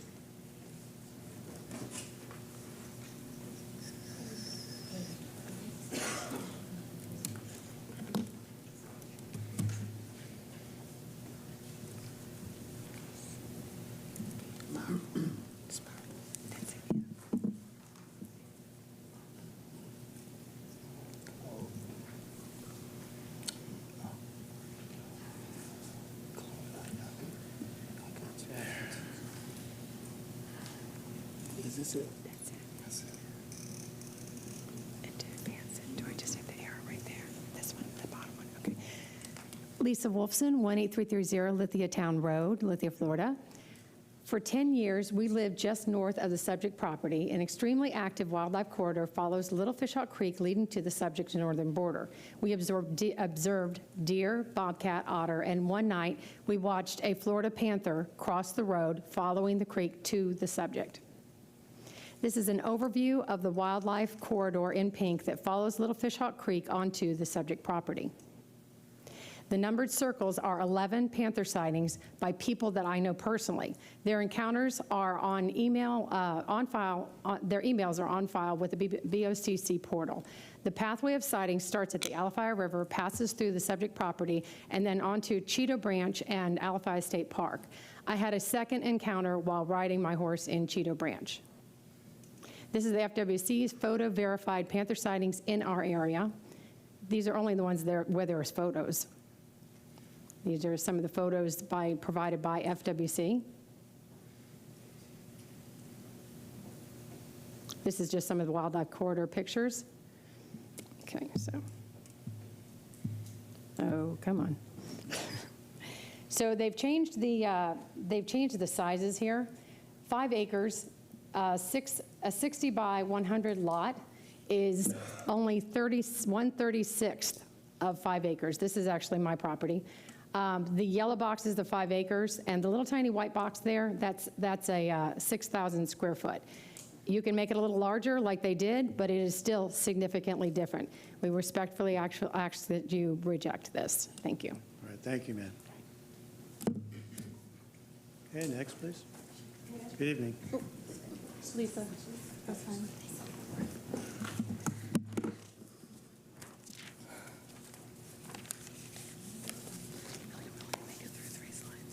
Already? Okay, good evening. My name is Erica Taylor. I live at 406 Swilly Road, Plant City. Lithia Pinecrest Road is a 2-lane substandard arterial road with uneven shoulder widths.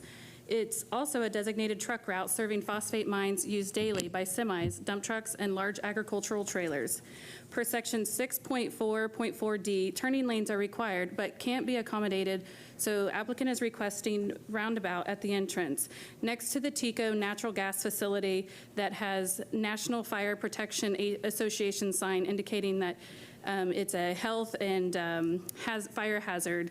So it's kind of concerning with the circulation of the roundabout if something were to happen and someone go off the roundabout, possibly hitting that. This project will add over 2,500 daily trips, pushing the corridor to almost double the 16,000 trip capacity to 28,000 vehicles per day.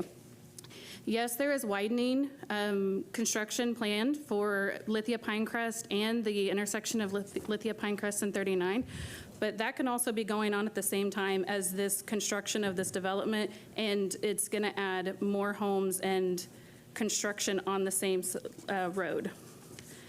Variances should only be allowed when the hardship is not self-created and when public health, safety, and welfare are protected. This hardship is entirely self-created by the applicant because they designed a suburban scale project on a rural arterial that cannot support it, and now ask the county to waive the very safety standards that protect the public. Oh, do I get to keep going? Yeah, how much more time do you need? Oh, just like a minute. Okay, and there's one more speaker. Okay. Okay, I'll give you total combined 3 more minutes. Okay, thank you.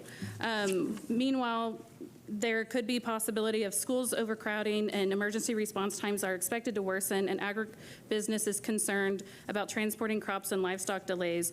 The transportation network and public services are already overburdened.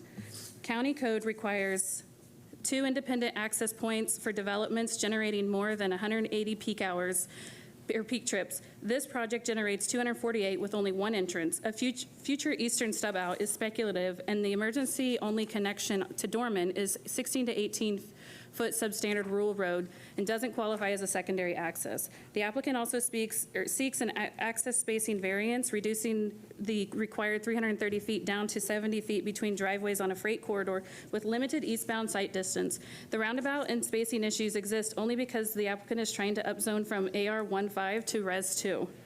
These variances are being requested because the project can't meet code, and granting them would shift the burden onto residents, travelers, and emergency responders. It's clear this project doesn't meet county codes and isn't safely supported by the surrounding infrastructure. Please deny this rezoning. Thank you. All right, thank you, ma'am. Good evening. Good evening. Michaela McFadden.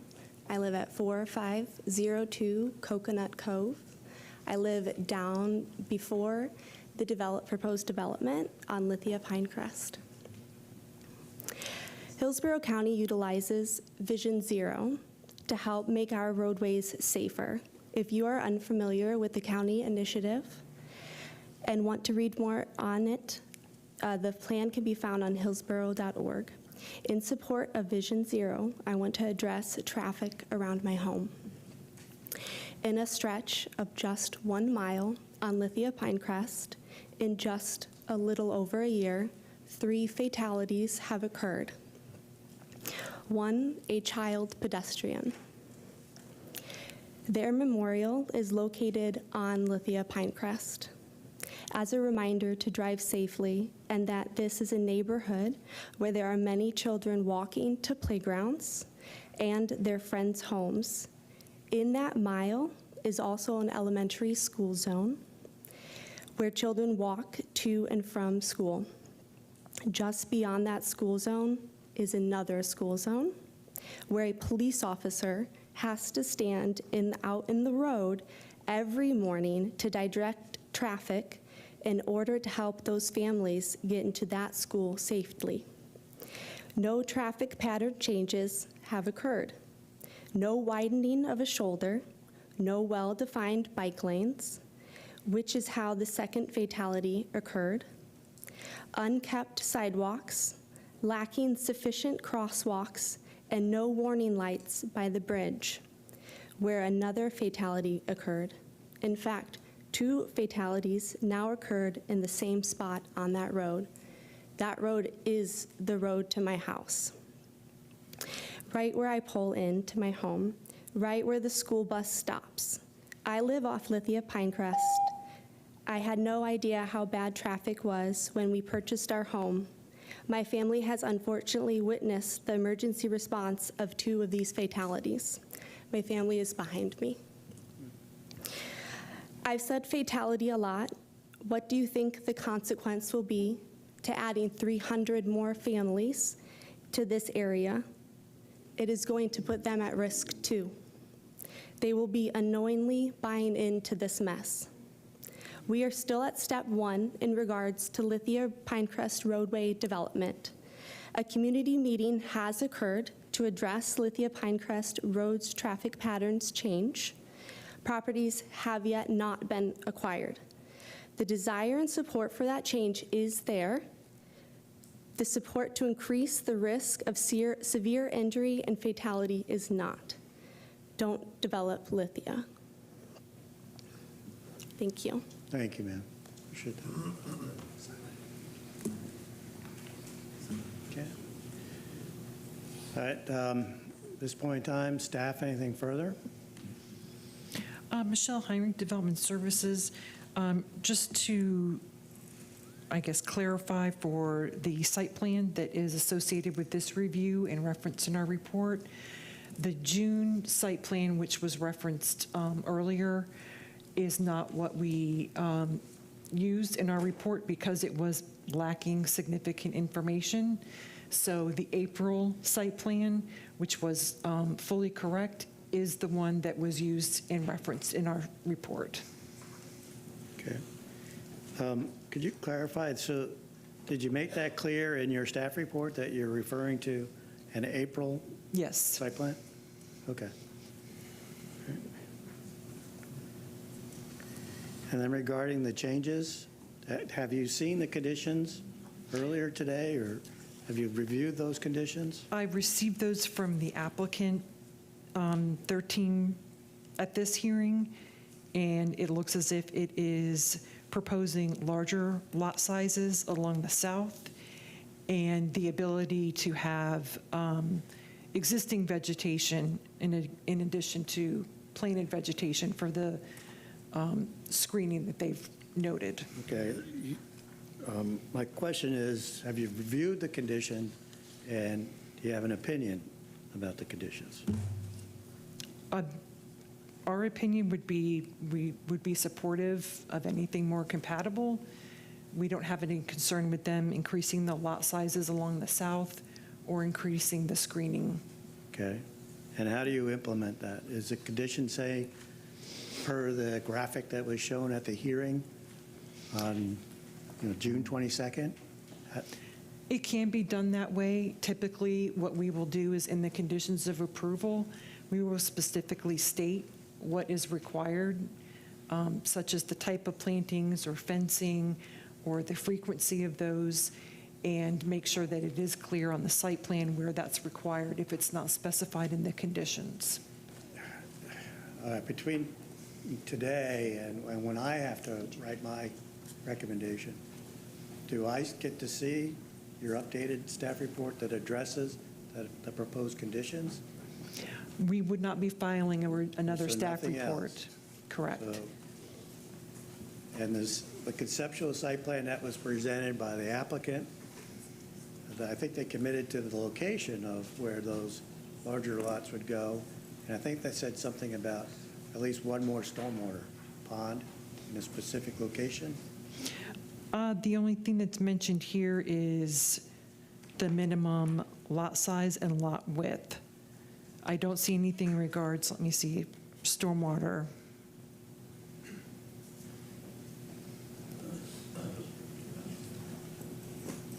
No, nothing in the changes that were provided to us from the applicant's team. Okay. Okay, anything else? Nothing from zoning. I don't know if transportation has any information to. Yes, I would like to ask transportation about the status of Lithia Pinecrest. I heard the applicant say it's proposed to be widened to 4 lanes. Can you provide any additional information on the status of that ongoing planning process? Yes, Mr. Zoning Hearing Master. Lithia Pinecrest is the subject of a project development environmental study that was in the final approval stage as of earlier this year. I believe it is approved. It is identified in the county's capital improvement plan as a roadway corridor improvement. The final programming of the construction has not yet been determined, but the capital improvement planning process is an annual process which is updated each year. I did bring copies of the project sheet to provide you with and to put into the record. Okay. Also, if I may have the opportunity, there were some comments made regarding the project spacing and the number of access points. Both of those are requirements of Part 604 of the Land Development Code, access management. The county engineer did review requested administrative variances, 60402B administrative variances for those components, and did find approvable the request for relief for the spacing, the minimum driveway spacing, and the minimum number of access points. Okay. I know it's zoning level, but I think the testimony was they want to also build a roundabout at their entranceway? Yes, the applicant proposed to build a roundabout at the entrance, and staff reviewed that with the county engineer. It is part of the proposed conditions of approval, which would be designed, the final design would be determined at the time of site. And then the one last thing is the substandard roadway. The applicant has elected to defer the determination of the final improvements for the substandard roadway, but they will be required at the time of site to make improvements that are consistent with the Transportation Technical Manual. Okay. All right, thank you. All right, anything else, Michelle? No, sir. Okay. All right, at this point in time, the applicant has an opportunity for rebuttal.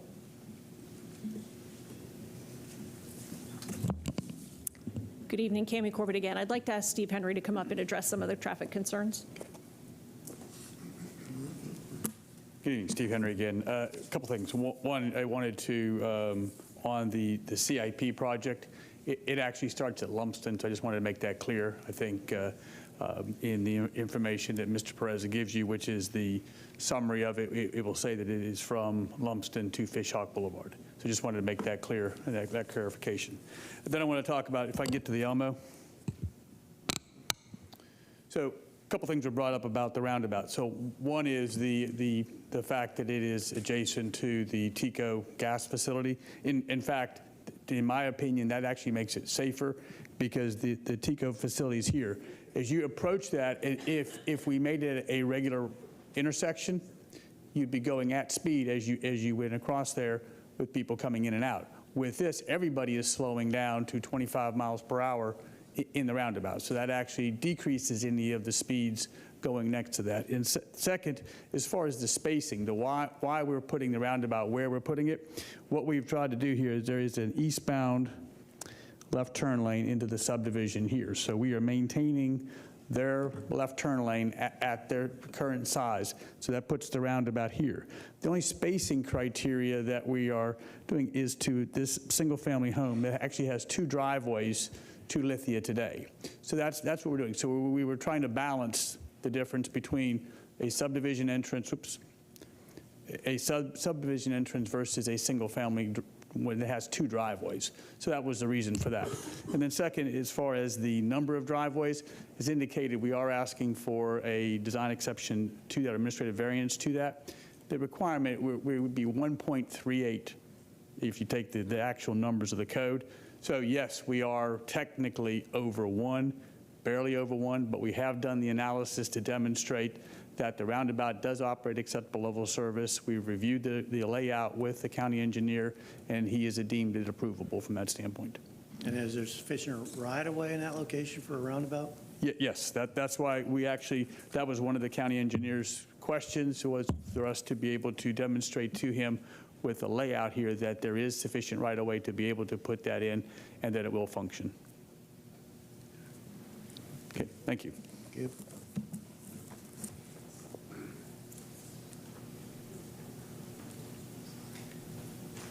Good evening. Hi, Evan Porman, 3010 West Azeel Street, Tampa, Florida. I'm an environmental scientist at Clearview Land Design. I'm just up here to talk about the Panthers issue that the public brought up. One second. There we go. You want that?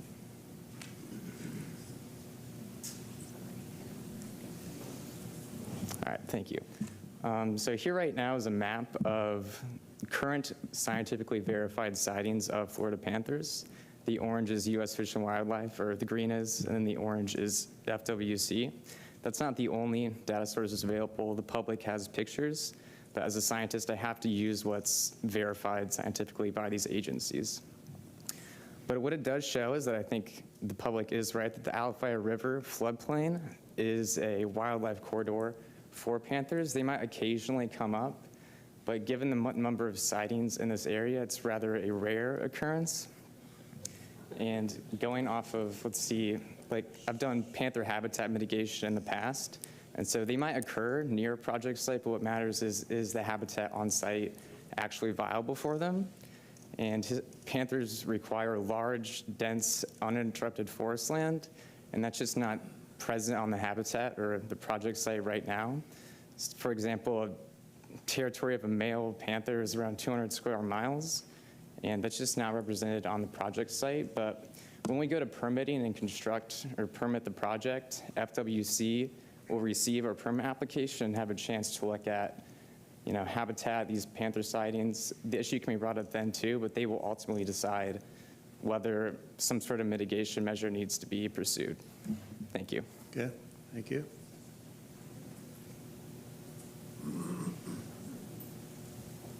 Next, we have Chris O'Kelly, who's going to address stormwater. Chris O'Kelly, 3010 West Azeel Street, Tampa, Florida, 33609. I'm with Clearview Land Design. I know there was a few questions regarding stormwater on the project. So we have looked at the Hillsborough County Alafaya River watershed, A large portion of the site does drain to Little Fish Hawk Creek to the north. Then also a portion drains to the south to Dorman Road. So for this site, it is going to be heavily restricted with stormwater criteria if it's developed. So we've listed some of the permit requirements here. Swiftmud, Hillsborough County. The site, portion of the site also falls in a peak-sensitive drainage basin, which has additional attenuation requirements. We also have to follow the new statewide stormwater treatment requirements, which requires a net reduction in nutrient runoff. So there's a little summary below. As you can see, there's going to be a net reduction in stormwater runoff and also a net reduction in nutrient runoff as well. Also with the new statewide stormwater treatment requirements and Swiftmud ERP requirements, there will be long-term operation and maintenance requirements that's it. Yeah, well, let me follow up. You've seen that conceptual site plan that's been shown tonight? Yes, I have. How realistic is that in terms of general location of stormwater ponds? The locations are good. I mean, they're generally located. Obviously, stormwater runs off from high to low points in topography, so we actually have an abundance of ponds and plenty of area for stormwater treatment, attenuation. If there is floodplain on the site, which there might be small portions of on the west, we've got plenty of pond to attenuate that. Okay. So on a typical site, on average, we would recommend around 20% pond. We've got, more than that, probably about 25% pond on the site. And that's developable footprint. All right, thank you. Sure. Tammy Corbett. Mr. Hearing Master, if I could please ask for 3 additional minutes. I don't think I need the entire 5 that I had reserved. I might not even need the 3, but there's just a few things I want to address I with you. gave the folks that were here to speak earlier in opposition 3 extra minutes, so I'll grant you 3 extra minutes as well. Okay, thank you. I have a copy of the conditions. If you would like to actually see them. I would. Okay.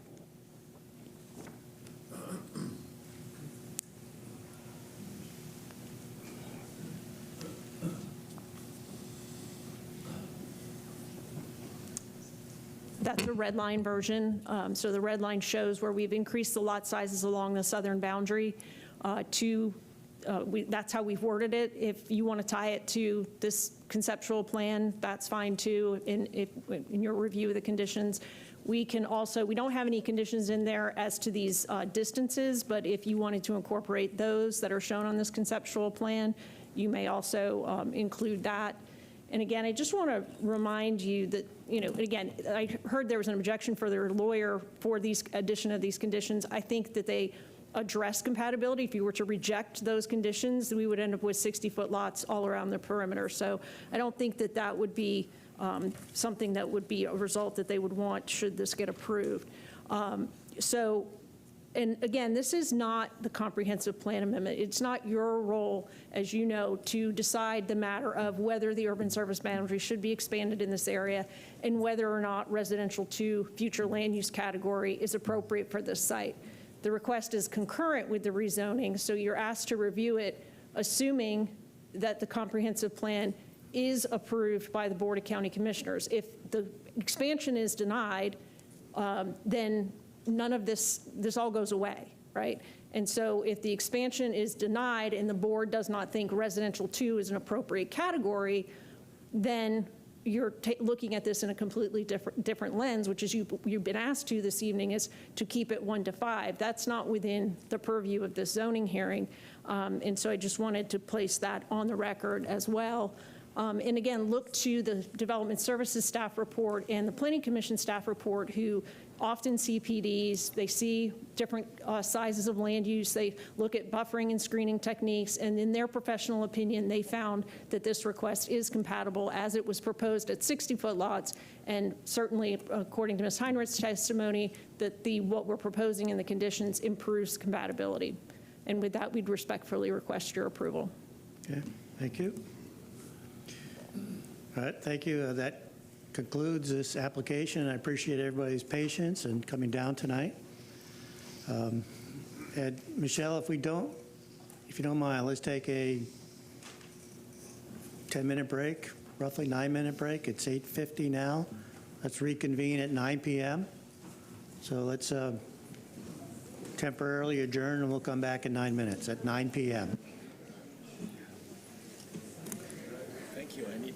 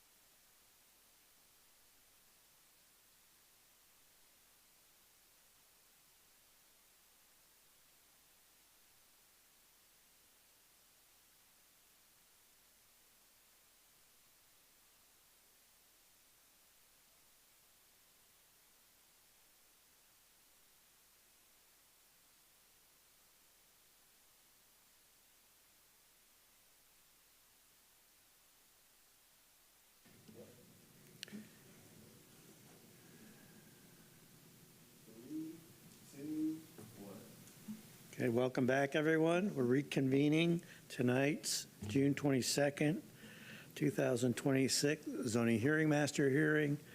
And Michelle, we're ready to introduce the next item. Our next item is item D7, PD 26-0651. The applicant is requesting to rezone property from AR to plain development. James Baker has reviewed this for development services, and I'll provide his staff findings after the applicant. Hold on a second, Michelle. Did you skip over 26? My apologies, Gina. Thank you. Going backwards, the next item is D5, PD 26-0433. The applicant is requesting to rezone property from RSC 9 and CG to plain development. Carol Ann Peddle has reviewed this, and I will provide her staff findings tonight. And also, this does have another associated comprehensive plan amendment scheduled for the August 13th BOCC CPA hearing. All right, very good. The applicant, please. Good evening, Mr. Luce. My name is Gina Grimes with Bradley Errant Bolton Cummings, 1001 Water Street, Suite 1000, Tampa, Florida. And I'm here this evening representing Cadence Partners on this rezoning request from RSC 9 and CG to PD. The property is on the west side of George Road, about 500 feet north of Hillsborough Avenue. The proposed uses are limited to light industrial uses of no more than 100,000 square feet, and that's just would allow for warehousing, wholesale, or manufacturing, just those three uses. As an accessory use, we've also proposed temporary storage of bulk goods. I will discuss the PD and more specifics a little bit later in this presentation, but first I'd like to address the staff report.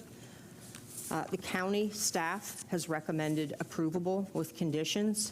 There are no other agency objections through the county. There are conditions requested by Transportation and Natural Resources to which we've agreed to those conditions as requested. The Planning Commission staff, that's really the only objection that we need to address. The Planning Commission staff has made a recommendation of inconsistent, and interestingly, it's the same position that they took with regard to the companion comp plan amendment to LIP. They also recommended to their board inconsistent. However, the Planning Commission board voted on May 11th to recommend approval. They voted that the proposed comp plan amendment to LIP was consistent. And the reason that they did so was because they looked at the uses in the larger surrounding area and not just those uses close to the site. And in particular, they considered the fact of the proximity of this site to Tampa International Airport and to other commercial and industrial development in the area. So let's look at the subject property. I've already described for you the location. The size of the property is 6.7 acres, and it's vacant, and it's in the urban service area. So it's not often that you see a vacant lot of this size in the urban service area. This is a great lot for an urban service area infill project.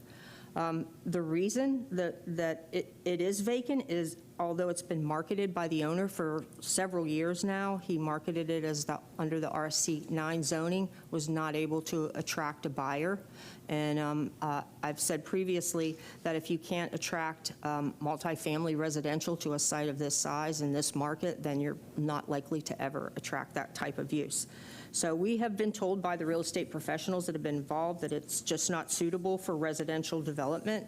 The reason it's not suitable is, take a look at the configuration of the lot. It's a long rectangular lot. It's about 330 feet in width and about 900 feet in length.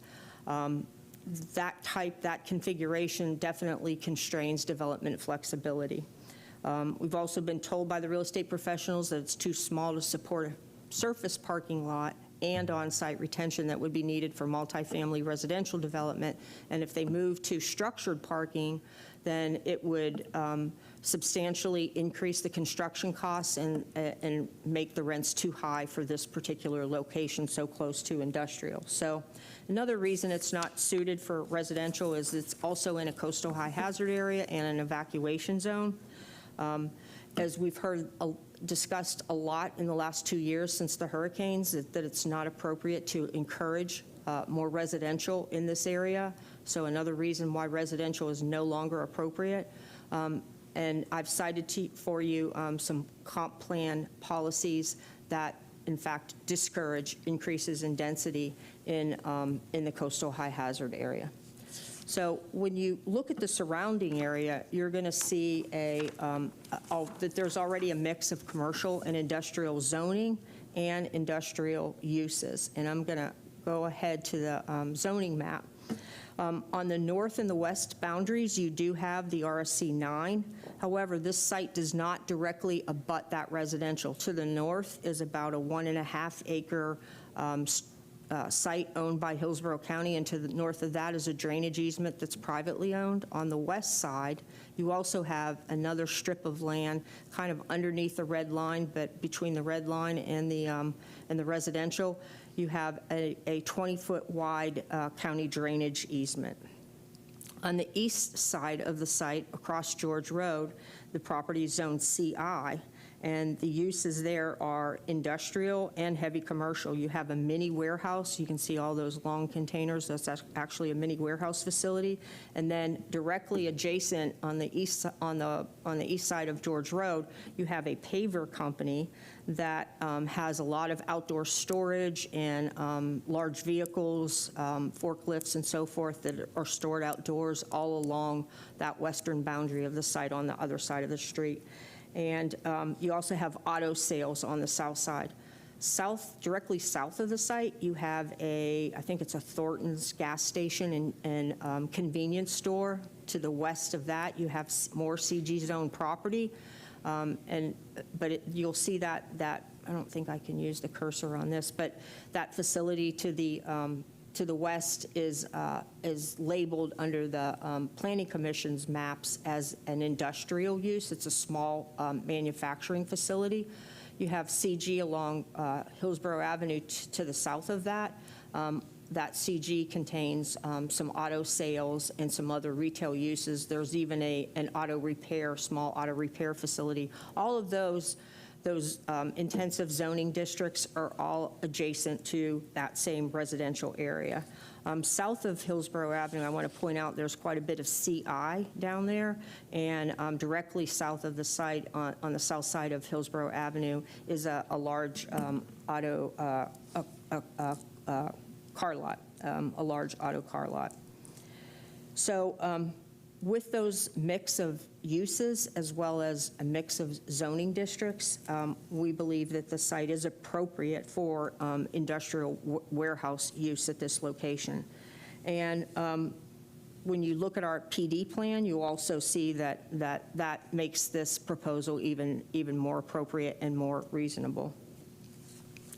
So let's take a look at the PD plan. I'm going to go ahead and put it up on the map. I want to point out to you on the right side is north. On the top of this is west. On the bottom is east, and on the left side of the plan is south. I had to do it that way to fit it all on here. But the height of the proposed, it's a 100,000 square foot building, limited to those three uses: warehouse, wholesale, and manufacturing. No more than 100,000 square feet. It is going to be 45 feet in height.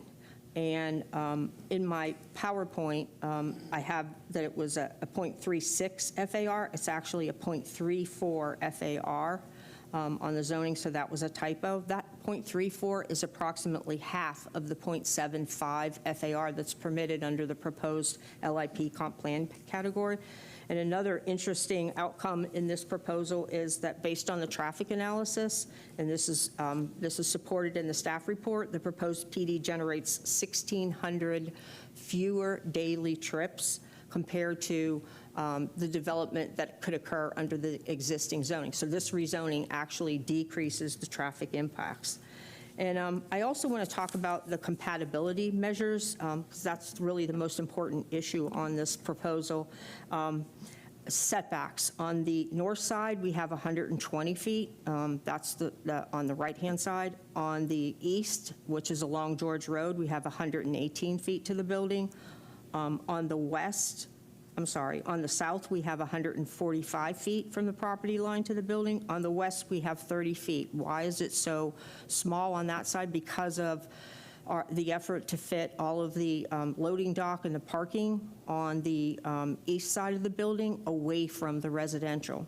So what we ended up doing is agreeing to, let me go back. We do need a waiver for the buffer distance on the west, not because it doesn't meet the buffer requirements, but because there's an additional 2-to-1 setback that's in section 6.0101 of the code that requires us to increase that buffer from 30 feet to 80 feet because of the height of 45 feet. It's kind of an unusual requirement, but it's nonetheless required. So we've agreed to an additional condition which provides that buffer compatibility measure on the west. I think that justifies the waiver, and I think it was also probably the basis for the county staff's recommendation of approval. And so what we'll have on the west, we have a 30-foot wide buffer type C screening, but we'll have a masonry wall that's 8 feet in height. And then we'll have 2 staggered rows of evergreen shade trees, which are not less than 10 feet at the time of planting. So rather than just 1 row of trees, we're going to have a double row of trees, and again, a higher wall. So when you look at the site coming from George Road, you have 118 feet to the building. Within that area, you have the loading dock and the parking. That's where all the activity is going to occur. Then you have the building behind that, which will shield a lot of that activity at 45 feet in height. Then beyond that, you have a 30-foot buffer area. And in that buffer area, you have a double row of 10-foot trees. And then beyond that, you're going to have an 8-foot wall. And then beyond that, you have another 20 feet of the county drainage area, and that's before you even hit the residential. So we believe these compatibility measures really do protect and buffer the residential. In addition to that, you also have a 1-acre retention pond along the northern boundary.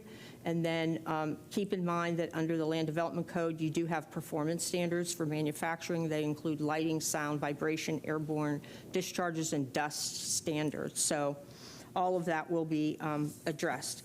So now I'd like to go on to the Planning Commission's recommendation, Planning Commission staff's recommendation. There were 2 comp plan policies that the staff cited regarding compatibility with the character of the area. We believe that the Planning Commission staff did not evaluate enough of the surrounding area to determine the true character of this area. And again, this was the reason we think the Planning Commission board itself recommended that the LIP comp plan amendment was consistent, and they overrode staff's objection in that instance too. The site is only 1,700 feet from Tampa International Airport. So when you're that close to the airport, you're going to undergo daily impacts if you're a residential use. You're going to experience noise, you're going to experience vibration, and you even should have safety concerns. And that's why in the comp plan you have policies that require the county to coordinate land planning outside the airport boundaries, protect the airports from development of incompatible uses like residential. And when you look at the larger surrounding area, north and south of Hillsborough Avenue and around Tampa International, you're going to see there's also a mix of heavy industrial or light industrial and heavy commercial uses, and then there's substantial amounts of commercial and industrial comp plan categories. So here's the map from the Planning Commission's report. This is their map that shows the existing uses in the adjacent area, and you see the subject sites surrounded by black. Immediately on the other side of George Road, you have an industrial tract. It's surrounded on 2.5 sides by light commercial. You have industrial just to the west of that, right up against that residential neighborhood that the Planning Commission staff is concerned about. Then you have the heavy commercial at the entrance there along Hillsborough Avenue. On the south side, you have light commercial and heavy commercial uses. So you have an area that is already surrounded, a residential area that's already surrounded by industrial and commercial uses. And then when you look at the future land use map of the surrounding area, north and south of Hillsborough Avenue, you can see on the graphic that's on the left-hand side, you can see the subject site with the yellow, with the blue arrow pointing to the yellow part of the subject site. You can see there's massive amounts of industrial in very close proximity, that they're also adjacent to that residential area. You also have the UMU further north, and then you have CMU 12. And then when you look on the uses that are in the comp plan categories that are south of Hillsborough Avenue, you can see how close it is to the airport. And then you have all of those CMU and UMU comp plan categories, again, along the airport property and then abutting the residential area.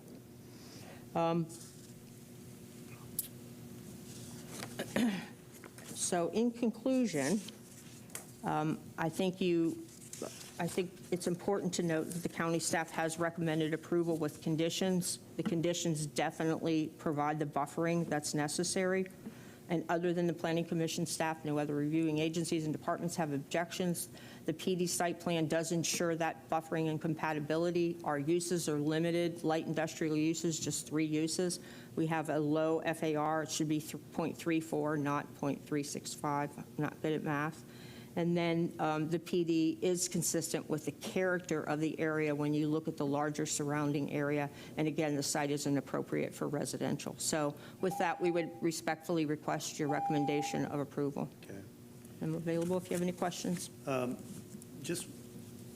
ask staff the same question, is that, I think the zoning also has, in this general area, like a Hillsborough Aviation Authority overlay of some kind? No, there was a Hillsborough Avenue overlay, but I wasn't aware of an aviation Hillsborough authority. Avenue. Yeah, I think you're referring to the special public interest. Yes. Oh. Yes, this is not located in that. It's not. Mm-hmm. So that, there's a map somewhere where it shows the cone. SPI, yeah. It's actually, you have that at the end of, I think, the forms that show that if you're in certain areas, you can only go up to a certain height, and if you go over that, you have to obtain the aviation authority's approval. But this is not in that cone? No. Mm-mm. Okay. Mm-mm. I mean, when you're talking about apartments, the thought came to mind that it was in the cone, and then there's noise issues if you live in an apartment, and then there's extra costs in soundproofing apartments. Right. And maybe not in the cone, but you're still close. yeah, I mean, Imagine you could the still cone, hear I mean, the the cone is airplanes. more of a, my understanding, is more of a safety issue, that cone. You know, it lines up with the runways. But when you're talking about noise and vibration, that's not going to stop at the cone. It's going to keep going until it goes. Okay. You're going to feel the impacts of it. Okay. So You can be out in Carrollwood when the planes are coming and going, you can feel it. Right. All right, so it's not an aviation overlay, it's a Hillsborough Avenue overlay. Mm-hmm. And I'll ask staff the same question. What kind of overlay requirements have to be met with the Hillsborough Avenue overlay, if you know? Sure. For the Hillsborough Avenue overlay, it has requirements for landscaping along Hillsborough Avenue, enhanced design requirements, parking lot locations to be to the side or rear, and then I think interior to the vehicular use area, some increased tree plantings. So does this application have to meet the Hillsborough Avenue overlay? Yeah, if they were not coming in for a rezoning, yes, and they are asking as part of this PD to not adhere to any of those requirements.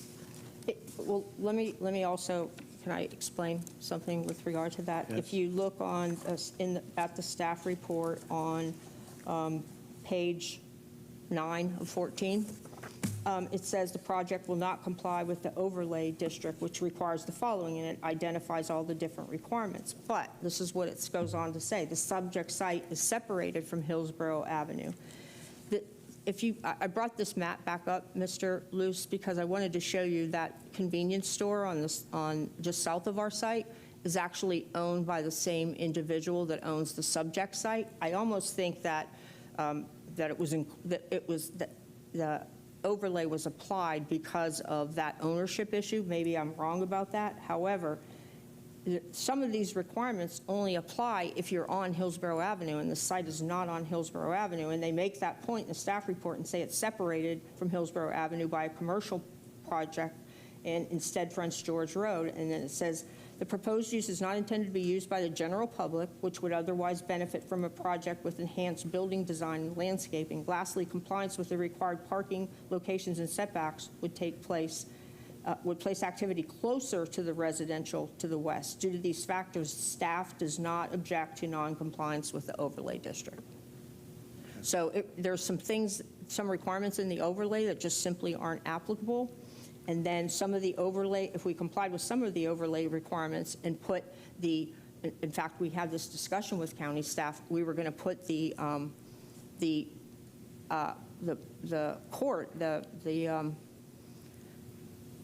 parking lot and the loading dock area, we talked about flipping it and putting it on the west side, and we said that would make it to comply with the overlay. And everyone agreed that would make it worse, not better. So that's why they didn't have an objection to that.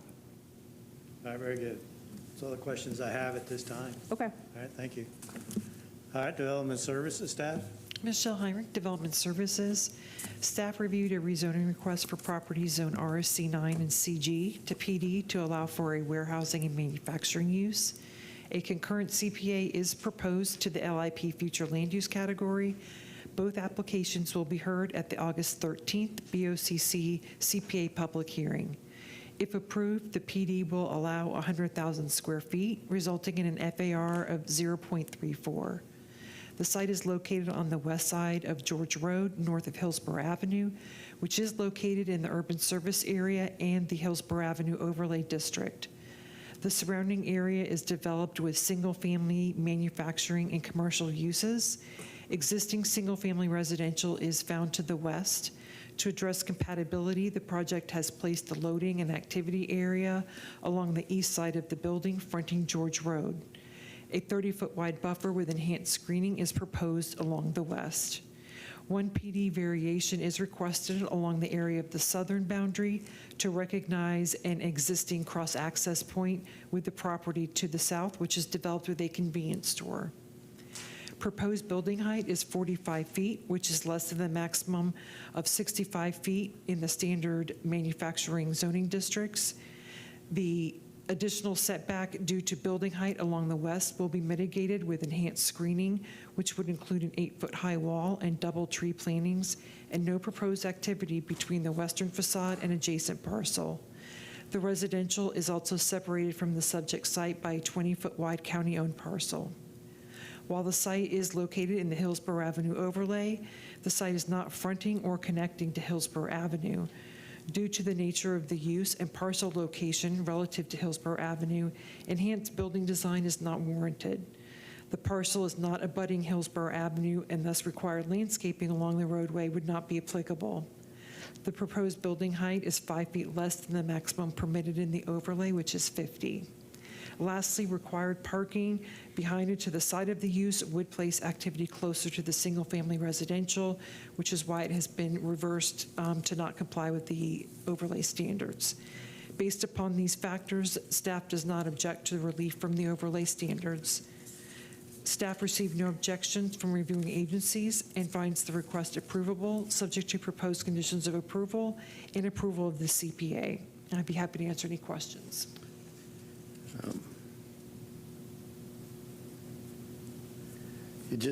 The conditions of approval regarding access points. To be clear that the site has 3 access points, and the 2 northern ones are to be used by the subject site development, and the southern one is not to be used by this applicant.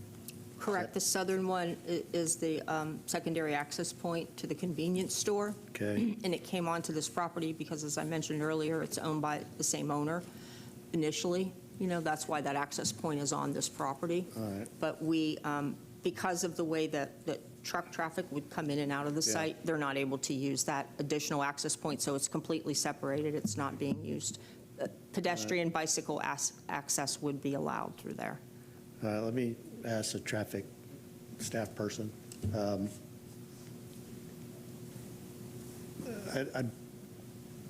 don't know how to ask this question, but there's a driveway connection for the convenience store out to George Road, but it's not appropriate for that driveway to be used by both property owners, cross-access? Yeah, in terms of access to the subject property, it is predominantly a truck traffic type of use. And so that existing access and its configuration creates certain problems with trucks to being able to maneuver that could become a safety hazard. In that case, the conditions of approval recognize that there are 3 access points, one that has vehicular access serving the use in the corner, while at the same time we're retaining that pedestrian cross-access there. Okay. All right, that helps, thank you. Our engineer, Michael Yates, is here if you have any other questions on that point. Maybe, let me hear from Planning Commission staff Okay. first. Okay. Willamicki, Planning Commission staff. The subject site is in the urban service area and within the limits of the Town and Country Community Plan.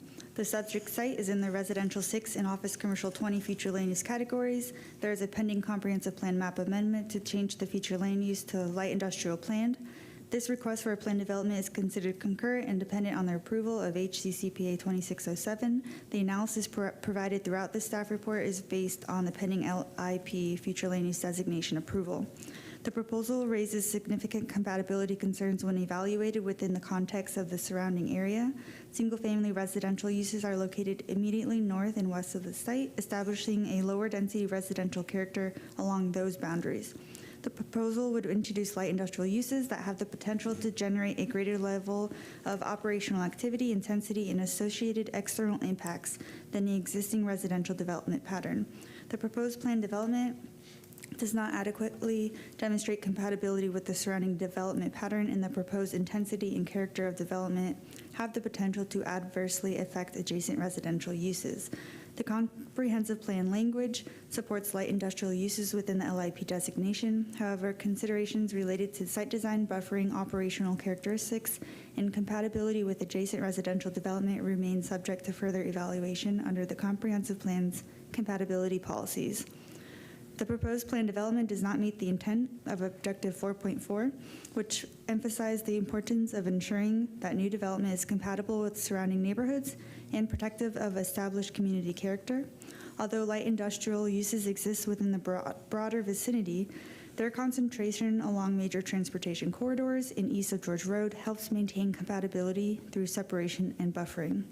If the subject site were located east of George Road or in closer proximity to existing LIP designated properties, the proposed PD may present fewer compatibility concerns. However, given the site's location and its direct adjacency to established single-family residential development, the introduction of light industrial uses, including warehousing and wholesale distribution, is inconsistent with the prevailing land use pattern and character of the surrounding area.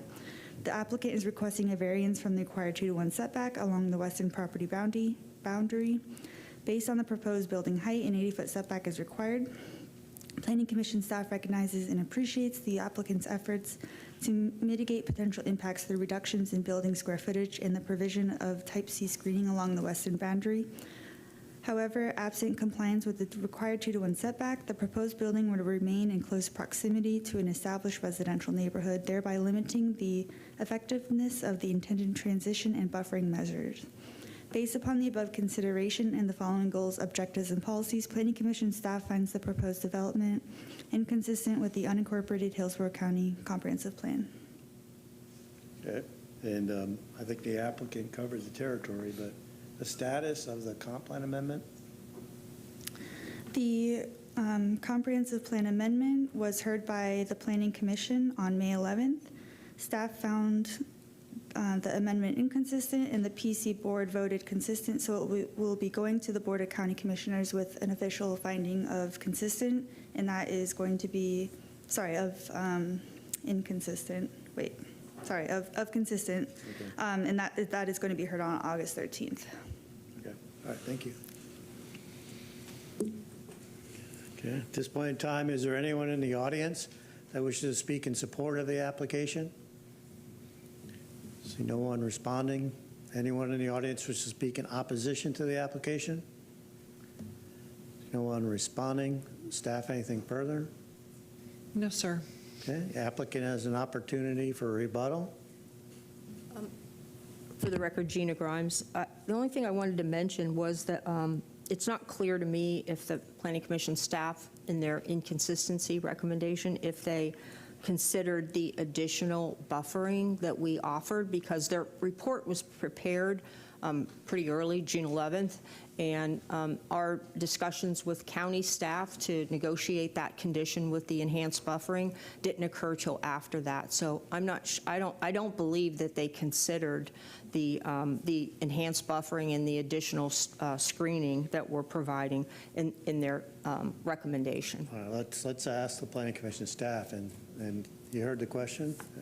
Yes, our staff reports are submitted June 11th, so if any conversations were had past June 11th when we filed our staff report, then the Planning Commission did not review those. So the summary is that they did not consider the... We didn't know about them. Okay. Yeah. Okay, and then last thing is I'd just like to put my PowerPoint into the record. And if I could I address the traffic in the three Sure. driveways? Sure. Michael's going to address that for you. We have up the PD site plan. Good evening, Michael Yates with Palm Traffic, and I have been sworn. The question is why don't you share that driveway? Yeah, there were a number of factors related to that. If you can go back to the overhead. So you can see in that lower left corner there, that's the curved driveway. And so because of the volume related to the Thorntons and that curvature, it became very difficult to make a connection that close to the intersection of George Road. And with the volumes coming in and out of that driveway, it became an operational and safety issue. And so what we did is provide... In what way is that an operational and safety issue? So what was happening was that if you had someone turning out of, say we made a connection there where it says existing sanitary sewer easement, those arrows, that's kind of about where we would connect. So if you had someone turning northbound onto the little curved road and you had someone trying to turn out of our driveway, because of the curvature of that road, you would have then conflicts, but then you're also not providing enough stacking at the intersection. So the cars making the eastbound right out of the driveway would potentially block that driveway location. So because the throat depth of that driveway, the curvature of the road, and the volumes using it from Thornton's created that operational and safety issue. But what we did was provide the driveway to the north of that, the southern driveway there that you see, that meets the access connection spacing standards, and that's where the other driveway does as well. Okay.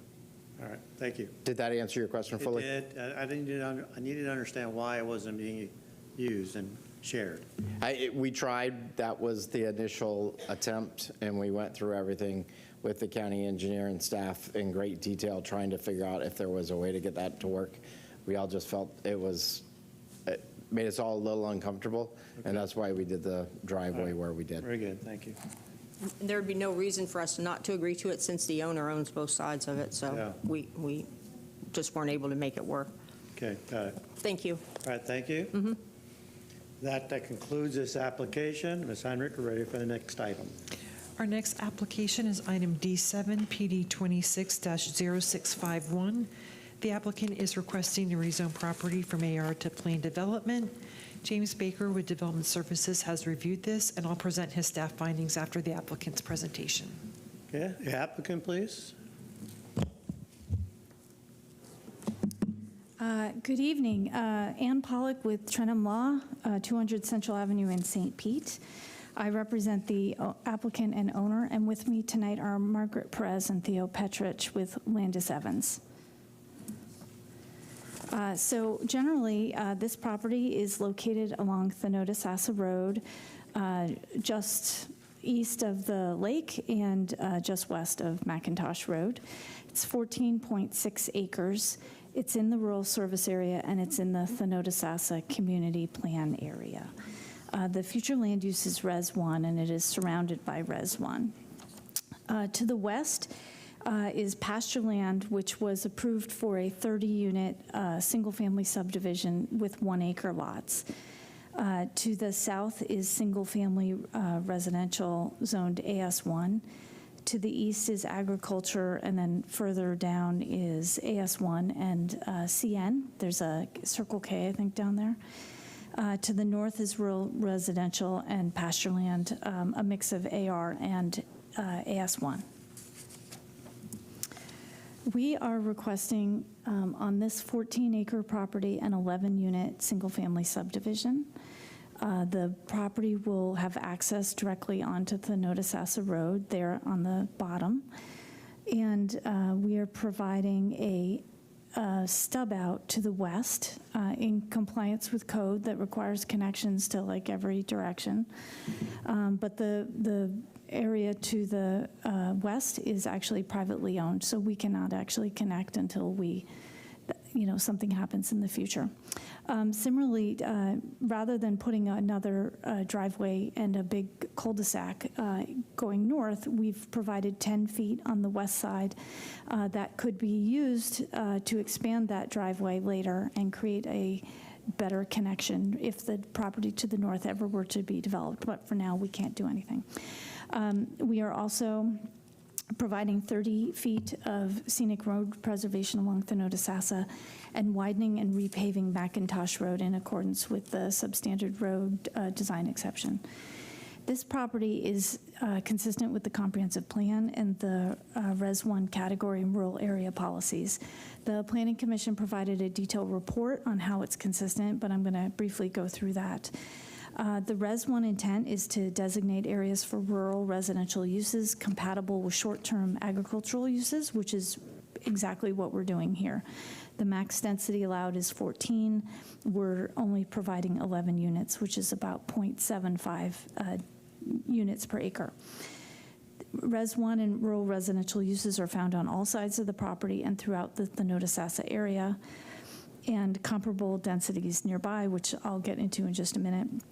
Private well and septic tank will be provided, so there will be no extension of county utilities. And again, the Planning Commission found the project consistent and complementary with the land use pattern in the area. Importantly, the project is consistent with the Thanodisassa Community Plan. It provides minimum 1-acre lots, which is what's required by the plan. And I think what's important is goal 3, which gets really at what the Thanodisassa plan is looking for, a balance of a variety of uses, including residential. It encourages agriculture, protection of property rights, and rural residential, which is what we're providing here and can be provided throughout this area. The Planning Commission also confirmed that the request meets the intent of goal 3 and is otherwise consistent with the Thanodisassa Community Plan. We also meet the neighborhood protection policies of the comprehensive plan, particularly objective 4.1 and 4.4. We meet all the land development regulations. We are not requesting any variances. We continue the transition of intensity along Thanodisassa Road. We are creating like uses similar to the large lot single-family residential that's all around this area. We are mitigating adverse impacts through our plan, our design, our transportation improvements. And again, the Planning Commission found that the addition of the single-family units to this residential area is sensitive to the existing development patterns and is a compatible use. And the 1-acre lot size aligns with the existing lot sizes in the area and complies with the requirements of the Thanodisassa plan. So to get into the compatibility, if you can see here, our site is in pink. To the west, those two in blue are developments that have been approved for 1-acre single-family residential. The green, surrounded by yellow, that is Stone Lake Ranch, which has been approved and developed with 1.5 and 2 acre lots. And then to the south in red is a mobile home park, and also single-family residential generally there. If we zoom in on that purple box along Thanodasassa Road to the east, you can see that there is a significant amount of rural residential here in this area, particularly lots that are less than 1.5 acres in size. The pink, again, is the subject properties.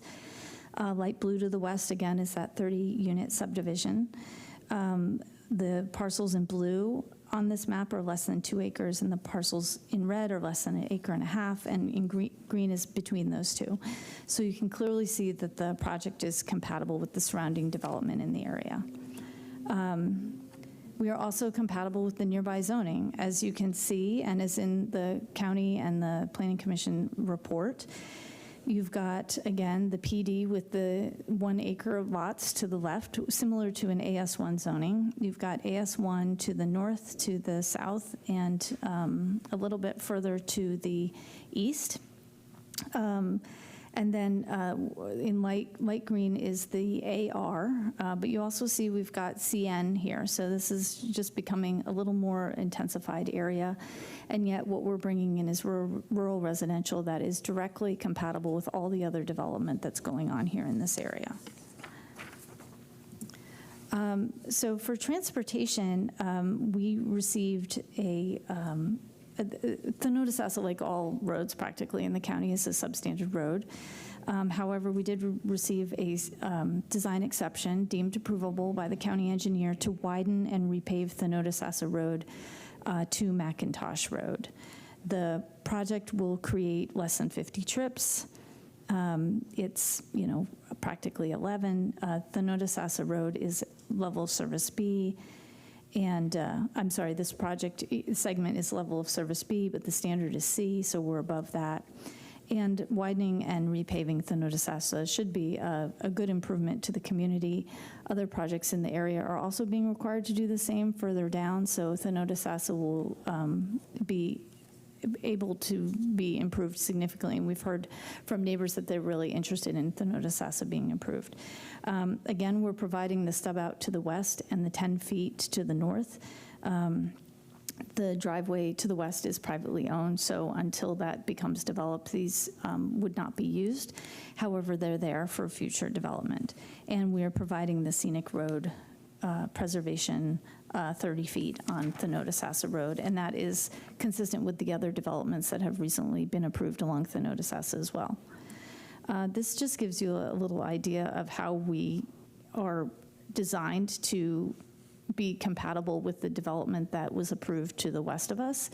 Again, we've got this driveway there that creates the disconnect, but we designed it in a way that if this ever happened, that all these projects would sort of work together and take the traffic off at Thanodasassa and be a nice rural residential neighborhood.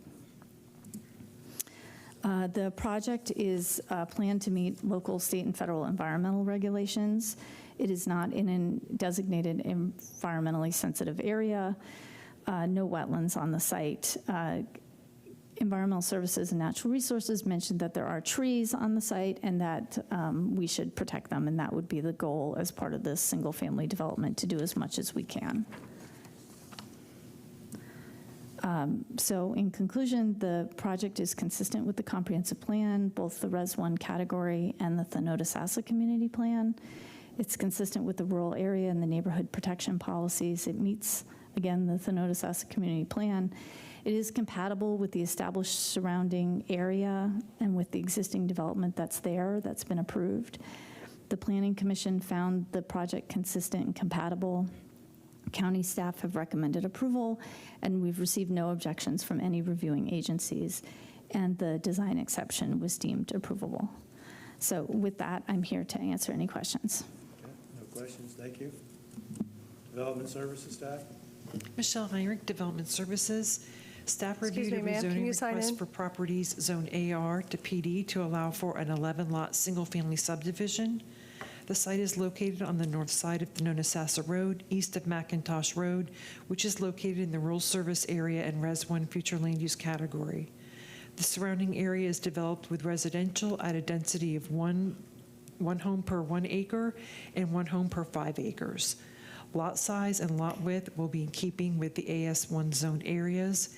Development standards for the homes are comparable to the RSC3 zoning district, allowing a 25-foot rear and front yard and 7.5 side yards, and a maximum height of 35 feet. Density will be under 1 unit per acre, and no PD variations have been requested.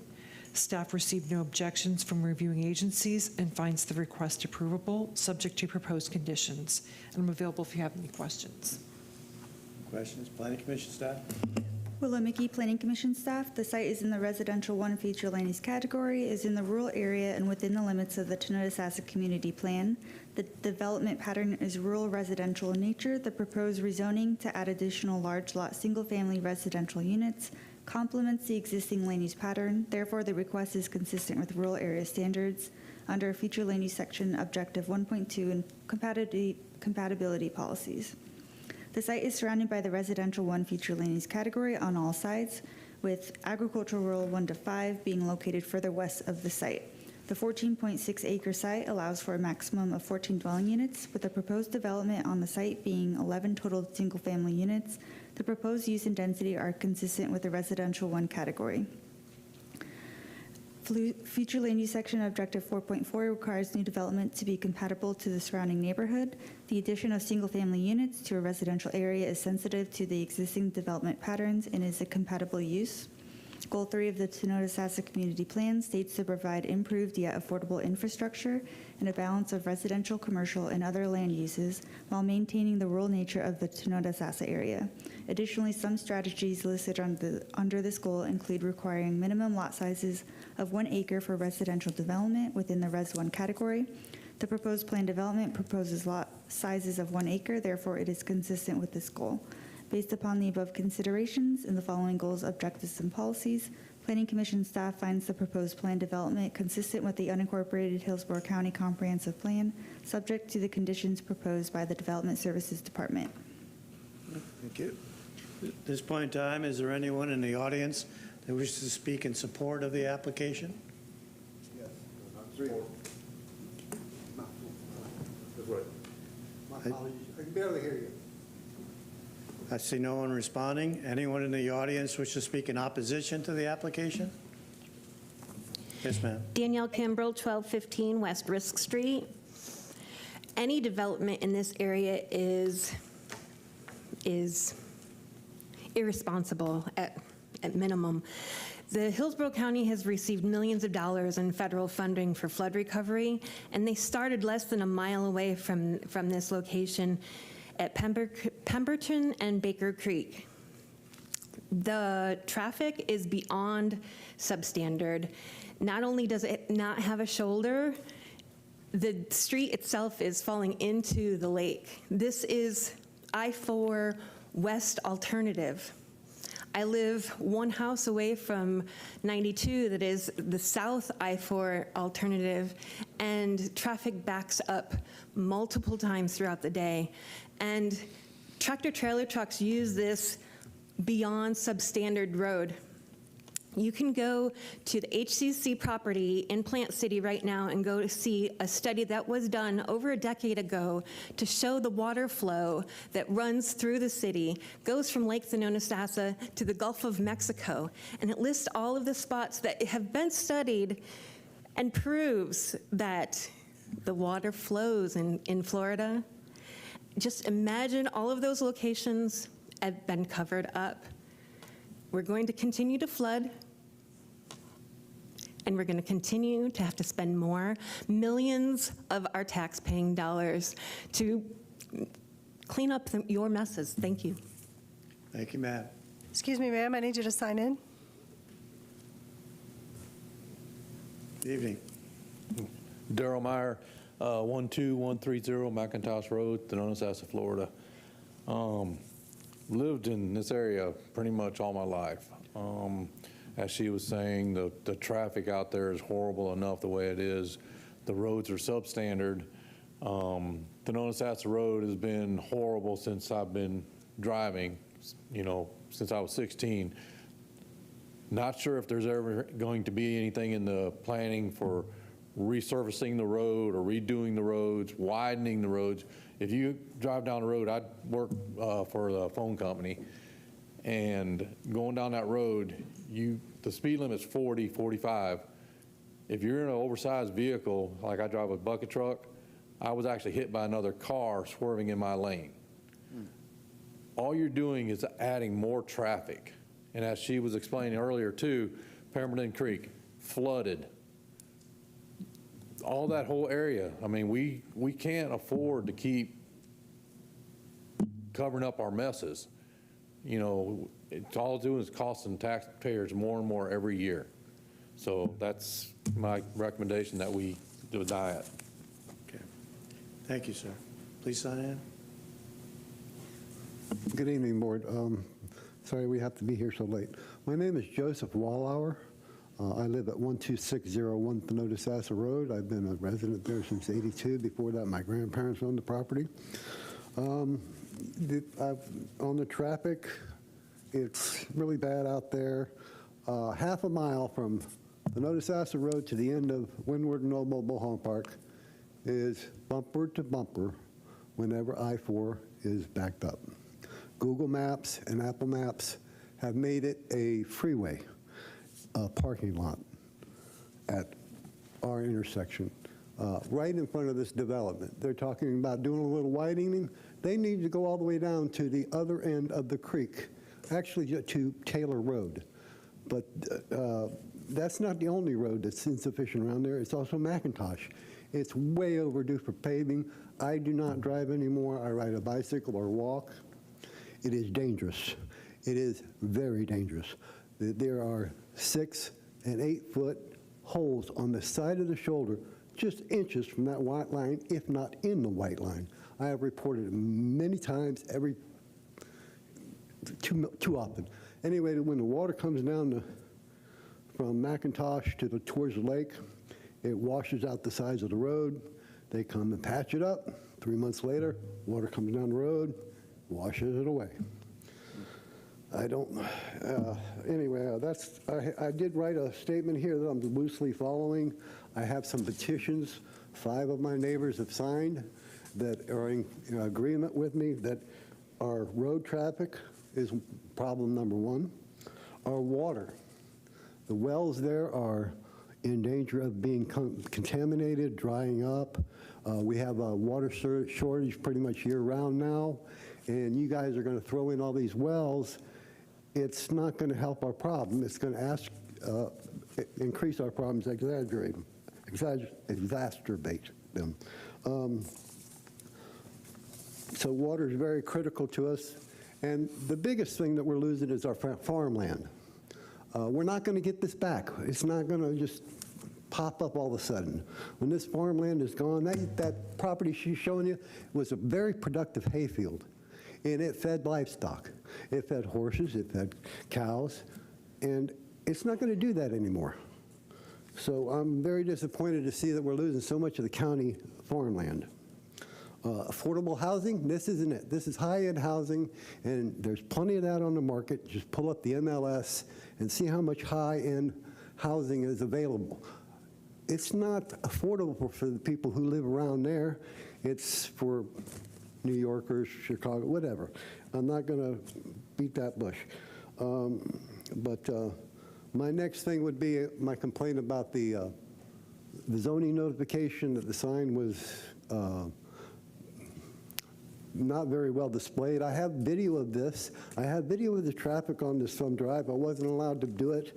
I didn't see the sign until Thursday, and of course Friday was a federal holiday, so I can't enter this video into this live session here, which is very disappointing.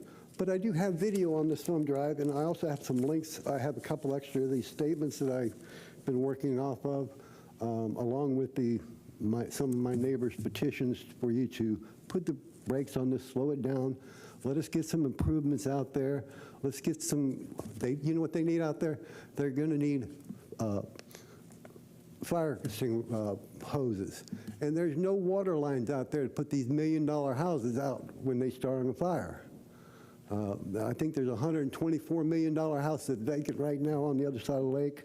I know there's a $24 million house on the other side of the lake. They're vacant.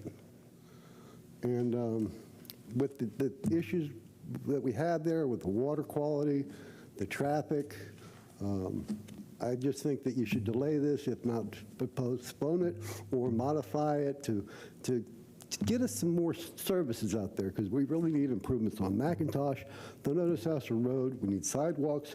We need bike lanes. There's bicyclists that come around that lake for, I don't know, 40, 50 years, and they get injured, if not killed.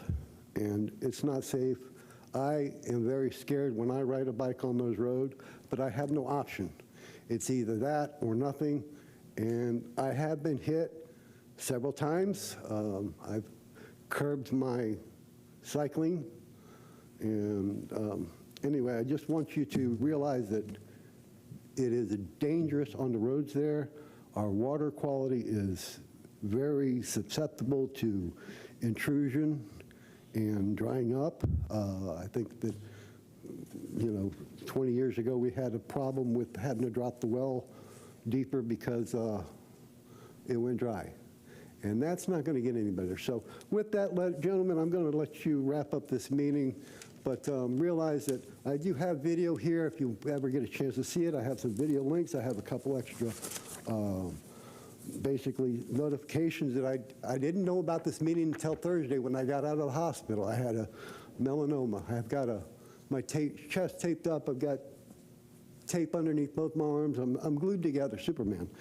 But I didn't know about this until Thursday, and I worked quickly. And I gathered petitions from all my neighbors that aren't able to be here tonight to give their 2 cents. All right, thank you, sir. If you could turn in the petition that you have. Yes, ma'am. Mr. Chair, I also have somebody online as well. All right, we'll get to the person online in a minute. There's a person that just walked up to the podium.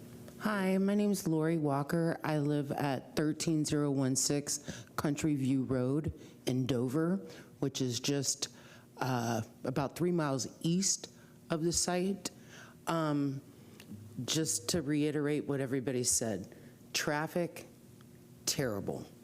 Just to get to the Circle K in the morning, sometimes it takes 15 minutes. The shoulders of the road, the curves in the road, anytime it rains, they come to fill a hole. The next time, it's worse than it was. I would rather see less homes, but I mean, it's just something that really needs to be looked at a little bit more, because there is a lot of wells that have run dry around that area. The 100-year floodplain, this area was completely underwater in certain areas. I know somebody a mile away from there that lives off of Primerton Creek and Baker Creek, and they had full blown out rivers for days. And there's still roads that are just completely gutted out from all the water that was everywhere. I mean, nobody had ever seen this before, and we might not ever see it again in our lives, but our kids might, and their kids might. And that's what's important to me. All right, thank you, ma'am. Thank you. All right, if you could sign in. All right, and there's somebody online. Yes, 3 minutes. Good evening. Evening. I'm Jolie at 10730 Schooley Road, a part of the diverse community. Ma'am, Good I'll need evening. you I'm part of the to diverse state your community full that grew up in name. Hillsborough County. Hold on, ma'am. Since Need I- you to state your name, your full name, please. Yes, Jolie Gaviola. Okay, go ahead. You may proceed. I'm from Okay, sorry. Did you get her yes, address? I'm a part of the diverse community that grew up Ma'am, in could you Hillsborough. repeat your address? You're cutting in and out. It's kind of. Of course. You're a little choppy. Go ahead, repeat. Okay, I'm Repeat your sorry. address. It's 10730 Schooley Road in Tenorisasa. Okay, go ahead, you may proceed. Did you hear that? No. Okay. Yes, I'm a part of the. Are you having trouble hearing me? Yeah, your connection is not that good, apparently. You're very chopped up. If I continue, hopefully it doesn't chop up. Is that okay? Is it just delayed? Just go ahead and keep talking up. I'll try my best to understand your testimony, Yes. along with the clerk's office. Go ahead. Yes, sir. Okay. I'm a part of the diverse community that grew up in Hillsborough County since I was 1 year old, and I'm here opposing application RZ-PD 26-4651. If you're from here, it should be self-explanatory why we want to throw these construction signs in Ma'am, the trash. you got to speak into the microphone. I think we can't even hear you either. Even you're chopping up and you're very low. Okay, let me get headphones. Hold on 1 second.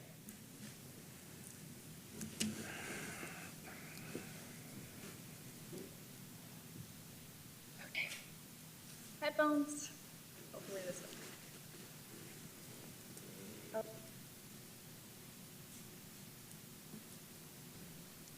Is that better? Yes, 100% better. Okay. Oh my gosh. Okay. If you're from here, it should be self-explanatory why we want to throw these construction signs in the trash that are popping up in places that are sacred. If you want to know why we're up in arms about this idea, let's just go one by one and see what's been lost, to which some might be out of your hands, but there's grounds to why it adds up. There's great presentation to building zones, but the standards are decreasing. The wild span of trees at the corner of 92 and Kingsway. Each year, new kids flood the personality-shaping middle school called Burnett, getting ready for the day ahead and walking out for ready for what's next. The views surrounding make for easier reflecting and embracing, plus a cute corner store with a decent shop owner and a park before you turn into your neighborhood. For it to be turned down into a storage unit is very objectionable. Big Top Flea Market, an event worth dressing up for and greeting other fellows. A highly respectable place that blended into the tree line. Guess what it's turned into? A humongous building designed to fit as many people as it can. One thing's for sure, it turns all of 301 that used to be dead empty into a circus show, all for one turn lane to go into the apartment. The North Sassa has this beautiful marker that intersects Williams Road into Zephyr and Tampa on the other side. Although it does have the brush of trees that make it super hard to see any oncoming cars, we're all well aware of that and are on the same page. What's built on the other side of that corner now, of that peaceful land, is a 2-minute proximity storage unit instead of trees. I did mention how Temple Terrace is right there, right? The last dairy farm stood noble, not too far from that lot. What wasn't very noble was how quick the bulldozers were parked after the sold sign and the layout of an apartment with an ironic sign that reads, low prices starting at $1,200. Ma'am. Eventually, Ma'am, employees couldn't stall any please. longer, and I'd yell, Ma'am? I'm sorry? Yes. You're providing testimony Hello? about the rezoning for 11 single-family home sites? Is that the case that you want to speak to in opposition? Yes, I'm talking about the lot that's on 579 on the North Sassa.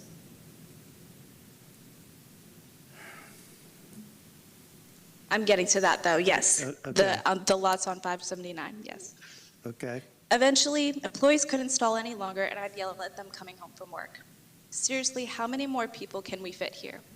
Let's just see when we keep building more apartments and storage units back to back. The only housing issue natives have is finding it within our budget. But when I saw this, it shocked me. The Thornotis fields are priceless because a boy and a girl can meet in the magical hallways of Burnett without realizing that right behind there was the town of where they eventually lived their dream of living together. She showed me where he used to grow up with his friends. Your testimony doesn't seem particularly relevant to the application that's before us. So could you try to focus? It's 30 seconds. Okay. Yeah, it's 30 seconds and I'm done. Okay. And ahead. yes, it did grow up, but the fields, It was like all the experiences we had and all the new second chances to be had were among us as we drove by them onto our first renter's home outlooking Sefner. It's really sad to see now the houses planted there standing out like a sore thumb in the middle of those fields with the new ugly 5G tower in a fake tree disguise. It can't go on. It has to stop, just like how Zephyr Hills put their foot down and made it stop. Please take this into consideration. Okay, thank you, ma'am. Okay, is there anyone else in the audience that wishes to speak in opposition? So no one responding. Staff, anything further? I would just add that we did check for the notice, and all notice was done properly in terms of the newspaper, mailed notice, and signage. Okay, all right, thank you. And the applicant, an opportunity for rebuttal?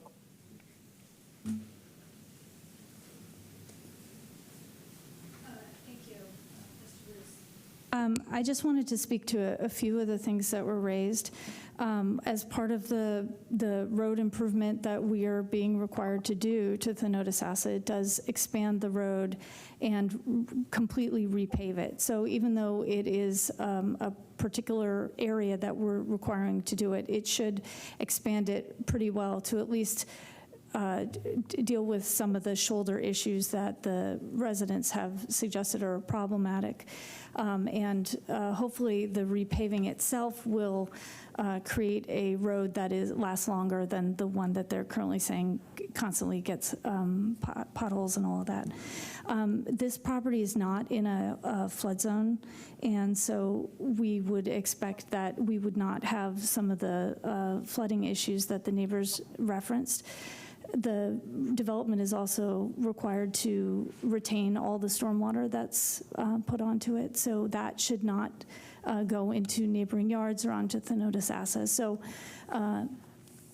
presumably it's incorporating any runoff that might have ordinarily run off from this lot onto Thonotosassa. It's now keeping it in.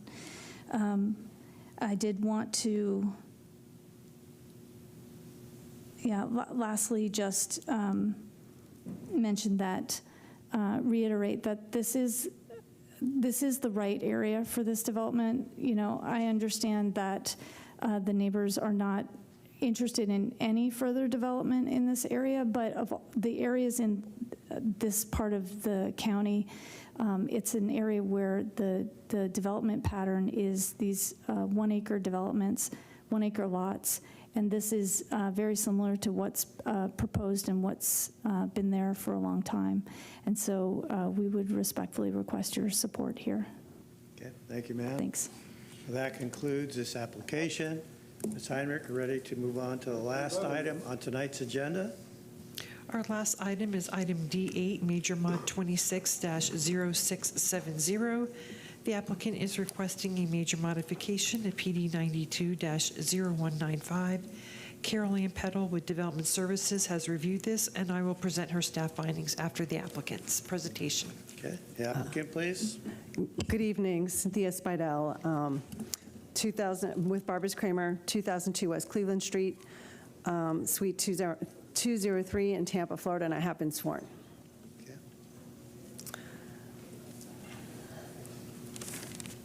So this property consists of about 2.6 acres along US Highway 301 and Walker Road. It's south of East Fowler Avenue, and it's east of I-75. It's within the urban service area, and it's part of the Thonotosassa Community Plan. This is the current zoning as PD for a mobile home park. The comprehensive plan, the future land use is SMU 6. We are in the urban service area and in the Thonotosassa Community Plan. US Highway 301 is designated as a truck route, and it is located within the federally designated opportunity zone, which allocates funding and incentives to areas that are designated as in distress. So this is a redevelopment opportunity to, where's my request? Here it is. The request is for 40,000 square feet of warehousing, distribution, light manufacturing. We have one variation request, and that is from code 6.0606 to reduce the buffer area from 30 feet type C to 15 feet type B. And this shows you the extent of which the variation is sought. And that is basically because it's a budding happy traveler RV park.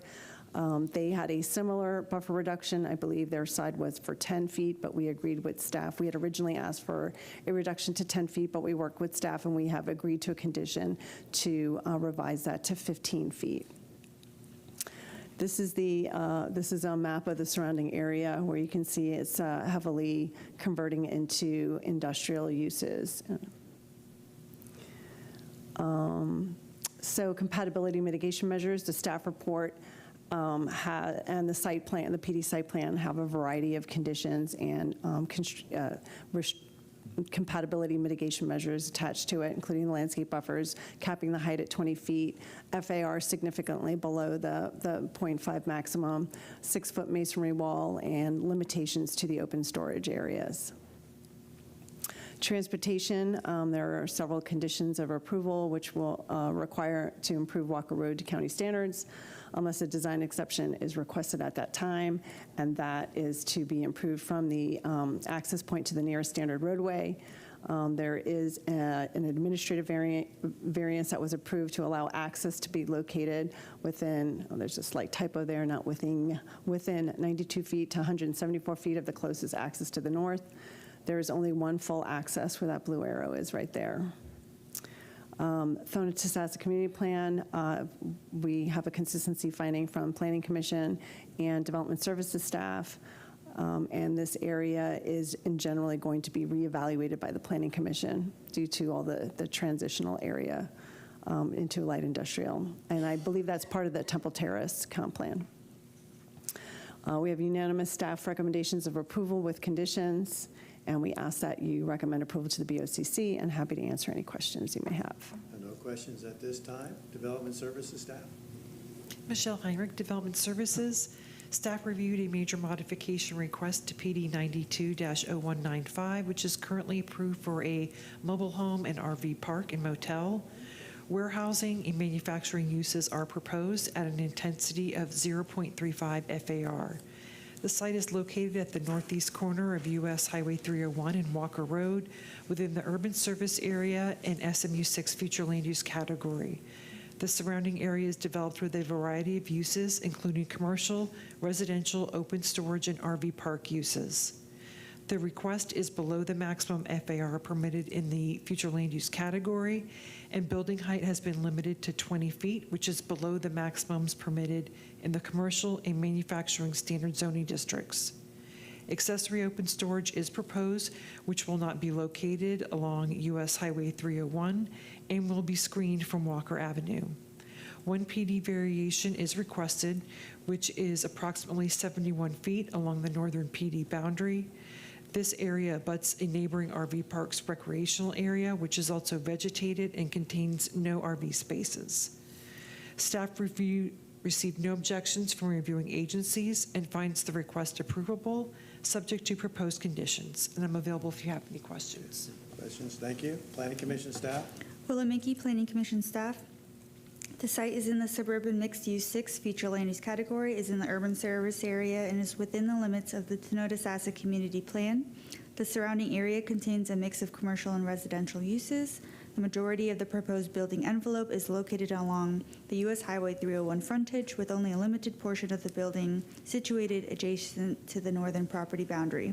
The applicant has committed to providing the required 30-foot buffer along the northern property line, with the exception of a limited area where a variation has been requested to allow a 15-foot type B buffer. The requested variation extends only along the portion of the northern property line abutting the building and does not apply to the area adjacent to the proposed open storage. Additionally, the buffer variation area abuts a mobile home park that is under the same ownership as the site. The variation is also consistent with a previously approved county buffer variation request associated with the industrial development located to the west of the site. Goal 4 of the Thonotosassa Community Plan seeks to provide for commerce and jobs, but protect the community identity and limit the location, type, and size of new businesses to fit the surrounding area. The proposed rezoning is consistent with this goal in that it facilitates an employment-generating use within an area that already contains a mix of commercial development while incorporating site design and buffering measures intended to reduce potential impacts on adjacent residential properties. Based upon the above considerations and the following goals, objectives, and policies, Planning Commission staff finds the proposed major modification consistent with the unincorporated Hillsborough County Comprehensive Plan, subject to the conditions proposed by the Hillsborough County Development Services Department. Thank you. At this point in time, is anyone in the audience that wishes to speak in support of the application? See no one responding. Anyone in the audience wish to speak in opposition to the application? See no one responding. Staff, anything further? No, sir. Applicant, an opportunity for rebuttal? No, thank you very much. All right, very good. With that, that concludes that application, and that concludes tonight's zoning hearing, master hearing. We are adjourned.